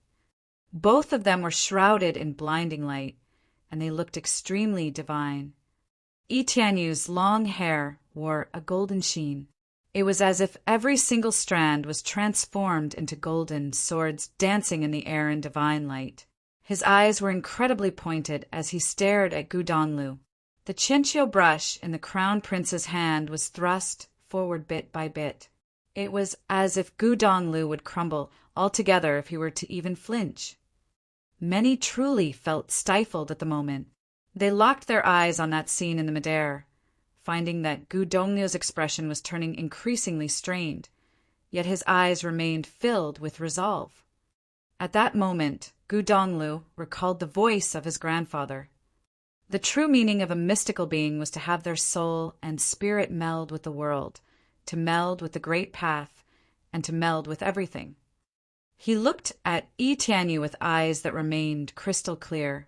A shadow seemed to have left his body, merging with the Juetian diagram and the ancient symbols, and within that towering, imposing shadow, his body seemed to have completely overlapped with that shadow. It had entered a surreal state of being as if he was a mystical being himself. Yi Tianyu seemed to have sensed that aura. His blade-like eyebrows frowned, and a beam of very high intensity, light blasted, blinding the eyes of all who saw it. The devastating storm raged about in their surroundings. When everyone came to see everything clearly, both Gu Donglu and Yi Tianyu were separated. The auras of both men were faltering. They were both soaked in blood. The mystical shadow crumbled while the godly form shattered. In the silent space, warriors were watching those two figures who were shaken back in the void sky at the same time. The violent airflow over the sky dome gradually dissipated, and it soon completely vanished. There was no sound in the void air at all. The silence was somehow a little terrifying. Both seemed to be injured, but how were their injuries? And even at this moment, they were still staring at each other. The strongest inheritors in the heavenly mandate realm seemed to have both been severely injured in this battle. Was the heavenly mandate, divine advent skill, still unable to suppress Gu Donglu? Warriors thought to themselves. This was the inheritance that Gu Tianxing gave to Gu Donglu. Within just a few months, he had skipped many levels and entered the Nirvana plane. After entering the Nirvana plane, he did not lose in the battle against the crown prince of Heavenly Mandate Dynasty, Yi Tianyu. People of Futian City were exhilarated, and they looked quite agitated. They were not sure about this battle, especially when the Heavenly Mandate Divine skill was released. When the Heavenly Mandate Divine Advent skill befell, they all thought that Gu Donglu would be defeated. Even though Gu Donglu had the super inheritance, he owned it for a very short time. Yi Tianyu had cultivated in seclusion for many years, until now he returned as a Nirvana saint with a very stable condition. And his cultivation method also once was the strongest inheritance in the heavenly mandate realm, so no one would think that Gu Donglu had any real advantage in this battle. Gu Donglu did not lose in this battle, which was enough. He still had time. After Gu Donglu stabilized his status and fully digested the power of Gu Tianxing's inheritance, he would keep transforming and become more powerful. At that time, he would be more confident and more likely to defeat Yi Tianyu. Between these two destined opponents, Gu Donglu seemed no longer to be the only one with a disadvantage. Many people looked toward the crown prince of the heavenly mandate dynasty. In this battle, Yi Tianji, the crown prince of the heavenly mandate dynasty, came to fight in person using the strongest heavenly mandate divine skill, but he still failed to beat Gu Donglu. Nobody knew how the Violet Heavenly Palace and Heavenly Mandate Dynasty would solve what had happened today. At least, they had failed to lower the morale of the celestial gate of vast heaven. Even though Wang Yanbing was defeated, Yi Futian had a triumphant victory and solely vanquished 9 opponents, and Gu Donglu was not defeated either. As for the Violet Heavenly Palace, their strongest figure, the supreme form of Great Path Zhan Yuan, had been lost to Yi Futian once, so perhaps the next battle would also be in vain. You are brave to let your soul enter the path. At this moment, Yi Tianyu finally said after the two of them were separated from each other. He looked at Gu Donglu and said, "It seems that what Gu Tianxing has done is meaningful." After these words, he turned and walked away. He did not continue the fight with Gu Donglu. When he turned around, his face looked slightly pale, but his gaze remained firm, and his long hair was blowing in the wind. In this battle, he was wounded. Gu Donglio's last blow collided with him head-on. Both were badly injured. Gu Donglu saw him turn around, so he turned and left, too, with no words. Any words would be meaningless. Although during this battle he didn't defeat him, he believed that the next time when they met again, he would become stronger. However, he also acknowledged Yi Tianyu's strength. He was the crown prince of Heavenly Mandate Dynasty. He was born to be the supreme. If he had been easy to defeat, the Heavenly Mandate Dynasty would not have been which it was. At this time, the blood in his body was boiling, and his life force was fluctuating. Gu Donglio's injury was not slight, either. If he continued to fight, he was not sure if he would win, and Yi Tianyu had no absolute confidence, either. This battle had to stop here.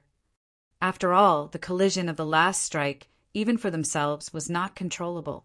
If they fought again, no one knew what the end would be. After they returned, the space became quiet again. Warriors of Futian City looked toward those powerful figures.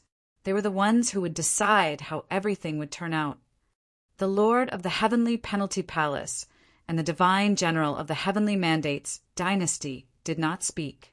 They stood there quietly, but an extremely depressing atmosphere formed between the sky and the earth, making people feel extremely uncomfortable.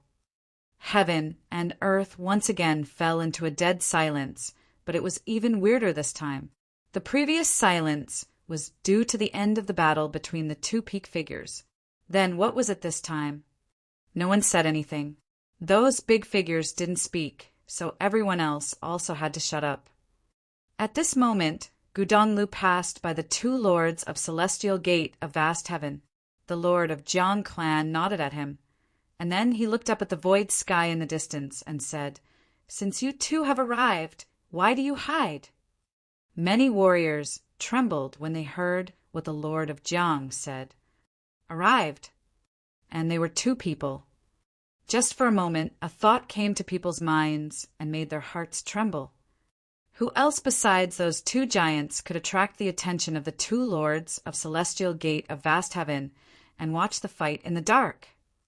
At this moment, the oppressive atmosphere became stronger. It was as if the source was here. Many people's hearts thumped fast. They looked up at the sky, which seemed to have turned into a world of thunder. In the endless thunder, there seemed to be a thunder shrine, inside of which a figure was standing with his hands behind his back. He had a distinguished bearing. He was the lord of the violet heavenly palace. Countless people looked up at the sky. Did he turn the vast and endless world into a world of thunder? With a single thought, the world was turned into that of doomsday. The other person was standing in another location. He was like a deity, with his whole body fully bright, and his majesty incomparable. He was like the king of all beings. He was hailed as the most powerful person in the heavenly mandate realm, the imperial lord of the heavenly mandate dynasty. These two supreme powers came at the same time. They had been quelled by Gu Tianxing in the Origin Mountains and got some injuries. Now it seemed that they had recovered very well and could directly come to Celestial Gate of Vast Heaven. Forceful life forces rushed into the clouds from the Celestial Gate, and countless beams of immortal light were released, shrouding the void sky. The lord of the Jiang clan looked up at the two in the sky and said, "What is your matter?" "We are here to ask for a person," the violet heavenly palace lord said. "I am afraid that Celestial Gate of Vast Heaven does not have the person you want," the lord of Jiang responded. In the past, the Celestial Gate of Vast Heaven had betrayed Gu clan. So why should you let the descendant of Gu clan return now? Since we have even come here in person, please hand him over to us. We don't want to fight against the Celestial Gate again, the violet heavenly palace lord said. There was a sense of threat in his calm voice. Moreover, he also said that the Celestial Gate of Vast Heaven had betrayed the Gu clan in the past, which was devious. He was trying to alienate the Celestial Gate of Vast Heaven from Gudonglu. Even though Gudonglu did not believe their statement, if they repeated it many times, it would still leave a crack in his heart. "You seem unwilling to come. Why are you still here? Please go back," said the lord of the Jiang clan. Boom! Over the sky, the imperial lord of heavenly mandate dynasty took a step forward and pressed downward with infinite and supreme majesty. Behind him, many Rinhuang-level warriors also stepped out. With just one step, they made the sky tremble, and countless people in the lower sky felt a real sense of death. Many people trembled slightly. Was the heavenly mandate dynasty ready to start a war? "What if I will take him away anyway?" the imperial lord of heavenly mandate dynasty said arrogantly, his voice shrouding the endless void sky. Many people stared at him, and the sense of killing emitting from his body made the world feel that he might really start a war here. Not only that, but after Yi Tianyu retreated, he actually left from behind the crowd under several Renhuang figures' escort. Did everyone guess it wrong? People's hearts beat faster. Did they send Yi Tianyu away in advance in order to prepare for the war? Boom! The light of thunder engulfed the void sky and kept radiating out, covering the whole Celestial Gate of Vast Heaven under the glare of thunder. The violet heavenly palace will not see a second Gu Tianqing emerge, said the heavenly palace lord. These two supreme-level figures both launched an attack in person. The destructive laws of thunder continued falling down. The Ren Huang figures behind him followed, and at the same time stomped down, crushing the sky dome. "Let's go," someone said. Warriors below felt something unusual. Were they going to start a war? Once the war began, not to mention themselves, the entire city would be affected, and even disasters would befall all cities around. People started to panic, and many were preparing to evacuate. Everyone had emitted a sense of war. The lord of Jiang clan looked up above the void sky, then fell his gaze on the lord of Hua clan and the warriors behind him. He said, "In the war of that time, we chose our own interests, so we compromised on some things. Today, after almost 100 years, it's time we take these things back." In that battle, the Gu clan was exterminated. They betrayed Gu clan, which led to the Gu clan's destruction. What about today? Would they repeat history, hand over Gu Donglu, and sacrifice this last descendant of Gu clan, who is also the most promising and talented figure of the Celestial Gate of Vast Heaven? "Disciples of the Celestial Gate, who wants to fight?" the lord of the Jiang clan shouted, his voice spreading across the Celestial Gate. In the Immortal Gate, celestial light was blooming. Dazzling Renhuang celestial matrices were launched, and countless warriors stepped into the void sky. "I want to fight. I want to fight." Voices came from everywhere in the space. A horrifying aura was formed in the entire Celestial Gate of Vast Heaven. "Disciples of the Celestial Gate will never stop fighting until the last one of us dies," the lord of the Jiang clan continued. At that time, only Gu Donglu survived. Now, they would not stop fighting until there was only one last person left. "We want to fight." At this moment, below Celestial Gate, a group of warriors rose up. They were the Wang clan who had just wanted to set foot in the Celestial Gate. "I want to fight." In the distance, gradually more figures rose up and shouted. Gradually, countless warriors of the Celestial Gate of Vast Heaven surrounded warriors of the Heavenly Mandate Dynasty and the Violet Heavenly Palace. The power of the whole city shared the same belief. An invisible force was formed. The faith of the whole city overwhelmed the world. Even the two giants, the Lord of the Violet Heavenly Palace and the Imperial Lord of the Heavenly Mandate Dynasty, felt the pressure. Power of the whole city. Yi Futian stood among the crowd, and he was slightly touched by the scene. This battle had historical roots for the Celestial Gate of Vast Heaven, but it was also a battle for the third brother. A weak faith was the reason for every defeat. Today, although Gu Donglu was not the ruler of the Celestial Gate of Vast Heaven, he could be called the hope of Haotian City. The forces of Haotian City, large or small, had all stepped out one after another. At that moment, people began to understand why the Celestial Gate of Vast Heaven was said to be the Celestial Gate of Haotian City. Perhaps it was because the words of the Celestial Gate of Vast Heaven Gate Lord triggered people. At that time, the Gu clan died for the Celestial Gate and fought until only Gu Donglu was left. Now, they were in the same situation. Only when there was one man could they cease the war.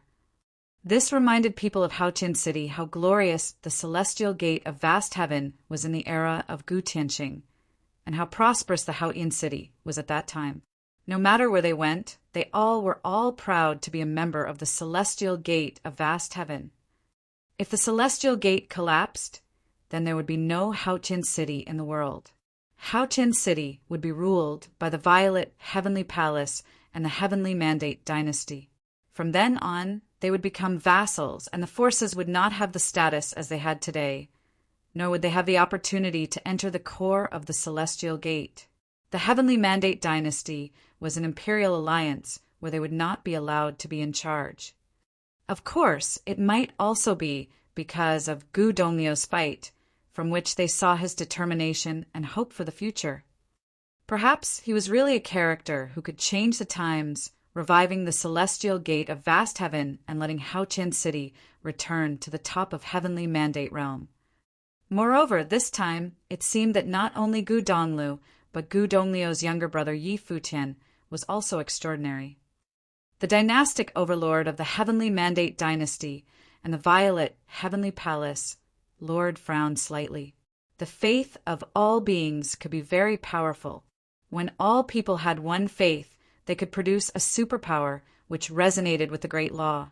There was shrouded the boundless void sky, and could even see the heavenly mandate dynasty crown prince, Yi Tianyu, who was preparing to leave.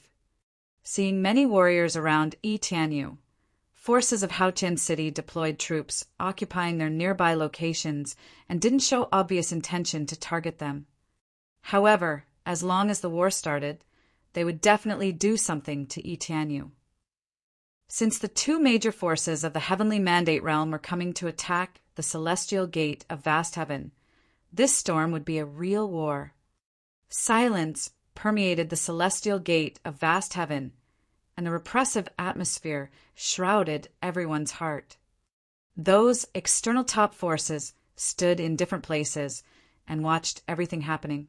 If the heavenly mandate dynasty and the violet heavenly palace wanted to forcibly attack the celestial gate of vast heaven, they would suffer heavy losses too. Even if the two forces were really able to exterminate the celestial gate, they would also have to lose a lot of vitality. What's more, there was a celestial matrix inside the celestial gate, which was the main battlefield of the celestial gate of vast heaven. This war probably would not happen. Do you really want to protect him, even at the expense of the celestial gate's destruction? The heavenly mandate dynastic overlord asked. His voice was cold, and he stood in the upper sky like a god, as if he might hit the celestial gate at any time. Do you need me to repeat it again? The celestial gate will stop fighting only after there is only one person left. The lord of the Jiang clan responded. What's more, are you sure you can destroy the celestial gate of vast heaven? Even if the celestial gate collapses, perhaps then it will be your turn to decline. I only need Gu Donglu. The voice of the violet heavenly palace, Lord, contained thunder, trembling in the eardrums of every warrior. How about I give Gu Donglu to you, and you leave the crown prince of heavenly mandate dynasty and the supreme form of the great path of violet heavenly palace here, the lord of Hua clan also said. Just one person. How could they hand over this person? Could the dynastic overlord hand over the crown prince of the heavenly mandate dynasty? Could the violet heavenly palace hand over Zhan Yuan, their supreme form of great path? Do you want to fight or not? Asked the head of the Wang clan, seeing that they were silent.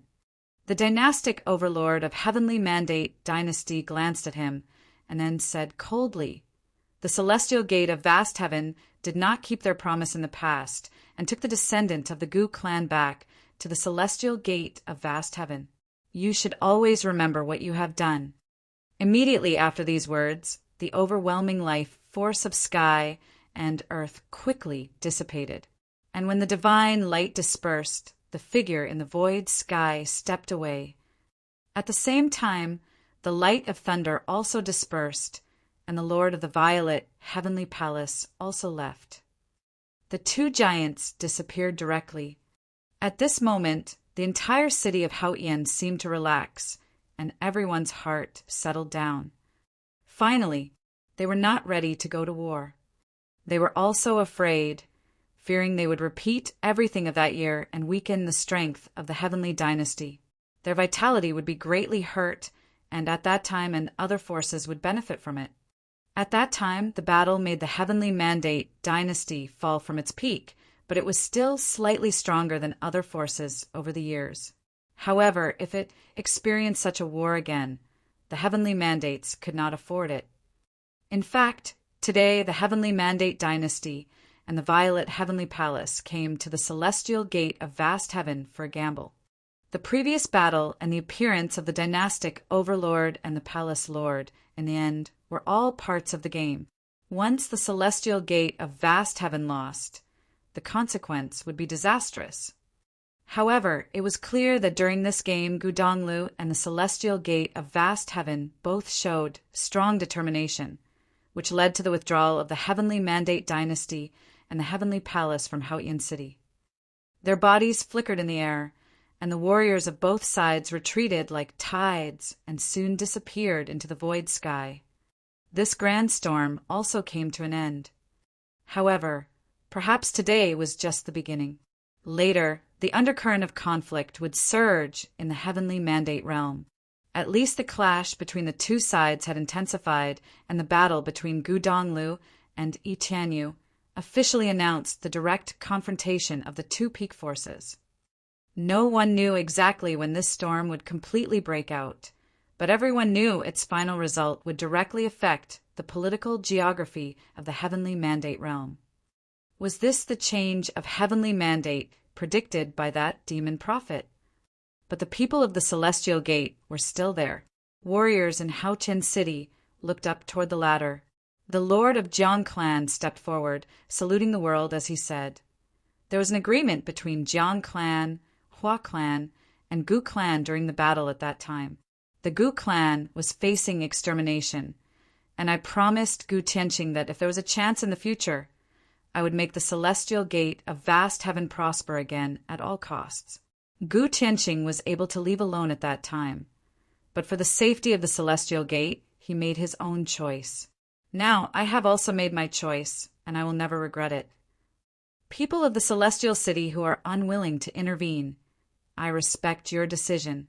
For those of you who are willing to fight with the Celestial Gate, when the Celestial Gate returns to its peak, we will alter the order and determine how to inherit the Celestial Gate's mystical ways. The Lord of Jiang Clan said loudly. All the people of Futian City were able to hear his voice. Many people were deeply touched. Today would be a turning point for the Celestial Gate. Whether it would be destruction or rebirth was unknown. I see many people from forces of the Heavenly Mandate realm are still here. If you are willing to come to visit the Celestial Gate as friends, welcome, the Lord of Jiang Clan continued. These warriors just cupped hands and bid farewell. Nobody went to the Celestial Gate. The situation of opposition had been formed, and some of their behavior could easily cause misunderstandings, not to mention entering the Celestial Gate. They didn't want to be involved. Only Yi Futian and his party walked towards the Celestial Gate with no fear. The Divine Elephant Clan was his background, but he was not a warrior from the Divine Elephant Clan. Therefore, he did not represent the stand of the Divine Elephant Clan. However, if the Heavenly Mandate Dynasty and the Violet Heaven Palace wanted to lay a hand on him, they had to consider the Divine Elephant Clan's position. Thank you, sir. Yi Futian walked to the Lord of the Jiang Clan and saluted. His thank you was on behalf of his third brother. If the Celestial Gate of Vast Heaven had not been determined, they would never let go of the third brother. The top giants showed up on the scene just to persuade the Celestial Gate of Vast Heaven to hand him over. If the Celestial Gate had quivered, third brother would not have been safe. My young friend Yi defeated the 9 strongest warriors of the Heavenly Mandate Dynasty. I should be the one to thank you first, the Lord of Jiang Clan said with a smile. He was also happy that Gu Donglu could have such a brother. This young man had extraordinary talents and could, one day, definitely stand at the top. Let's go to the Celestial Gate, the Lord of Jiang Clan said, and the whole group started heading toward the Celestial Gate. Yi Futian and Gu Donglu walked together. After today, you will still have to be careful, the Lord of the Jiang Clan reminded him. Although the Heavenly Mandate Dynasty did not dare to do anything to Yi Futian openly, the Heavenly Mandate realm was too big. It had too many powerful people, and they might use some special approaches. I understand, Yi Futian said and nodded. During this time, Yi, you can cultivate in the Celestial Gate, the Lord of Jiang Clan said. Okay. Yi Futian nodded and did not refuse. His cultivation of the mystical way also needed to stabilize for a while. I see that your relationship with Qin, he of Brahma's pure sky, seems unusual. If you can get shelter from the Brahma's pure sky, Lord, the Heavenly Mandate Dynasty, and Violet Heavenly Palace will probably not dare touch you, the Lord of Hua clan beside them said. The Lord of the Jiang clan had told him that Gu Donglu didn't want to marry, so he wouldn't force him. But now many people were spreading rumors about Yi Futian and Qin He. If they had feelings for each other and got together, it would be helpful for Yi Futian and Gu Donglu. Previously, the Heavenly Mandate Dynasty also had this idea and wanted to seek marriage with the Brahma's pure sky. It was not an unspeakable thing, just icing on the cake. Xia Qingyuan beside them heard those words and was stunned. The sparkle in her eyes changed.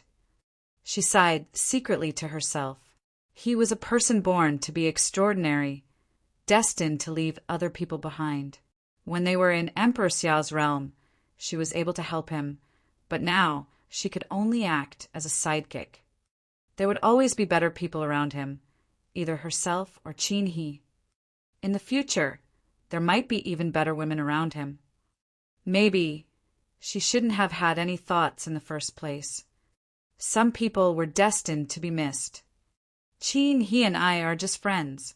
We are not like the rumors say. Yi Futian smiled and said, If so, just let it be. But Qin He, as the first maiden of Brahma's pure sky, must be very outstanding in all aspects. The Lord of Hua clan whispered. Yi Futian said nothing.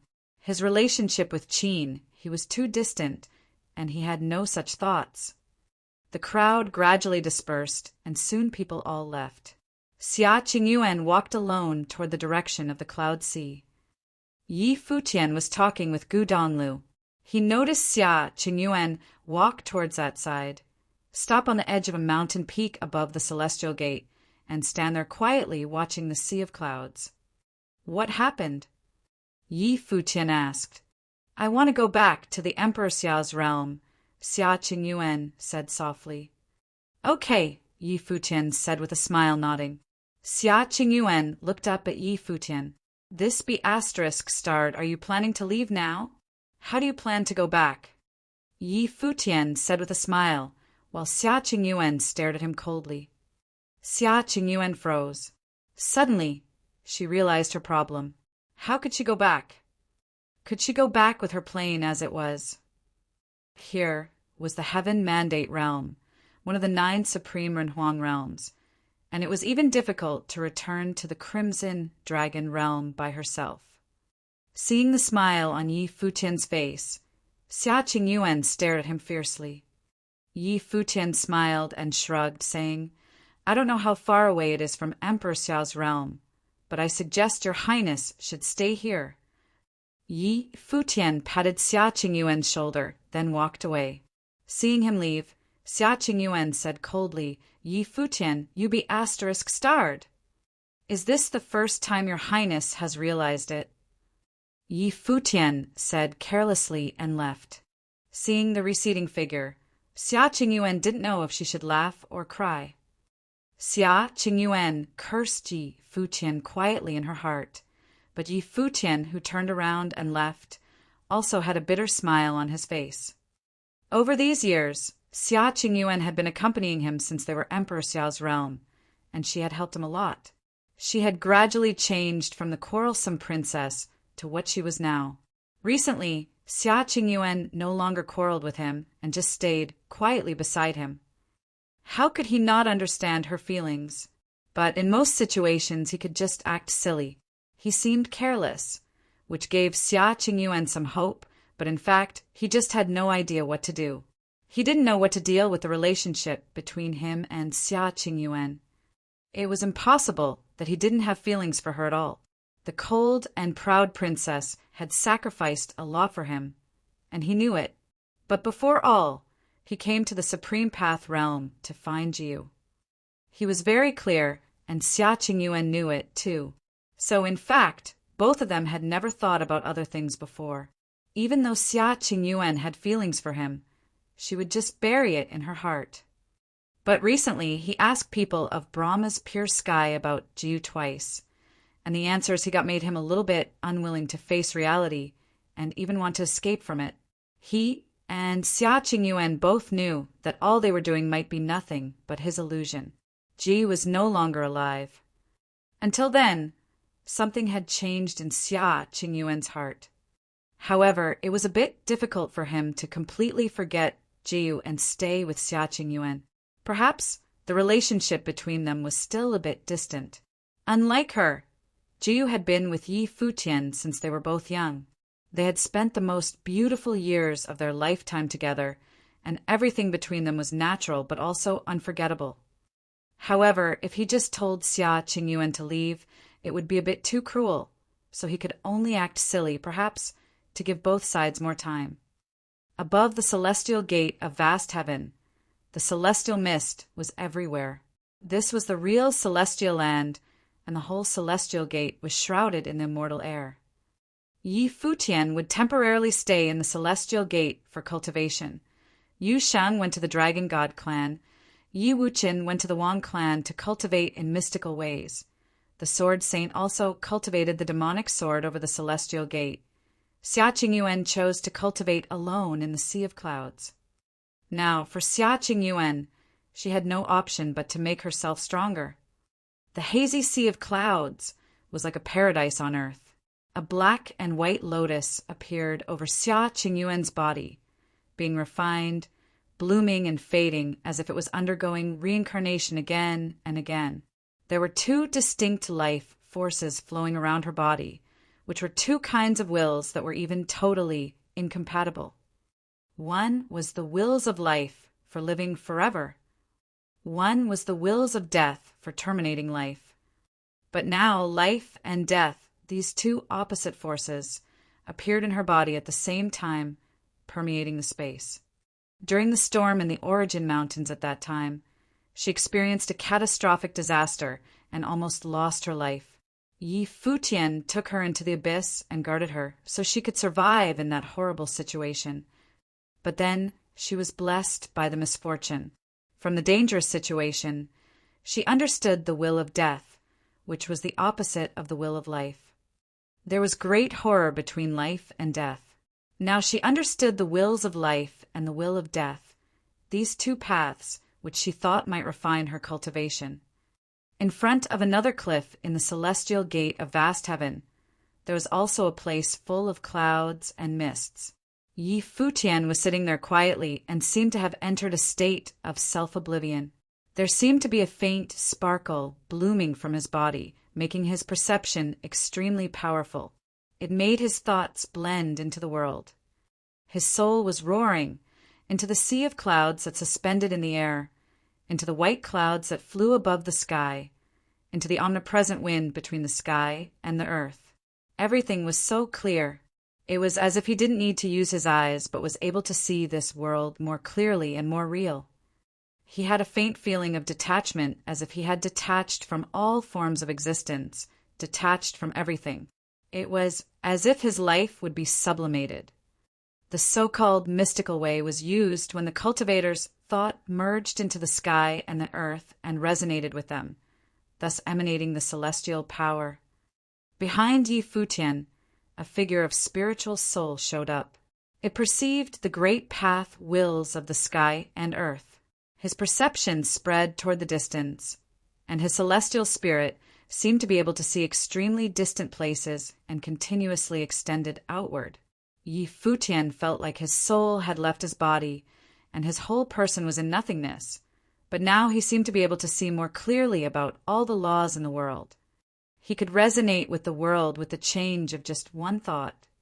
His figure of nothingness lingered between the sky and the earth, continually drifting away, and even came out of the celestial gate.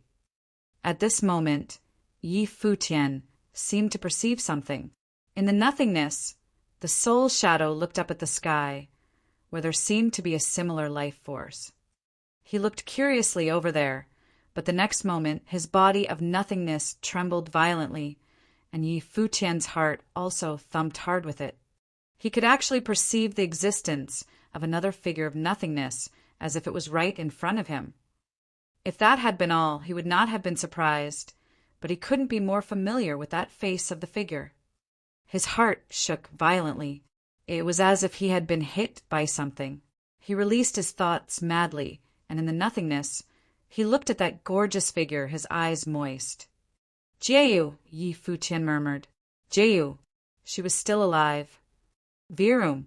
In the nothingness, the illusory soul disappeared instantly as if it had never shown up. "Jehu," Yi Futian shouted, his eyes suddenly wide open. He stood up and ran to the place where she had stood. However, there was only endless nothingness. Nothing was there, not to mention a figure like Jehu.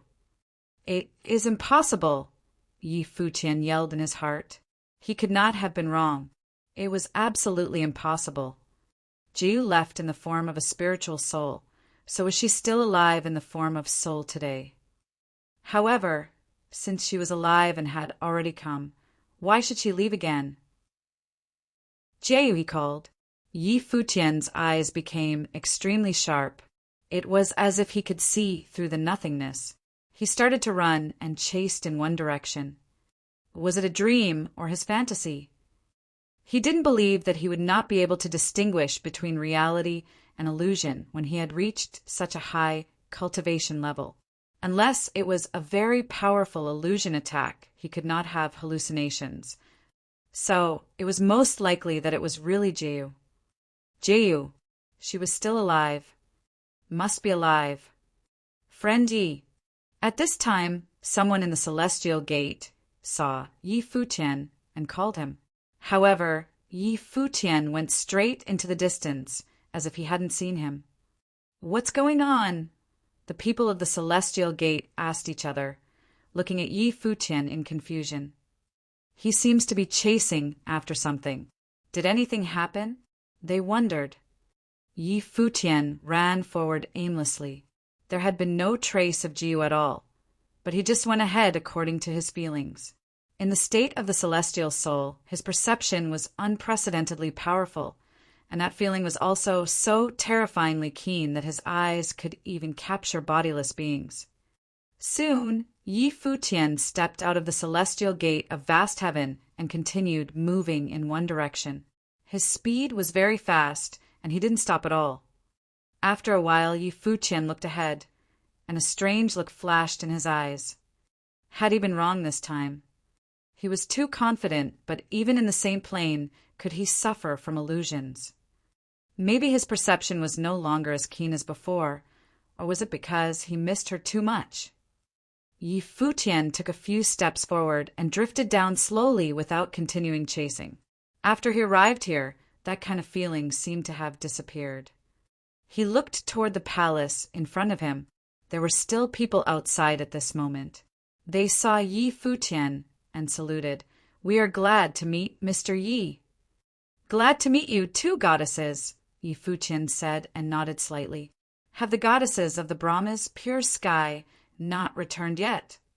It had been a while since the battle, but Brahma's pure skies people were still here. So he had run to where Brahma's pure sky was stationed. Before, he had also lived here, so he guessed that he might have had a hallucination, and perhaps that kind of familiar feeling was because of this palace. He had lived here for a long time. "Not yet. Sister Qin has been waiting for Mr. Yi," a lady said. Yi Futian pointed at himself and said, "Is Miss Qin still here?" "I haven't bid farewell to Mr. Yi yet, so of course I am still waiting." A gentle voice came. A stunning lady came near with a smile. It was Qin He.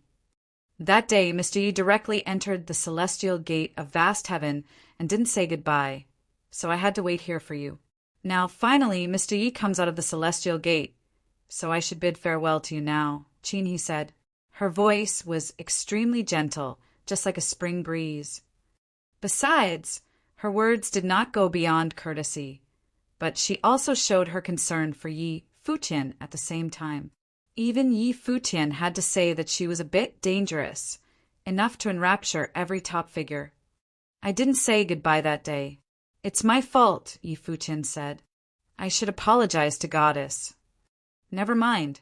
If you are interested, please come to Brahma's pure sky one day and have a cup of tea with me," Qin He said, smiling. Yi Futian nodded slightly and said, "Absolutely. Okay, then I should leave now." "I will see you out," Yi Futian said. "Thanks for your kindness, but I am afraid Mr. Yi must have a lot of things to do." "I can leave with the people of my sect," Qin said. Her voice was still gentle. "Goddess Qin, take care of yourself." Yi Futian didn't say much, but just cupped his hand and said, "Please." "Thank you, Mr. Yi. You take care, too," Qin said. Yi Futian nodded, turned around and left. After he left, he returned to the palace and came in front of someone. The person in front of her was also an unusual lady. As He, the first maiden of Brahma's pure sky, appeared in front of her, he looked quite timid and just stood there without speaking. "Let's return to Brahma's pure sky," the woman said. "Aye." Everyone nodded and answered. Soon this large group of people left by air. The land of the demon realm was vast and boundless. In the vast demon realm, the Origin Mountains was the birthplace of the demon realm. In addition to the demon metropolis, there were several other bustling areas in the demon realm. For example, the Celestial Dragon 8 Demon City, including Purple Gold Dragon City, Azure Dragon City, Black Dragon City, Fire Dragon City, and Frost Dragon City, and other three form an extremely prosperous district in the demon realm. 8 dragon kings ruled the 8 dragon cities. However, all the warriors in the demon realm knew that the ancestral land of the Dragon God clan was not the Celestial Dragon 8 Demon City, but the Dragon Abyss in their center. The Dragon Abyss was an incredibly vast area where many islands were floating in the air. Amid the floating islands, there was an endless abyss. Here, you could often see real dragons looming. The endless mountains and islands of Dragon Abyss were also called the Dragon God Mountain. Here was the true holy land of the dragon race, and those mountains were shaped like dragons. In this vast area of the Dragon Abyss, one could also see real adult dragons teaching young dragons to cultivate and travel through the mountains and abyss. At this time, in this area, 2 figures were walking in the air. One of them had horns on his head, wore a dragon robe over his body, and had a very strong demonic aura. Apparently, he transformed from a true dragon. The man next to him was burly and dressed in a black robe, with a majestic and cold temperament all over him. "Dragon Emperor, Grandpa, who is this human?" At this time, a 100-meter-long dragon circled up in the void sky and came in front of 2 of them. The dragon's beard was long, but the dragon's face looked quite immature. Obviously, this dragon was young in the dragon family. He was looking at Yu Sheng, wondering who this man was. "He is called Yu Sheng. He is here for cultivation," the powerful figure of the Dragon God clan said with a smile. Yi Futian said that he would send Yu Sheng to the Dragon God clan for cultivation, and he agreed. If that guy was not willing to teach, he would teach Yu Sheng the power of dragon deity by himself. Since the prophet predicted that the heavenly mandate realm would change, he had to make some preparations in advance. "Where is Dragon Emperor Grandpa taking him for cultivation?" the young dragon asked curiously. "Kids don't need to care about such things. Go cultivate," the old dragon said with a smile. He kept heading forward with Yu Sheng. The young dragon wobbled and circled down, somewhat depressed. There were very few humans here. These 2 figures kept moving forward, and after they came to a place, they even went all the way down to the bottom of the Dragon God Mountain area. Yu Sheng was a little confused, and when he looked down, he seemed to perceive a terrifying life force from it. "Here, this area is the forbidden place of our dragon clan," the powerful figure of the Dragon God clan said to Yu Sheng. Yu Sheng was even more puzzled. Since it was a forbidden area, why did he bring him here? Could it be that the person who the Dragon God clan wanted to teach him stayed here in the forbidden area? With confusion, Yu Sheng went deep into the abyss with him.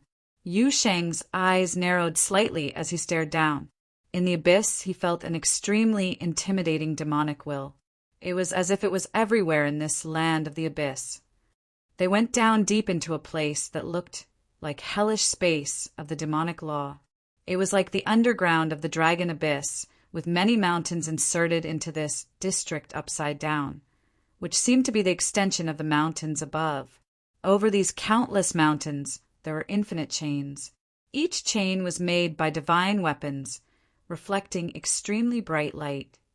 The infinite chains seemed all leading to one place.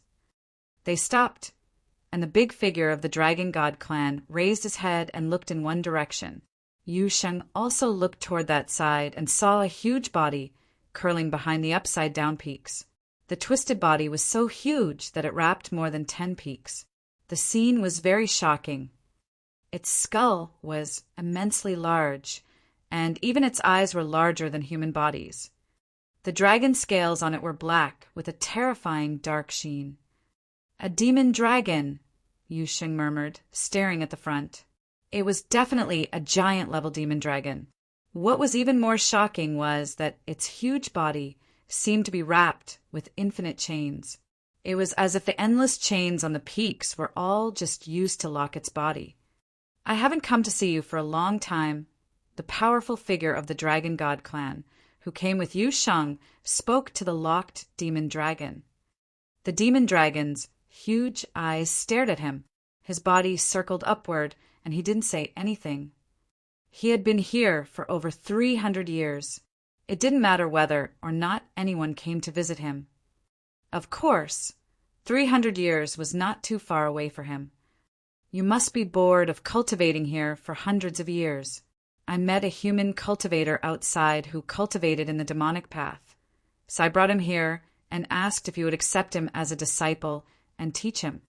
The powerful figure of the Dragon God clan continued to speak, but the demon dragon seemed to have no interest.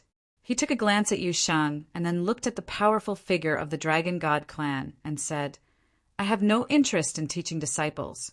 His voice was extremely deep. It had a slight sense of depression, which was quite horrifying. Yu Sheng stood there and could clearly feel a suffocating oppression. He didn't know what crime the demon dragon had committed to keeping him locked here. "I know," the powerful figure of the Dragon God clan continued, "but he is a little different. It seems he was maybe destined to meet you. You can take a look at him first." "Why is he different?" the demon dragon said coldly, and his voice still had no fluctuation. "It's hard to tell, but maybe you would be interested. Just take a look, and if you don't have any interest, I will take him away," said the powerful figure of the Dragon God clan again. The demon dragon ignored him and just looked at him quietly. "I will get out first, and if you are not interested, you just let Yu Sheng go out by himself, and I will take him away," the powerful figure of the Dragon God clan continued. After these words, he rose into the air and left. Yu Sheng showed a strange look. Didn't he worry if the demon dragon would hurt him? What exactly happened between the demon dragon and the Dragon God clan? In their dialogue, there seemed to be no anger at all, and they both looked very calm.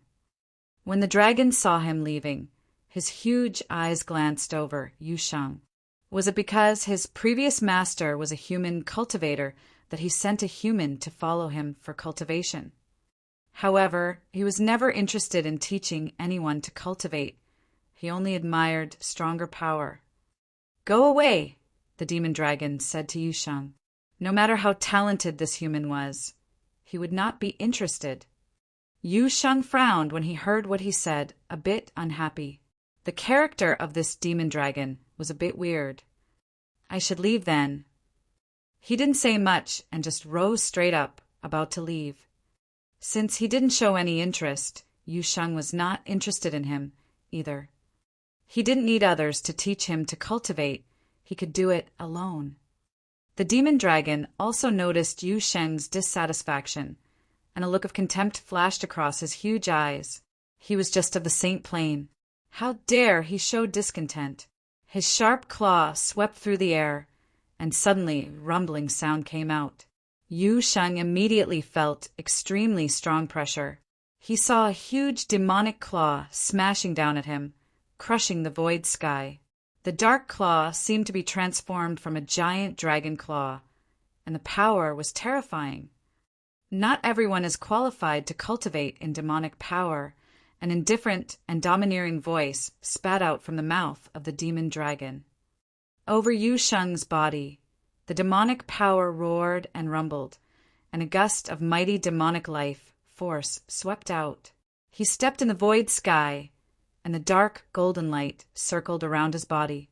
Demon statues appeared behind him, and all the demons rushed out. A huge demon palm print blasted out and went straight toward that huge demonic claw. With a loud noise, the claw and the palm print collapsed at the same time. The scene made the dragon show a different color in his eyes. Although he deliberately controlled his power and wanted to give Yu Sheng a lesson, warning Yu Sheng that no one was qualified to cultivate in the demonic law, he thought it was still enough to crush Yu Sheng based on his plane. However, Yu Sheng blocked it. The dragon's huge eyes stared at Yu Sheng, and he felt somewhat familiar with the demonic airflow around Yu Sheng. Boom! The huge body moved forward, and the chains made clanging sounds. His huge claw smashed down toward Yu Sheng as if the might of heavenly law befell. Yu Sheng just felt suffocated and fixed his eyes on the claw approaching from the sky. This time, the demon dragon did not control his power. One could imagine how terrifying it was. The demonic might over Yu Sheng's body snarled and roared, and many demon shadows appeared. But the smashing claw was like a devil's claw, and the gap of their planes was too large to overcome. Yu Sheng could not even escape and was directly smashed down. He growled wildly, and his big eyes just stared at the other side. "How dare you resist, kid?" The demon dragon spoke coldly. His huge body approached, his eyes fixed on Yu Sheng. His claws exerted strength slightly. Yu Sheng was frantically struggling, but it was of no use. The claws were still exerting pressure. It was as if he wanted to crush Yu Sheng's body. Yu Sheng stared at him coldly, the demonic might in his body reaching its max. He was on the brink of dying, so he had to use up every ounce of his strength, but even so it was still useless. Boom! A peerless demonic shadow appeared and used a pair of cold eyes, sweeping toward the other side. When Demon Dragon saw the demonic shadow, he was stunned first, and then his huge body shivered violently. Boom! As the dragon's body trembled more and more violently, the whole abyss seemed to be shivering. He let his claw loose, and when the shivering dragon saw Yu Sheng's chilly gaze, he lowered his extremely proud head and kneeled down as if in worship. Boom! The countless upside-down peaks of the abyss were still shaking. Outside of the abyss, the powerful figure of the Dragon God clan frowned. He looked around and saw the mountains of the dragon abyss were trembling. Many warriors of the dragon clan rose up and watched this scene in shock. This was... what happened? Roar! The dragon's snarl rang through the sky and the earth. Many young dragons in the dragon abyss were shocked and dropped to the ground, and many adult giant dragons were also trembling and groveling. The whole bottomless dragon abyss seemed to be trembling at this moment. The sound of dragons snarling kept coming from the dragon abyss. Many dragon clan warriors headed toward the direction at the same time. The mountains were still trembling, and the dragons snarling lingered around the world for a very long time. This sound seemed to come from the forbidden area of the Dragon God clan. It was rumored that a dragon that had sinned was imprisoned in the forbidden area of the Dragon God clan. This dragon sinner was extremely talented, and at his time he even had the opportunity to become the head of the Dragon God clan. His strength was extremely intimidating. According to the elders of the Dragon God clan, his strength might not be less than the head of the Dragon God clan. As for what crime he committed, adult dragons all knew a little bit. After all, a true dragon had a long life, and the adult dragons had lived for many years, so they naturally understood what happened in the past. Some young dragons also had heard some rumors from their elders. It was said that he used to be the mount for a big figure at that time. When the serious accident happened in the Divine Prefecture, and he was directly detained in the forbidden area and had not been able to go outside until now. However, after hundreds of years of imprisonment, the sound of his dragon snarling came from the forbidden area. How could the Dragon God clan not be trembling?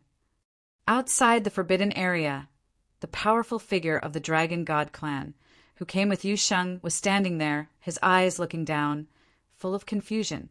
What happened? Many huge demon dragons heard the sound and came from the sky, all looking over. The echo of the dragon snarling gradually dissipated, and many huge eyes were looking at the forbidden abyss. However, at this moment, a voice came from the silent forbidden area, saying, "Starting today, I will start to guide his cultivation here. Don't disturb me." The sound coming from the abyss resonated in the void sky, which made many of dragon warriors tremble, who would be guided by him in cultivation. They didn't know what happened. Good. The powerful figure of the dragon clan, who came with Yu Sheng, nodded. Did this guy finally agree to accept disciples after being silent for more than 300 years? It was a good thing. It seemed that Yu Sheng indeed had potential. Otherwise, that guy would not have had such a strong reaction. Or maybe, from Yu Sheng, he might have seen a trace of that person. The powerful figure did not have much contact with that person and was not very familiar with him. Still, when he saw Yu Sheng's aggressive demonic attack and outstanding talent, he thought Yu Sheng might be related to the demon dragon, so he brought him here. Now, it seemed that his judgment was correct. Nobody is allowed to stay here. You shall not approach the forbidden land. He looked up and shouted at warriors of the Dragon God clan. Immediately, warriors of the Dragon God clan circled upward, and their huge eyes still stared down. They soon left with unhappy expressions. They were driven away before they figured out what happened. But since this spot was a forbidden area, they didn't dare to break in at will. It was said that that elder dragon who was locked there was extremely ferocious. They dared not provoke him.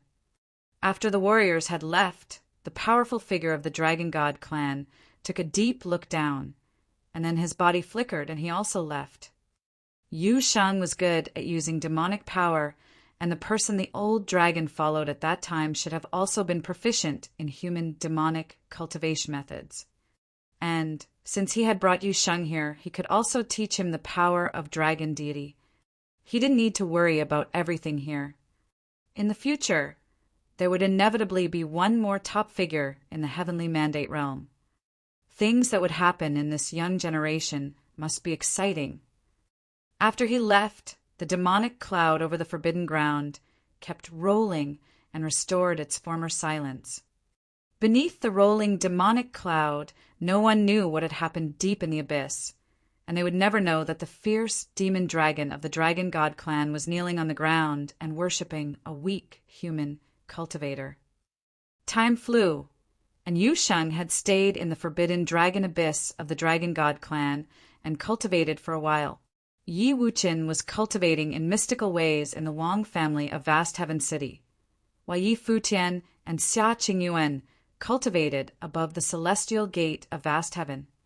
During this time, the heavenly mandate realm seemed extraordinarily calm, but there was also a rising undercurrent beneath the seemingly calm surface. Soon year 10030 of the Divine Prefecture calendar had arrived.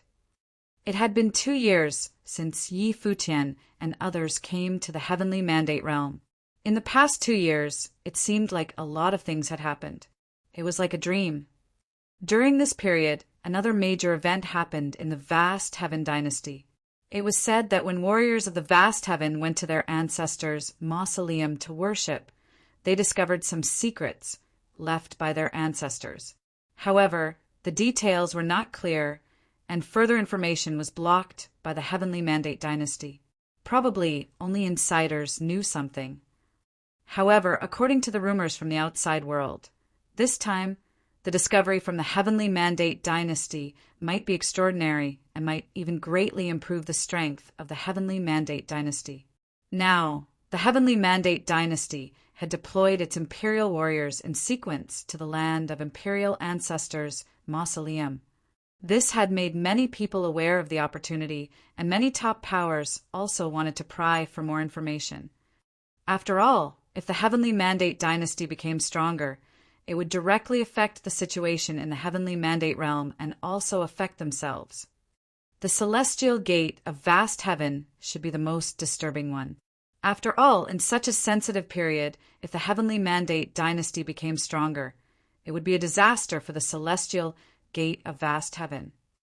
Many people were paying attention to the updates of the celestial gate of vast heaven, but the celestial gate of vast heaven was as calm as before, without any response.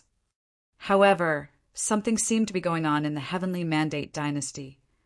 On this day, many warriors appeared in front of the palace hall of the Heavenly Mandate dynasty. They seemed to be waiting for something. The Heavenly Mandate dynasty crown prince Etanyu was also there. If other people of the Heavenly Mandate realm saw this scene, they would be very suspicious. In the Heavenly Mandate realm, who is worthy of waiting for the crown prince of the Heavenly Mandate dynasty? Perhaps there were not many people.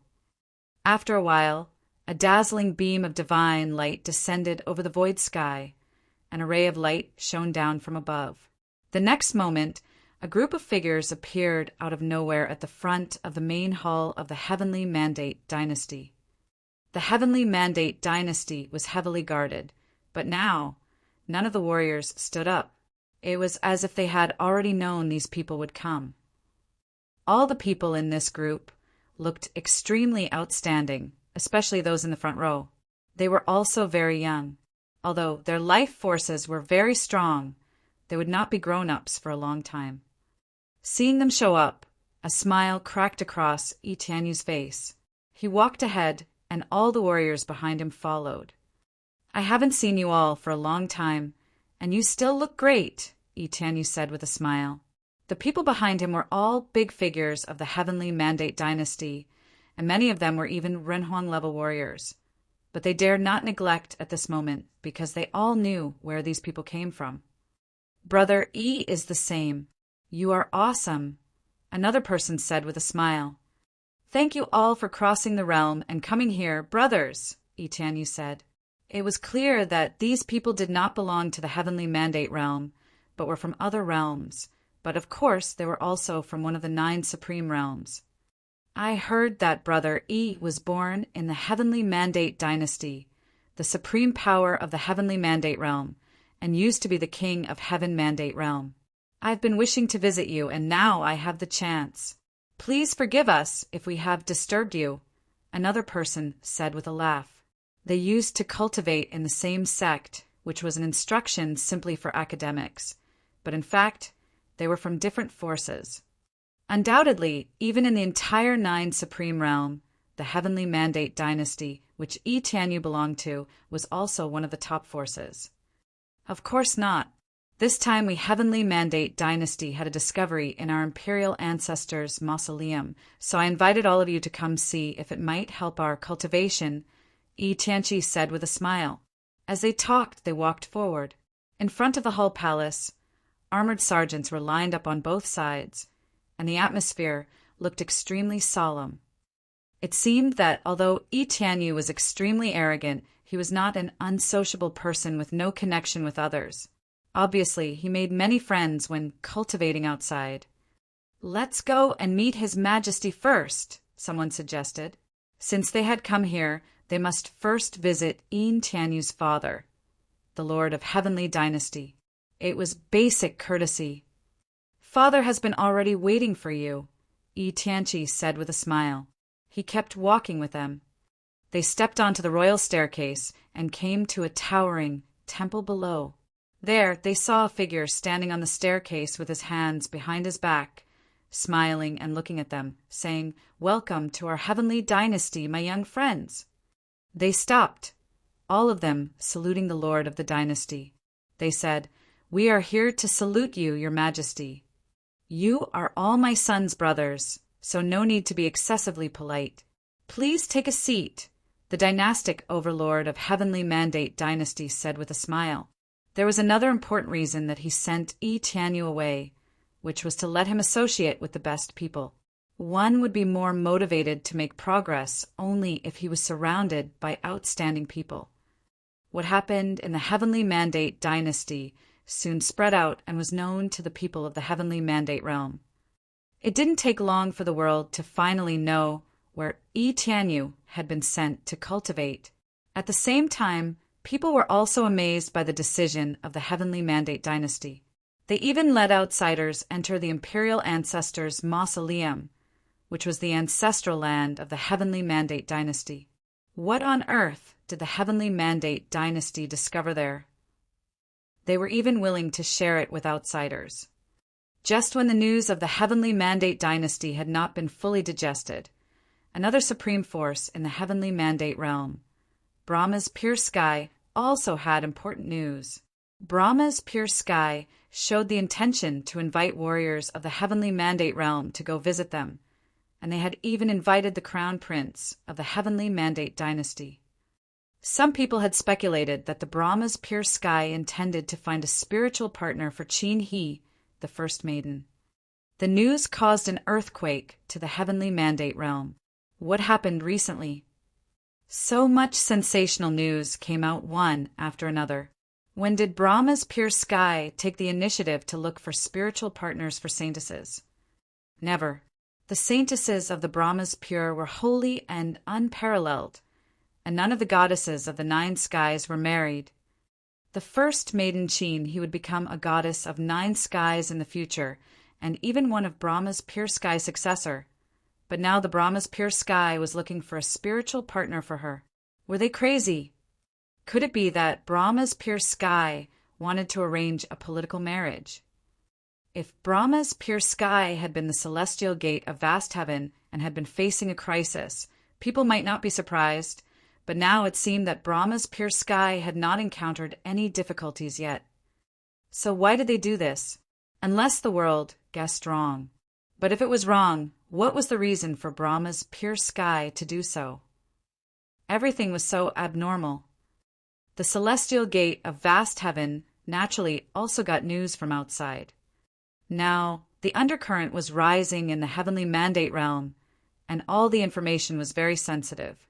What happened to the Heavenly Mandate Dynasty and Brahma's pure sky today were significant events that might affect the political geography of the Heavenly Mandate realm, so they could not ignore it. On the misty mountain peak, Yi Futian sat there with many people around him. Gu Donglu also came to his side. "Brother," Gu Donglu walked to Yi Futian and said, "Third brother, you must have heard about the thing of Brahma's pure sky, right?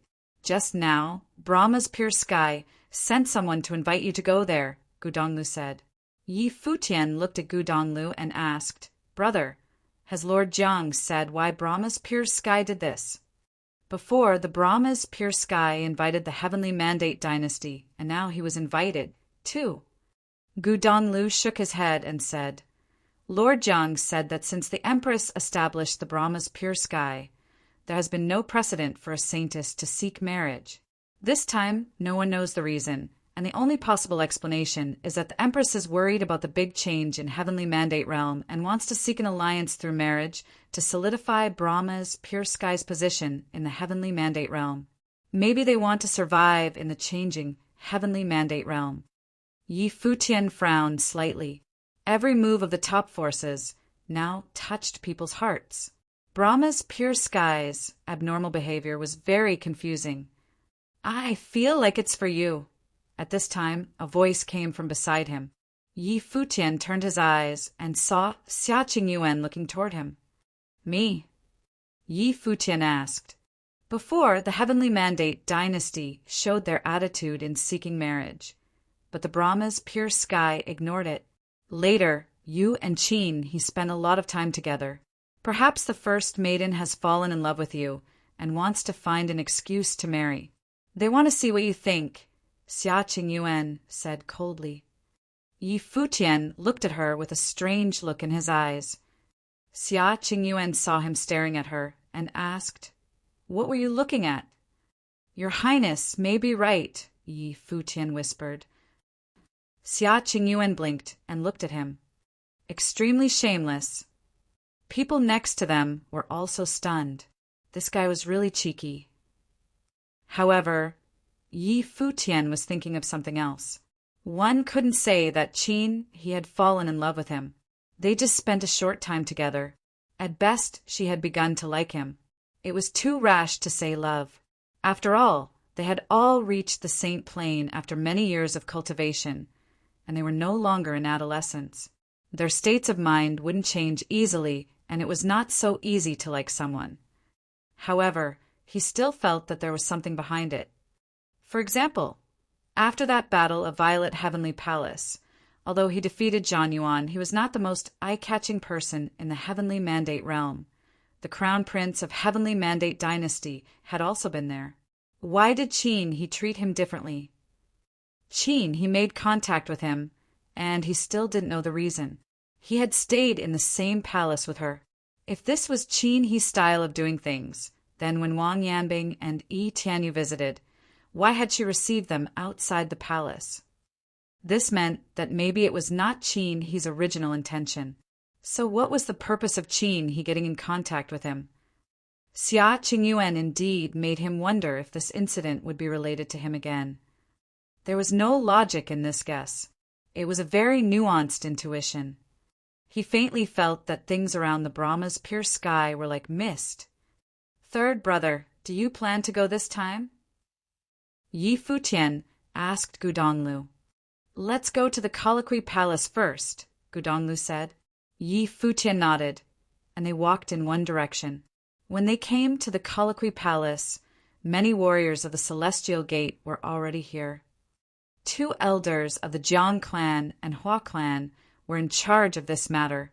The elder of the Hua clan fell his gaze on Gu Donglu and Yi Futian. He said, "Yi, has Donglu already told you?" "Yes," Yi Futian nodded and replied. This time, the Brahma's pure sky sent an invitation. "We were hoping that Donglu could marry the saintess of Brahma's pure sky, or marry a goddess in the future.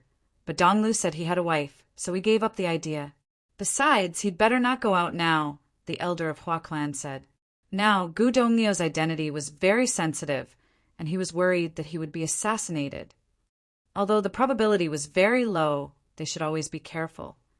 The saintess of Brahma's pure sky, Qin He, is known to have an unusual relationship with Yi. Before, you also lived together in one palace. Now, the Brahma's pure sky is probably choosing a spiritual partner for her. What do you think of Qin He Yi? The elder of Hua clan continued. If the relationship between Yi Futian and Qin He could be taken a step further, it would definitely be beneficial. Yi Futian was a little speechless. He could understand the idea of the Celestial Gate. If he could be paired with Qin He, it would be of great benefit for the Celestial Gate. However, it would be impossible to be with Qin He. "Sir, Qin He and I are just friends. It's not what you might have thought," Yi Futian said.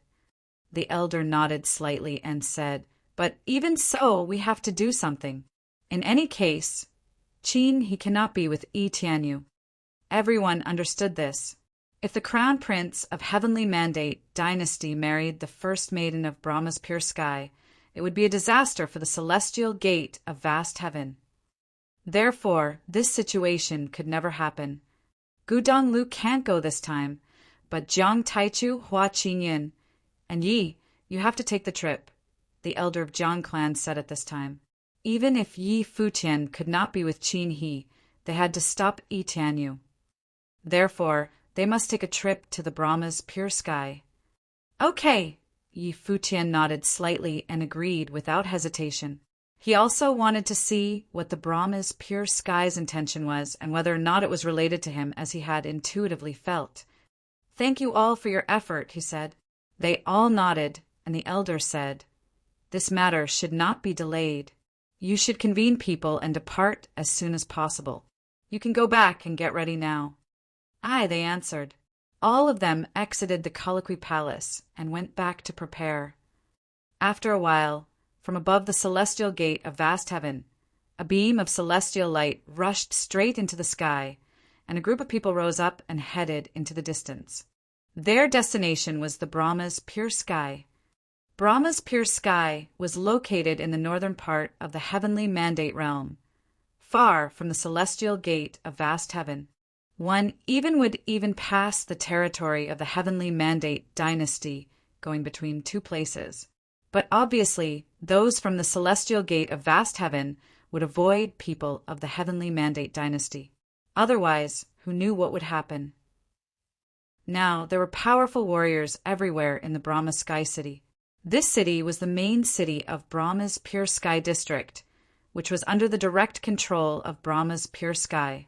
What happened in the city could hardly be hidden from them. What kind of figure was the Brahma's Pure Sky Empress? Her mind could connect with the 3,000 realms.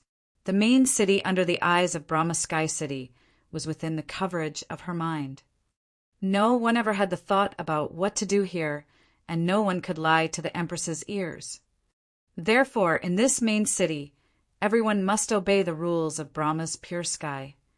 Recently, top figures from all sides of the heavenly mandate realm had come here. During this time, Brahma Sky City was bustling. At this moment, in a restaurant in Brahma Sky City, a group of unusual people had come and rented the whole restaurant. Others could only watch from a distance, showing their admiration. This group of people all had superb temperaments. They sat in the restaurant and chatted. Cultivators standing around them in different locations were all Renhuang level. They hid in different corners and closely supervised anything happening in this restaurant. The heavenly mandate dynasty crown prince Yi Tianyu was in this restaurant. His companions were his brothers. They are from the divine palace. People in the distance looked at them and talked with each other, excited. Now that the information about Yi Tianyu's cultivation had been made public, it was no longer a secret where these people came from. They all came from other supreme realms, and they were all extraordinary figures. In that direction, a melody of the ancient zither came. It had strong penetrating power and flew into people's ears, making them fully enter the mood of the zither music, which was an extremely beautiful scene. The restaurant was very quiet at this moment. People tasted the wine and listened to the tunes, quite relaxed and content. The man who played the zither was handsome. He had an outstanding bearing. When he played the zither with two hands, he had an indescribable chic aura about him. The melody of the zither gradually shifted from soothing to intense, as if depicting a scene on the battlefield where there were countless metallic weapons and iron horses, and soldiers who had the spirit to conquer thousands of miles of sky. His potent spirit rushed into the sky as if he wanted to compete with heaven to see who was taller. The melody made people in the distance feel their blood boiling, agitated. He had not released his music magic yet, but his performance alone still had such a strong influence.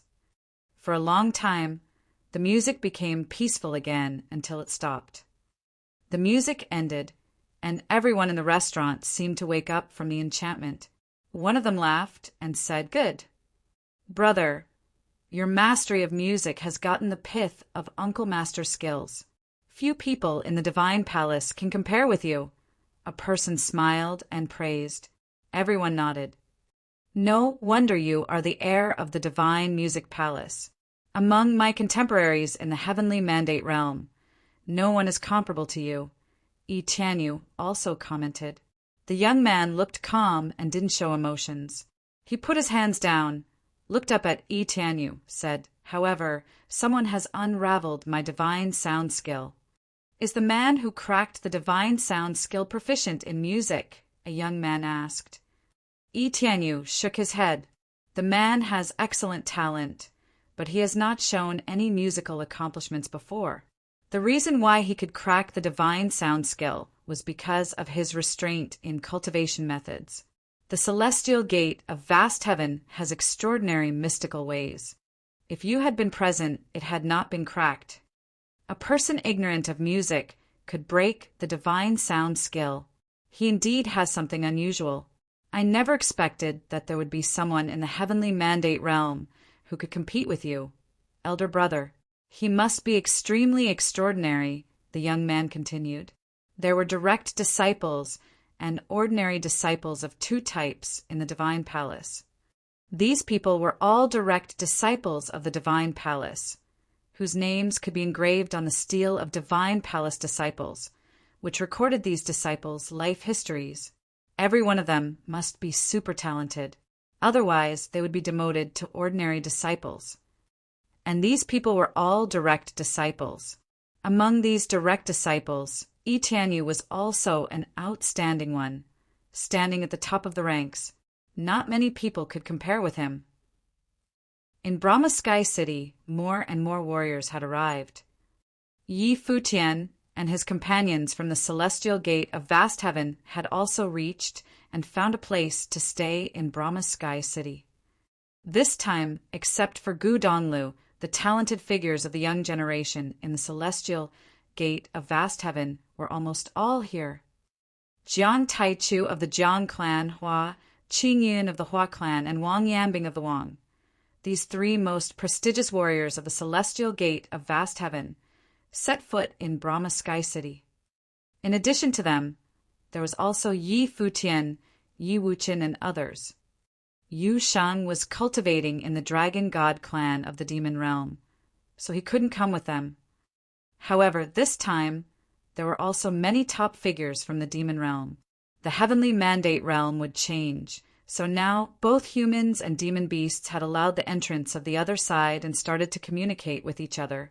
Last time, human cultivators had entered the origin mountains of the demon realm, and since then the demon cultivators of the top forces also had set foot in the human cultivation world from time to time. They must ascertain what level of strength human cultivators of the heavenly mandate realm had. After Yi Futian arrived, warriors of the Dragon God clan came to visit. Yi Futian met them in person, and he also wanted to know how Yu Sheng's cultivation was going in the Dragon God clan. Yi Futian is here to salute you, sir, he said. The head of the Dragon God clan was a dragon emperor with very unusual temperament. When he stood there, he looked tall and majestic. Next to him was the most talented figure of this generation in the Dragon God clan, Long Qin. Long Qin was an overbearing divine dragon of Nirvana Plane, and he was a mutant of the royal purple gold dragon clan, the direct bloodline of the Dragon God clan. This kind of mutant was extremely rare in the Dragon God clan, and only one case could appear every generation. Besides, a new mutant would show up only after the mutant of the previous generation passed away. This situation was extremely weird, and some people speculated that the mutation was too powerful and was envied by heaven, so only one case would be allowed to happen every generation. Long Chen was a mutant that had shown up many years. He didn't go to the Violet Heavenly Palace last time, but this time he officially came into the public eye and represented the Dragon God clan. Many years ago, the Dragon God royal family was called the Purple Gold Dragon Royal Family, but later, a top figure of the Dragon God clan mutated due to his cultivation. Mutation happened in the Dragon God royal family, and that mutated figure vanquished all warriors of the Dragon God clan in his peak period and defeated the old king. Soon, he was conferred as the new king of the Dragon God clan. This mutation was an evolution of bloodline. Since then, whenever a new mutant showed up in the Dragon Divine clan, he would be considered as the successor of the king of Dragon God clan, and such a mutant was called the Purple Blood Divine Dragon in the Dragon God clan. Long Qin was such a purple blood divine dragon. One could imagine how prestigious he was. Not long ago, the Dragon God clan brought back a human cultivator who woke up the demon dragon. He had been silent for many years and caused the demon dragon to roar so loudly that the sky trembled and the dragon abyss shook. Since then, the demon dragon began to advise the human in cultivation. In this regard, warriors of the Dragon God clan speculated that the demon dragon might have encountered a very rare talent of demonic laws who was beyond his expectations, causing such a strong response. Yu Sheng, the rising star in the violet heavenly palace, was likely to be underestimated. At that time, Yi Futian claimed that Yu Sheng's strength was unparalleled, but all the people present at that time were top figures in the heavenly mandate realm. Although they acknowledged the power of Yu Sheng, no one really thought that Yu Sheng's power was invincible. The roar of the demon dragon shook the Dragon God clan. Everything that happened in the heavenly mandate realm recently gave the Dragon God clan the hunch that the future would change. After Long Chen completed his cultivation, he also officially stepped out of the Dragon God clan and came to the human cultivation world. At this time, Long Chen was looking at Yi Futian and Jiang Taichu. He had heard of Jiang Taichu when he was in the Dragon God clan a long time ago, but Yi Futian had only gained fame recently and was a bit hit in the heavenly mandate realm now. This human cultivator had been given very high praise, and many people even thought that he would become one of the giants in the heavenly mandate realm if he didn't die. "You're welcome." Beside him, the Dragon Emperor of the Dragon God clan said to Yi Futian, "I am here today to tell you news about Yu Sheng. He is now cultivating in the Dragon Abyss, the ancestral land of the Dragon God clan, and is being guided by a big figure of our Dragon God clan. You don't need to worry about him." "Yes." Yi Futian nodded and said, "Since the Dragon God clan took him there in person, I have nothing to worry about." He let Yu Sheng go because he knew that as long as the Dragon God clan had the intention to help Yu Sheng with his domineering skills, would definitely attract their attention. Now the Dragon Emperor of the Dragon God clan came here in person to inform him, which meant the Dragon God clan warrior who was teaching Yu Sheng must be an important person with special status in the Dragon God clan.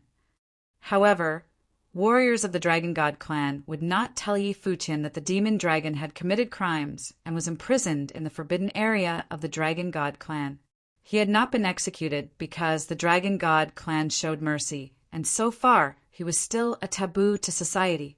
He could only be kept imprisoned in the Dragon Abyss, and perhaps he would be there forever. "This is Long Chen of our Dragon God clan," the Dragon Emperor introduced. Jiang Taichu and Hua Qingyan had been guessing the identity of the young man, but they were still slightly shocked when they heard his name. Was this the legendary Purple Blood royal family successor? It had been hundreds of years since the death of that Purple Blood Dragon Emperor.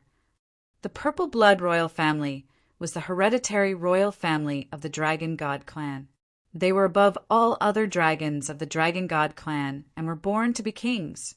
Wang Yanbing delivered his voice to Yi Futian to explain the origin of the Purple Blood royal family. Yi Futian also felt slightly surprised.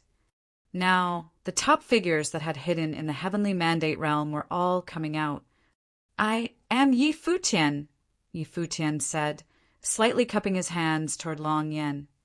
"I have heard about you for a long time," Long Chen said, slightly bowing his head to Yi Futian. Long Chen looked tall and extremely burly.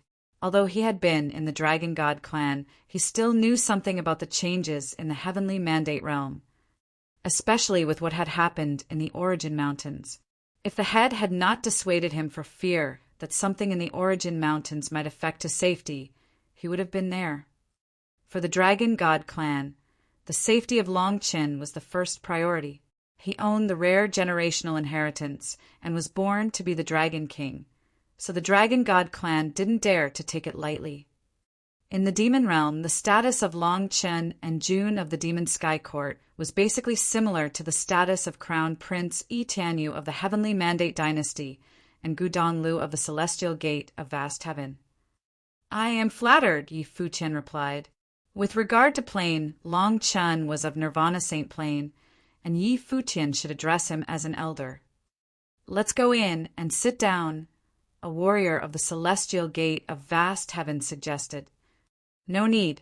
We just came here to tell you news about Yu Sheng, and we should leave now," the Dragon Emperor of the Dragon God clan said, and then bid farewell. Warriors of the Celestial Gate of Vast Heaven did not ask them to stay and saw them out. The Celestial Gate of Vast Heaven was willing to make friends with the Dragon God clan, But now the celestial gate of vast heaven was at the center of the storm, so the Dragon God clan might not be glad to be directly involved in it. They were willing to teach Yu Sheng, but it was completely different from the issue with the celestial gate of vast heaven, and Yi Futian knew this clearly. What was more, at that time in the Origin Mountains, Gu Tianxing wanted to create a new king for the demon realm. But perhaps Long Chen was not convinced, so they could even be potential rivals. Brahma's pure sky requests to visit. Someone came to report after Long Chen left, which made the people of the celestial gate of vast heaven quite surprised. "Please let them in," warriors of the celestial gate of vast heaven said. Soon, a group of gorgeous figures came in. This time, the visitors from the Brahma's pure sky were all young and beautiful ladies, with no Renhuang figures, and the person who led the group was Genie Saintess of Brahma's pure sky, whom Yi Futian had seen before. Genie is here to salute elders of the celestial gate of vast heaven. The Genie Saintess slightly bowed and said, "What brings Saintess here today?" asked a Renhuang figure of the celestial gate of vast heaven. Genie came to inform elders that after 7 days, the Brahma's pure sky Saintess Qin, he will lead all Saintesses to set up the Xiantian matrix in the Xiantian pavilion of Brahma's sky city and welcome a challenge from warriors of the heavenly mandate realm. Genie said. People of the celestial gate of vast heaven showed surprise. Would the Brahma's pure sky's first maiden Qin he show up in person? And this time, she would directly test all cultivator strengths. Qin, he would lead all the saintesses of the Brahma's pure sky to arrange a battle matrix. "Okay, I see," the Renhuang of the celestial gate of vast heaven said, nodding slightly. Saintess Genie looked up toward them, her eyes fixed on Yi Futian. She said softly, "Mr. Yi must go this time." Yi Futian froze, and his eyes revealed a strange look. Everyone turned around and looked at him. In fact, Saintess Genie did not need to remind him because he would have gone anyway, but her special request sounded very meaningful. "You can rest assured that I will be there," Yi Futian said and nodded. "Thank you. Then I can go back and report my task," Genie said and nodded with a smile. Then she requested to leave and went away. After she left, everyone looked at Yi Futian. "It seems you felt right," Xia Qingyuan said. Apparently, she was referring to what they talked about last time. This event was probably because of Yi Futian. Now, the Saintess Genie of Brahma's pure sky requested Yi Futian in person. Obviously, there must be a deeper meaning. Yi Futian looked at Xia Qingyuan and said, "Although it feels right, it is not as simple as you think." Now he had no idea what was hidden behind this thing. He felt as though he were in a mist. If it was understood on the surface, this time, the Brahma's pure sky might want to choose a spiritual partner for Qin He.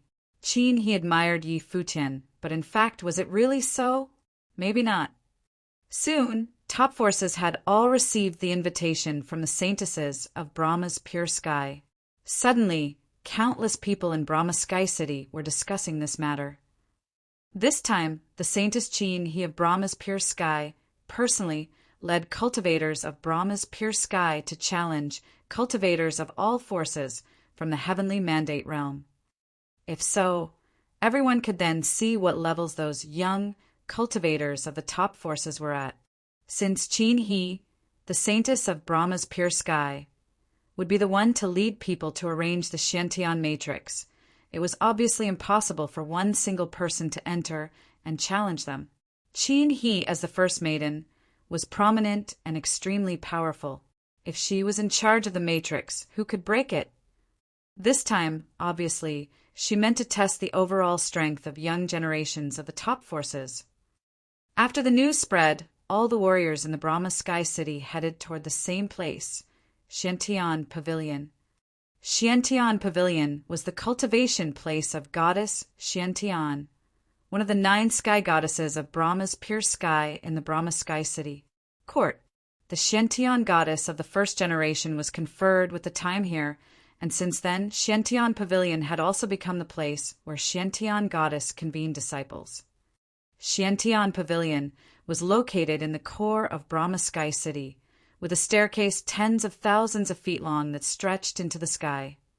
Above the stairs of Xiantian Pavilion, one could see the endless area of Brahma Sky City with one glance.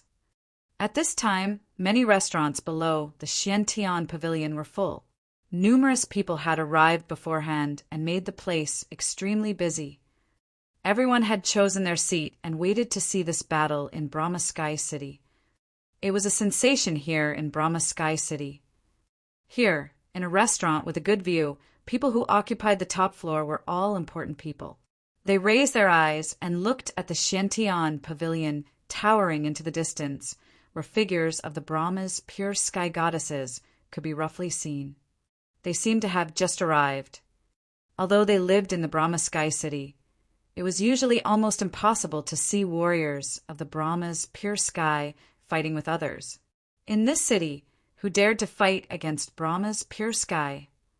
The first goddess of Brahma's pure sky, Chin-He, was well known in the heavenly mandate realm for her stunning beauty, but no one dared to ignore her strength. Now, she would be in charge of the battle. How graceful her demeanor would be. Moreover, the people she would confront were also top warriors of the heavenly mandate realm. Many people were even wondering if the battle had been arranged by the Empress or Chin-He herself. No one knew the answer. Maybe both. If Chin-He wanted to choose a spiritual partner for herself in this way, she would test the candidate's real strength. In the world of cultivation, fighting was undoubtedly the best test method. Today, more and more people in Brahma Sky City came to believe that Brahma's pure sky might be serious this time, and they were probably really choosing a cultivating partner for Chin-He. It is said that this time it is not only the top forces of the heavenly mandate realm that have arrived, but also top forces in the demon realm. Who do you think will break through the Xiantian matrix and come to the Xiantian Pavilion to meet Chin-He goddess? Someone asked in the restaurant. They should all have a chance, someone said. Hearing his words, suddenly many people looked at the speaker, sneering, their eyes full of contempt. The young man saw people's eyes and knew he had said something wrong. His face was burning a little, and he looked toward the elder figures at the same table. His elder also gave him a stare and said, "If Brahma's pure sky wants to choose a spiritual partner for Saintess Chin-He, many people will go all out for this battle. Do you know how powerful goddess Chin-He is, and how powerful the goddesses below the throne of the nine skies are? They are jointly in charge of this large matrix, and it may even happen that no one of this generation in the heavenly mandate realm can crack it. But the people who came this time are also top figures. It shouldn't be very hard for them, right?" The young man murmured. He seemed afraid of being laughed at, so he lowered his voice a bit. "It depends on how well they can cooperate. They are going to face the Brahma's pure skies Xiantian matrix in charge of many saintesses. At present, no one knows how powerful it will be, but don't forget what skills the Brahma's pure sky excels at," the elder continued. "The spiritual soul attack," the young man replied. "The peerless empress of Brahman's pure sky could read minds all over the 3,000 realms. The Brahma's pure sky's attack power was also absolutely incredible nowadays. Her Majesty hasn't engaged in any combat for so many years. The world now only knows about her dazzling and unparalleled beauty, but has forgotten how majestic Her Majesty was at that time," the elder said with emotion. Many people thought of the rumors of the past, feeling emotional. Not long ago, in the celestial gate of vast heaven, those warriors of divine palace from outside used the extremely powerful way of sonic wave, the divine sound. However, it was said that Chin-He goddess's cultivation of the great Brahma heavenly voice was also the top one below the Runhuang figures of Brahma's pure sky. The great Brahma heavenly voice, many people murmured. The Brahma pure sky was not specialized in sound wave attacks, and the great Brahma voice actually was the power to attack one's spiritual soul and disturb one's mind. In cooperation with the divine sword of cleansing, the great Brahma voice was almost invincible in killing spiritual souls. It was recognized as the strongest attack skill against spiritual souls in the heavenly mandate realm. And now, all the goddesses were at the Shantian large matrix together, of which the power might be inestimable. People would only know it when they saw it for themselves. Brahma's pure sky is also good at the way of music, at this time a voice said. Although it was not very loud, it seemed to have a strange power, and many people could hear it clearly. They followed the voice and saw a group of figures coming from the void sky. Every one of them had an extraordinary temperament, and even though the people who followed behind didn't release any life force, people all felt an invisible pressure from their glances. These people were all of Renhuang levels. They are all warriors of the heavenly mandate dynasty. People thought to themselves and felt stirred.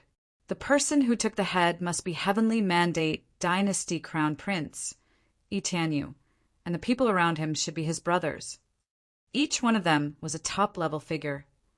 It was rumored recently that some excavations had been completed in the ancestors' mausoleum of the heavenly mandate dynasty, and perhaps these people had become stronger. The great Brahma heavenly voice of Brahma's pure sky is indeed the art of music and aims to attack spiritual spirits. It is not a pure music cultivation method, Tianyu said. His brother came out of the divine sound palace and was a direct disciple of the palace lord. His accomplishment in the way of sound was the best below Renhuang figures in the divine palace. As for in the heavenly mandate realm, his ability in music should be unmatched.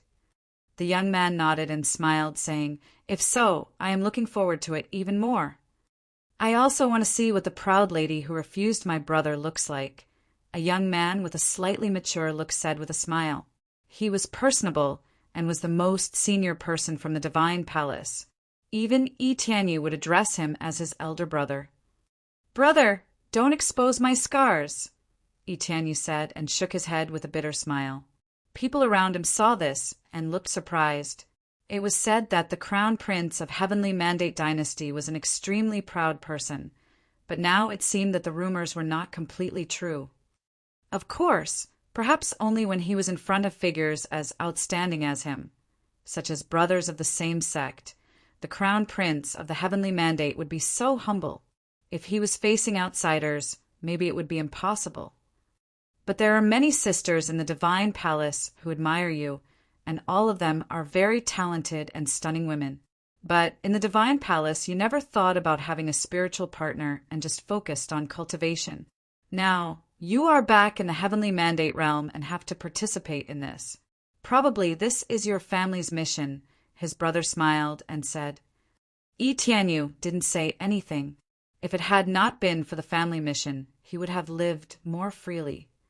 However, now the grudges of 2 generations had fallen on him, and he would naturally do his best to bring the heavenly mandate dynasty to an unprecedented height.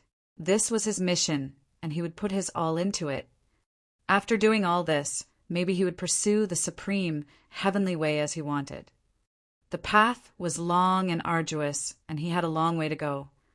At this time, there was the sound of the wind blowing coming from the void sky. Everyone looked up and saw light shining. Divine birds came down. The divine light of golden raven, the glory of golden pung bird, and the aura of phoenix shone at the same time. How glaring the sky and the earth was! Everyone saw this scene and immediately understood that warriors of the demon sky court from the demon realm had arrived. "The life force is so strong," said a young man next to Tianyu as he looked up to the void sky. All the divine birds in the group were of Saint Plane with extremely strong life forces. "You should have all heard of the cultivators of the demon sky, court of the heavenly mandate realm," Tianyu said. Everyone nodded. They all knew about the top forces in the 9 supreme realms. "It seems that this time we'll have a chance to see the most outstanding people in the heavenly mandate realm," someone said with a smile, expectant. Although they came from the divine palace and were all top figures, they were not invincible, just like the top warriors of the heavenly mandate realm, and they might not be stronger than them. Now, since they had the opportunity to cross the realms and compete with other top figures, they were also looking forward to this chance. In the void sky, warriors of the demon sky court glanced down with sharp eyes. In the heavenly mandate realm, the demon sky court was the top demon alliance and could be said to be the powerful force with most people and the only one. Even the heavenly mandate dynasty couldn't compete with them from this perspective. The Dragon God clan, someone said. In the distance, another group of people was approaching. They instantly attracted the eyes of warriors of the demon sky court, including June's. June's eyes fell on one of them, Long Chen of the Dragon God clan, the warrior who had shared fame with him in the demon world. After that, the Divine Elephant clan, the Purple Gold Rat clan, the Yingzhan Mountain, and other forces had gradually all arrived. Suddenly, the area around the Xiantian Pavilion was like a gathering of all top figures. June, Long Chen, and the Crown Prince of Heavenly Mandate Dynast have all arrived. Only Donglu is not here. People commented. Below the Xiantian Pavilion, countless people were looking up toward the warriors who appeared from different directions. The best warriors of both the human race and the demon race in the heavenly mandate realm had all arrived except for Gu Donglu, who was tied with Yi Tianyu. It was said that he would not show up. The celestial gate of vast heaven has arrived, a voice said. Countless pairs of eyes looked toward one direction, where Yi Futian and his party showed up. At the forefront, Yi Futian, Jiang Taichu, Hua Qingyan, and Wang Yanbing, all of them, looked peerless. This lineup was terrifying. The lineup this time is even more terrifying than last time during the Violet Heavenly Palace's event. Many people whispered, their hearts full of anticipation. Who could break through the Xiantian matrix, led by Qin He, the first goddess of Brahma's pure sky? Yi Tianyu looked toward the direction of the celestial gate of vast heaven and whispered, "They are here." "They," people of the divine palace asked, looking over there. Then they saw Jiang Taichu, Yi Futian, and others. Their temperament was indeed extraordinary. The white-haired man broke the divine sound scale, Yi Tianyu said. Suddenly, all of their gazes fell on Yi Futian, especially the best disciple of the divine sound palace, next to Yi Tianyu, who was staring at him with a pair of sharp eyes. "I would like to see what his ability is like, but let brother break the matrix first," the young man said calmly. The purpose for them to come here today was not only to see the top figures of the heavenly mandate realm, but also to help Yi Tianyu. Yi Futian naturally had also seen Yi Tianyu and others, but he just took a glance at them and looked away. He did not expect that the charm of the first goddess of Brahma's pure sky would be so great that the lineup of warriors who came this time was even better than that in the Violet Heavenly Palace. Of course, so many events that happened recently might also make the situation in Heavenly Mandate Realm a little bit more intense, which was why cultivators of many forces in the Heavenly Mandate Realm had become more sensitive. At this time, many people looked up toward the direction of Xiantian Pavilion and saw goddesses in long dresses descending from the sky and landing on different steps. They were all stunning beauties. Over the sky dome, there were constantly figures descending. They were like fairies first coming to the world of immortals, and they stood on the steps in different locations and looked tranquil. At the highest place, a peerless goddess slowly fell with breathtaking beauty. She was the first goddess of Brahma's pure sky, Qin He.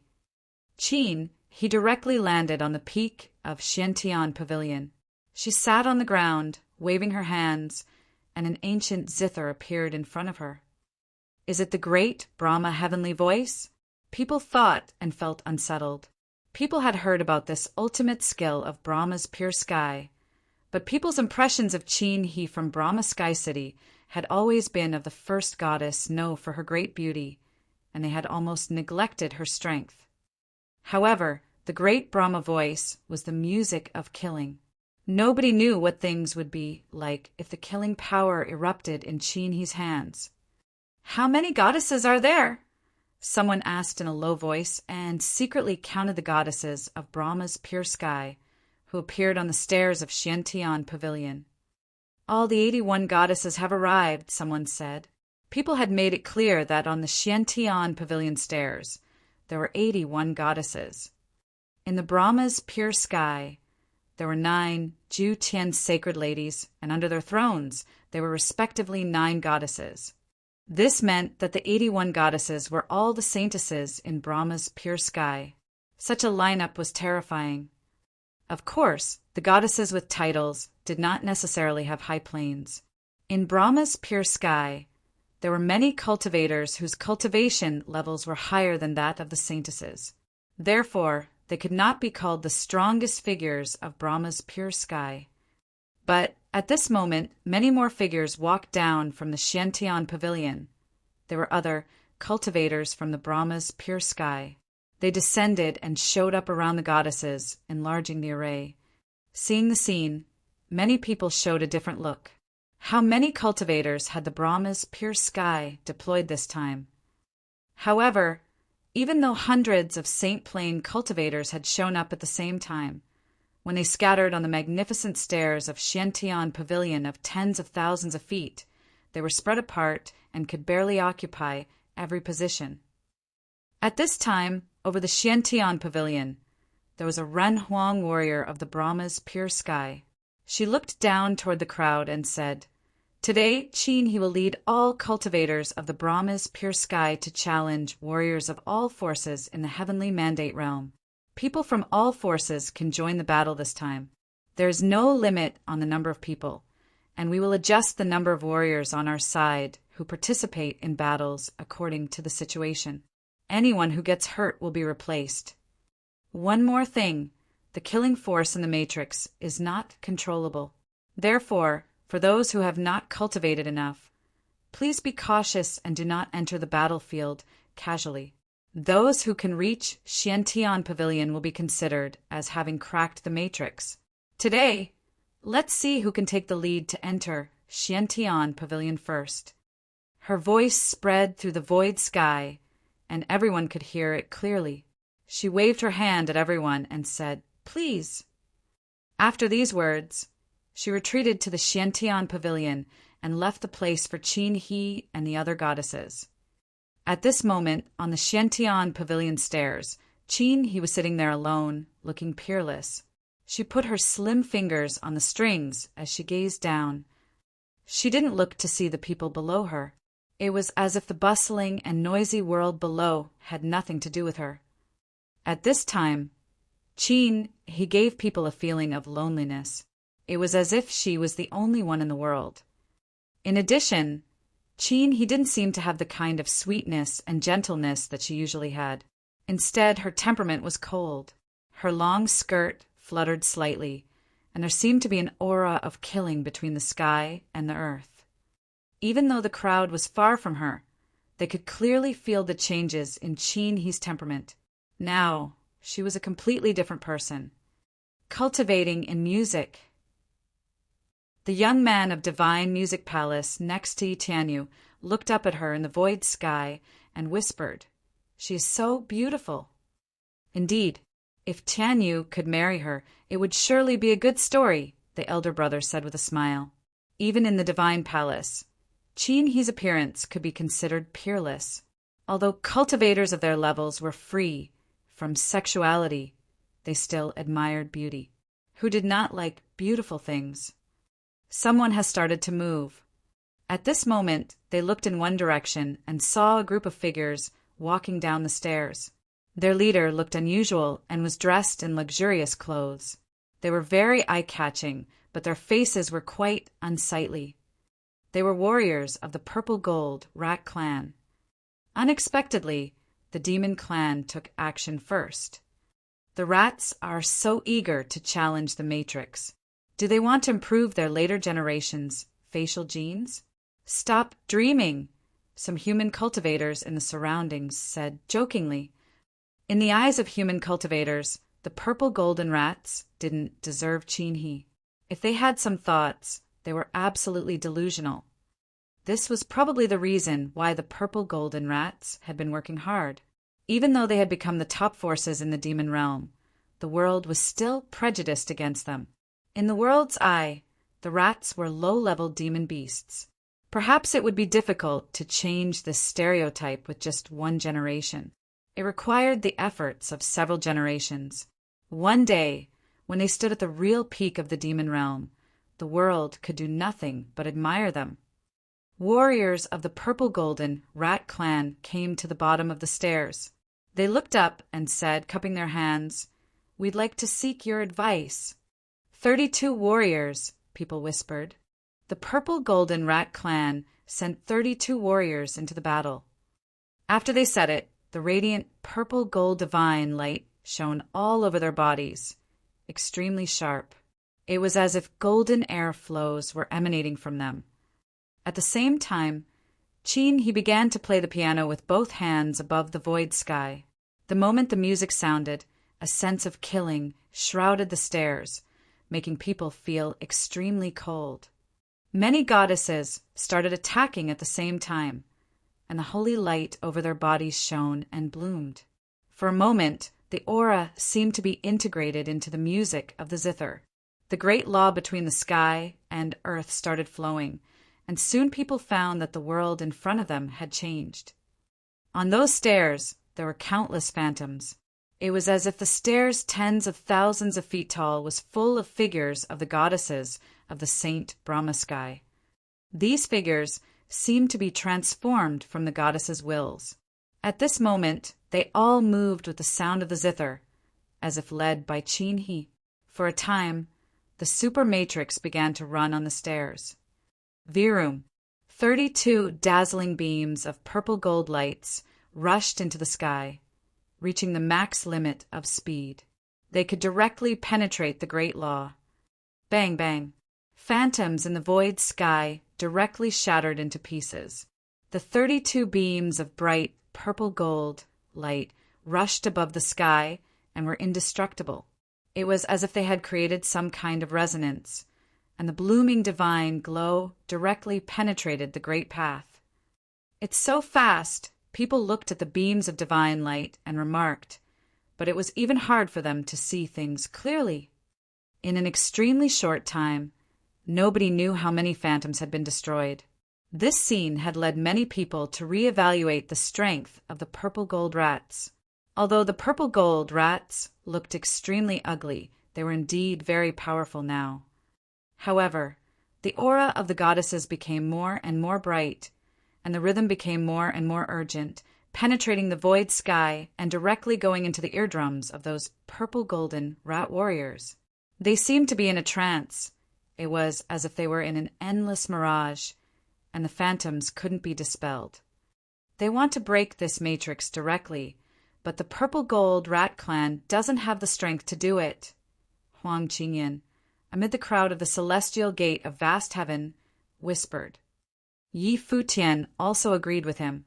How could the matrix of the 81 goddesses be so easy to break through?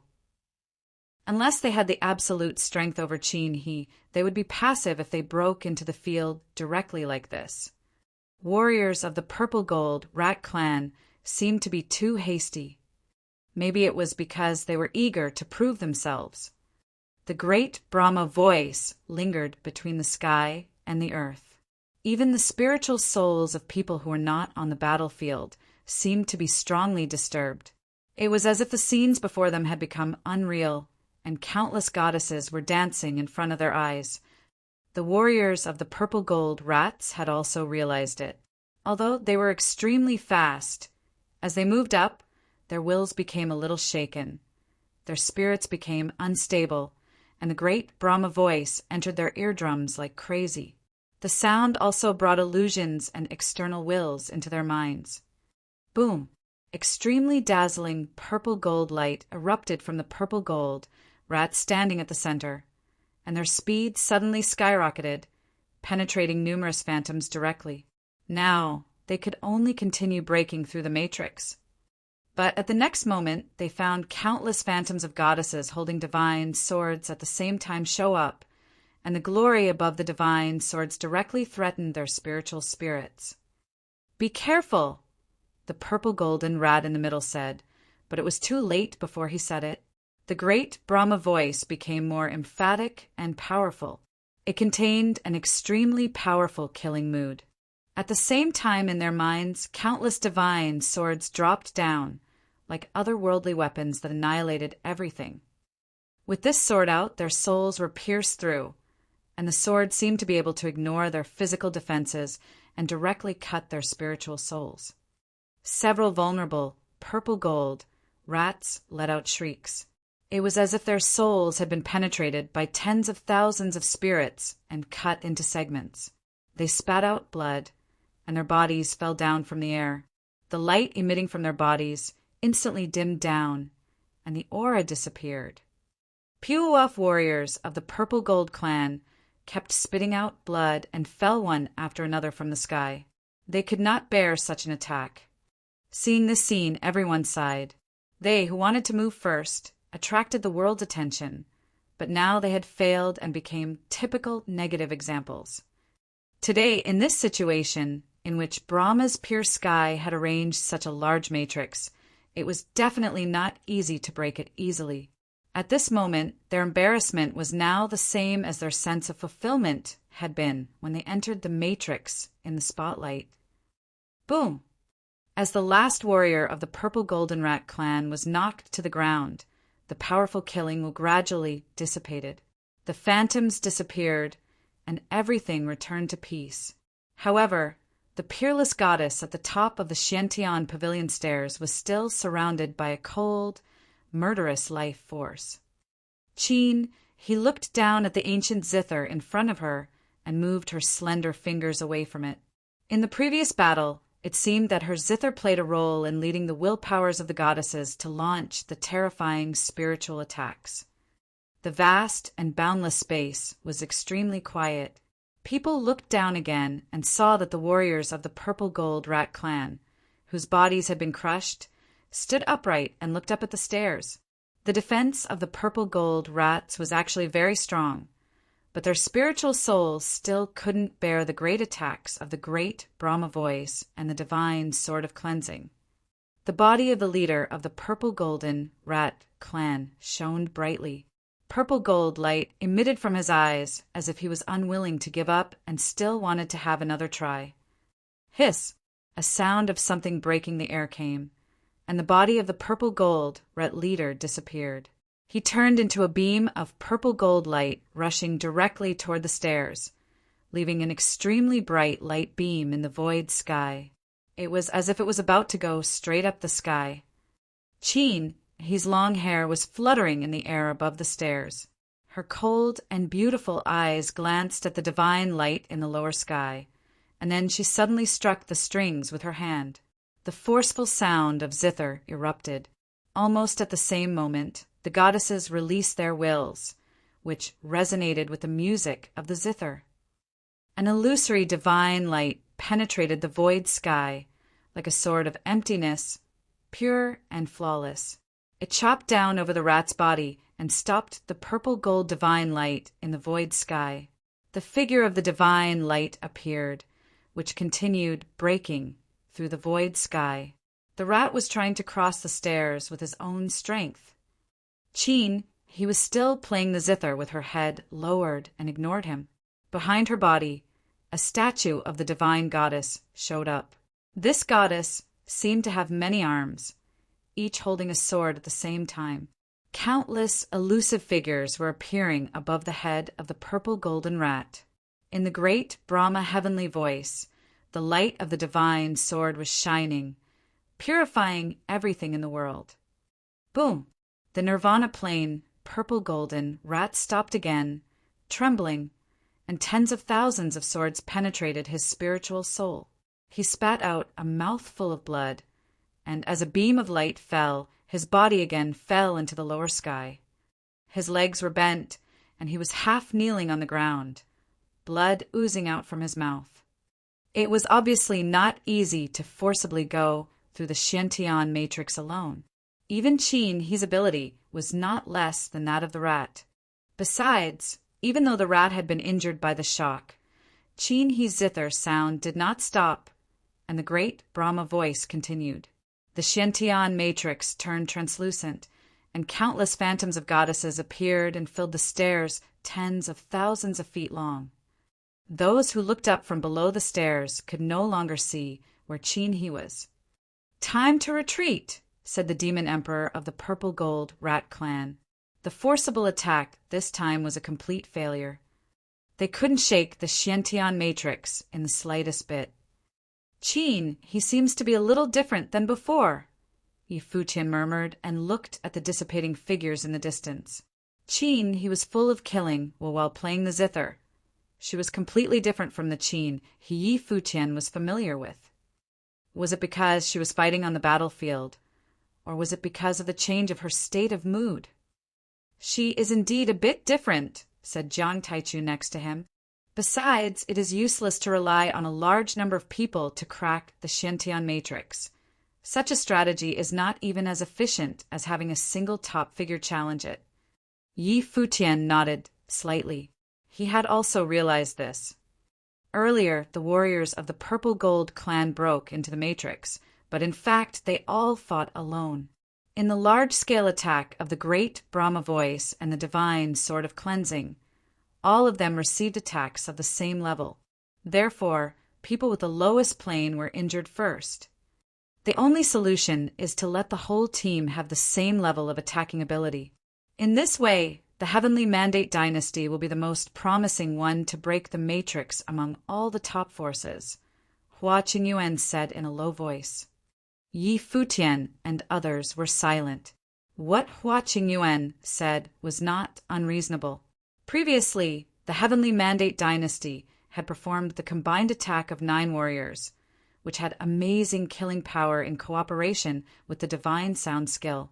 Now, many of Tianyu's brothers had also arrived, and the effect of their combined attack would undoubtedly be far stronger than that of warriors of the Heavenly Mandate Dynasty. They would become the strongest force to fight together. Speaking of breaking the matrix, the Heavenly Mandate Dynasty was the most promising. Everyone present was not ordinary, so they could all tell. At this moment, another figure stepped forward. He came out by himself. It was Long Qin of the Dragon God clan. Long Qin knew that their Dragon God clan was not good at combining attacks. They were afraid that they would be defeated one by one in the matrix, so it was better for him to try it alone and directly break into the Xiantian matrix. "Long Qin is ready to attack," people murmured. Both human cultivators and warriors of the demon realm were very concerned when they saw Long Qin come out. This top figure of the Dragon God clan was equivalent to Tianyu in the demon realm, but the world was not clear about how strong he really was. At most, one purple blood divine dragon could appear in one generation in the Dragon God clan, and in this era, the dragon was Long Qin. Dressed in a dragon robe, Long Qin stood there with an imposing bearing, like a towering mountain. He looked up at the stairs and then took a step forward, walking directly toward the stairs. The moment he stepped on the stairs, he seemed to be surrounded by countless phantoms, and the great Brahma voice flowed directly into his eardrums, making his mind confused. But then from his body, a horrifying, bloody roar burst out. Suddenly, the void sky turned into the color of appalling blood. He didn't look at anyone, nor did he see where they were. But the terrifying glow of blood just engulfed the stairs of tens of thousands of feet as if it had covered every corner of the world. "Is this the power of the purple blood dragon?" People exclaimed, their hearts beating fast. They even felt that their own blood vessels also had a mysterious reaction and also were roaring and rumbling. Long Chen's blood force was indeed horrifying, which might be the strongest one below Renhuang, level that no one could compare with. Even warriors of the divine palace beside Tianyu showed a surprised look. Someone said, "The purple blood divine dragon of the Heavenly Mandate realm indeed deserves the fame inherited from his ancestors. Is he the legendary mutant of purple blood royal family in the Dragon clan?" Long Qin stood on the stairs, his spiritual soul trembling the space. His eyes turned the color of blood, and he raised his hand and clawed toward the void sky. Suddenly, countless blood-colored Real dragons appeared and circled around the world. Those exploding gusts of blood force at this moment all turned into bloody true dragons. The blood in the goddess's veins was also roaring and tumbling as if this monstrous blood sea devoured everyone. "Be careful!" A voice sounded in all the goddess's ears. Long Chen was standing on the stairs, and a horrifying dragon shadow showed up over his body, roaring against the sky. The void air was shaking violently. He raised his fist and punched directly into the void space. The power of the dragon god, people said, hearts beating hard when the fist strike came out. This was the first time for most people to see Long Chen attack. It was so intimidating that he could be considered appalling. The punch blasted out, and those bloody dragons roared and dashed toward those ladies. Many ladies in the Xiantian matrix let out groans. The blood in their bodies seemed to be out of their control, and their delicate bodies were about to break and collapse. Bang, bang, bang. A series of explosions came out, and many ladies have shaken away. The ladies behind them, who had not fought yet, immediately replaced them, but they also felt their blood surging and roaring. Long Chen's attack was extremely overbearing. The zither music became more intense. Wind and clouds danced in the vast void sky. Many divine swords of cleansing showed up, piercing into the sky and thrusting toward Long Chen. Roar! The sound of the dragon roaring trembled the sky.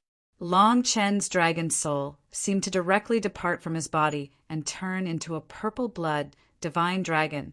The gigantic dragon encircled his human body. The horrifying divine sword of cleansing arrived and tried to cut through his spiritual soul, but the defense power of that purple-blood dragon was also amazingly strong. The blood light directly entangled the sword and competed with it. Boom! Long Chen took a step forward, forcibly approaching the goddesses. Each time he took a step, the void sky trembled. The blood in goddesses' bodies kept growling, and the sound of dragon rumbling shattered the void sky. Every step and every growl of the dragon contained the power of the dragon god, which was extremely overbearing. Yi Tianyu watched Long Chen breaking into the matrix and felt stirred. There was another top figure. It seemed that the current generation of the demon realm was not inferior to human cultivators of the heavenly mandate realm at all. However, at this moment, with the great Brahma heavenly voice, countless figures were attacking toward Long Chen. Although he was still marching forward, he was also badly affected. Another trembling sound of the dragon growling came and shook the world. Long Chen directly transformed into a divine dragon and merged into the dragon's soul. He rose up and forcibly cut open many attacks from the divine sword. Qin, he didn't raise her head and was still playing the zither. The wills of many goddesses resonated. Behind her, the holy figure showed up again, like a goddess with 3 heads and 6 arms, glaring at the lower sky. Countless divine swords of nothingness dropped down and chopped toward the body of the dragon. The divine dragon let out trembling dragon roars and flew all the way up. The goddess drew many palm prints using her 6 arms at the same time, and the countless divine swords merged into one and chopped down. Boom! The dragon's body stopped, and the palm print of the goddess remained in the void air. The finger of the palm once again pointed down, and another divine sword fell again, penetrating directly from the head of the dragon to its body, disregarding its defense. Roar! A loud roar came out, and many more ladies were injured by the shock. But as another sword fell down, the divine dragon could no longer bear the attack and retreated to the lower sky. The divine dragon turned back to Long Chen. He looked up at the divine lady who was playing the zither in the void sky and sighed. It seems that it is impossible for a single person alone to break goddess's matrix. After saying those words, he turned around and left. Despite his failure, the strength reflected in his performance was still shocking. Long Chen's failure also made people realize that it was impossible to rely on a single person to break the Xiantian matrix. From this perspective, it seemed that there weren't many top forces in the vast heavenly mandate realm who could break the matrix. Perhaps now the most promising team was the Heavenly Mandate dynasty. For other forces, it might be almost impossible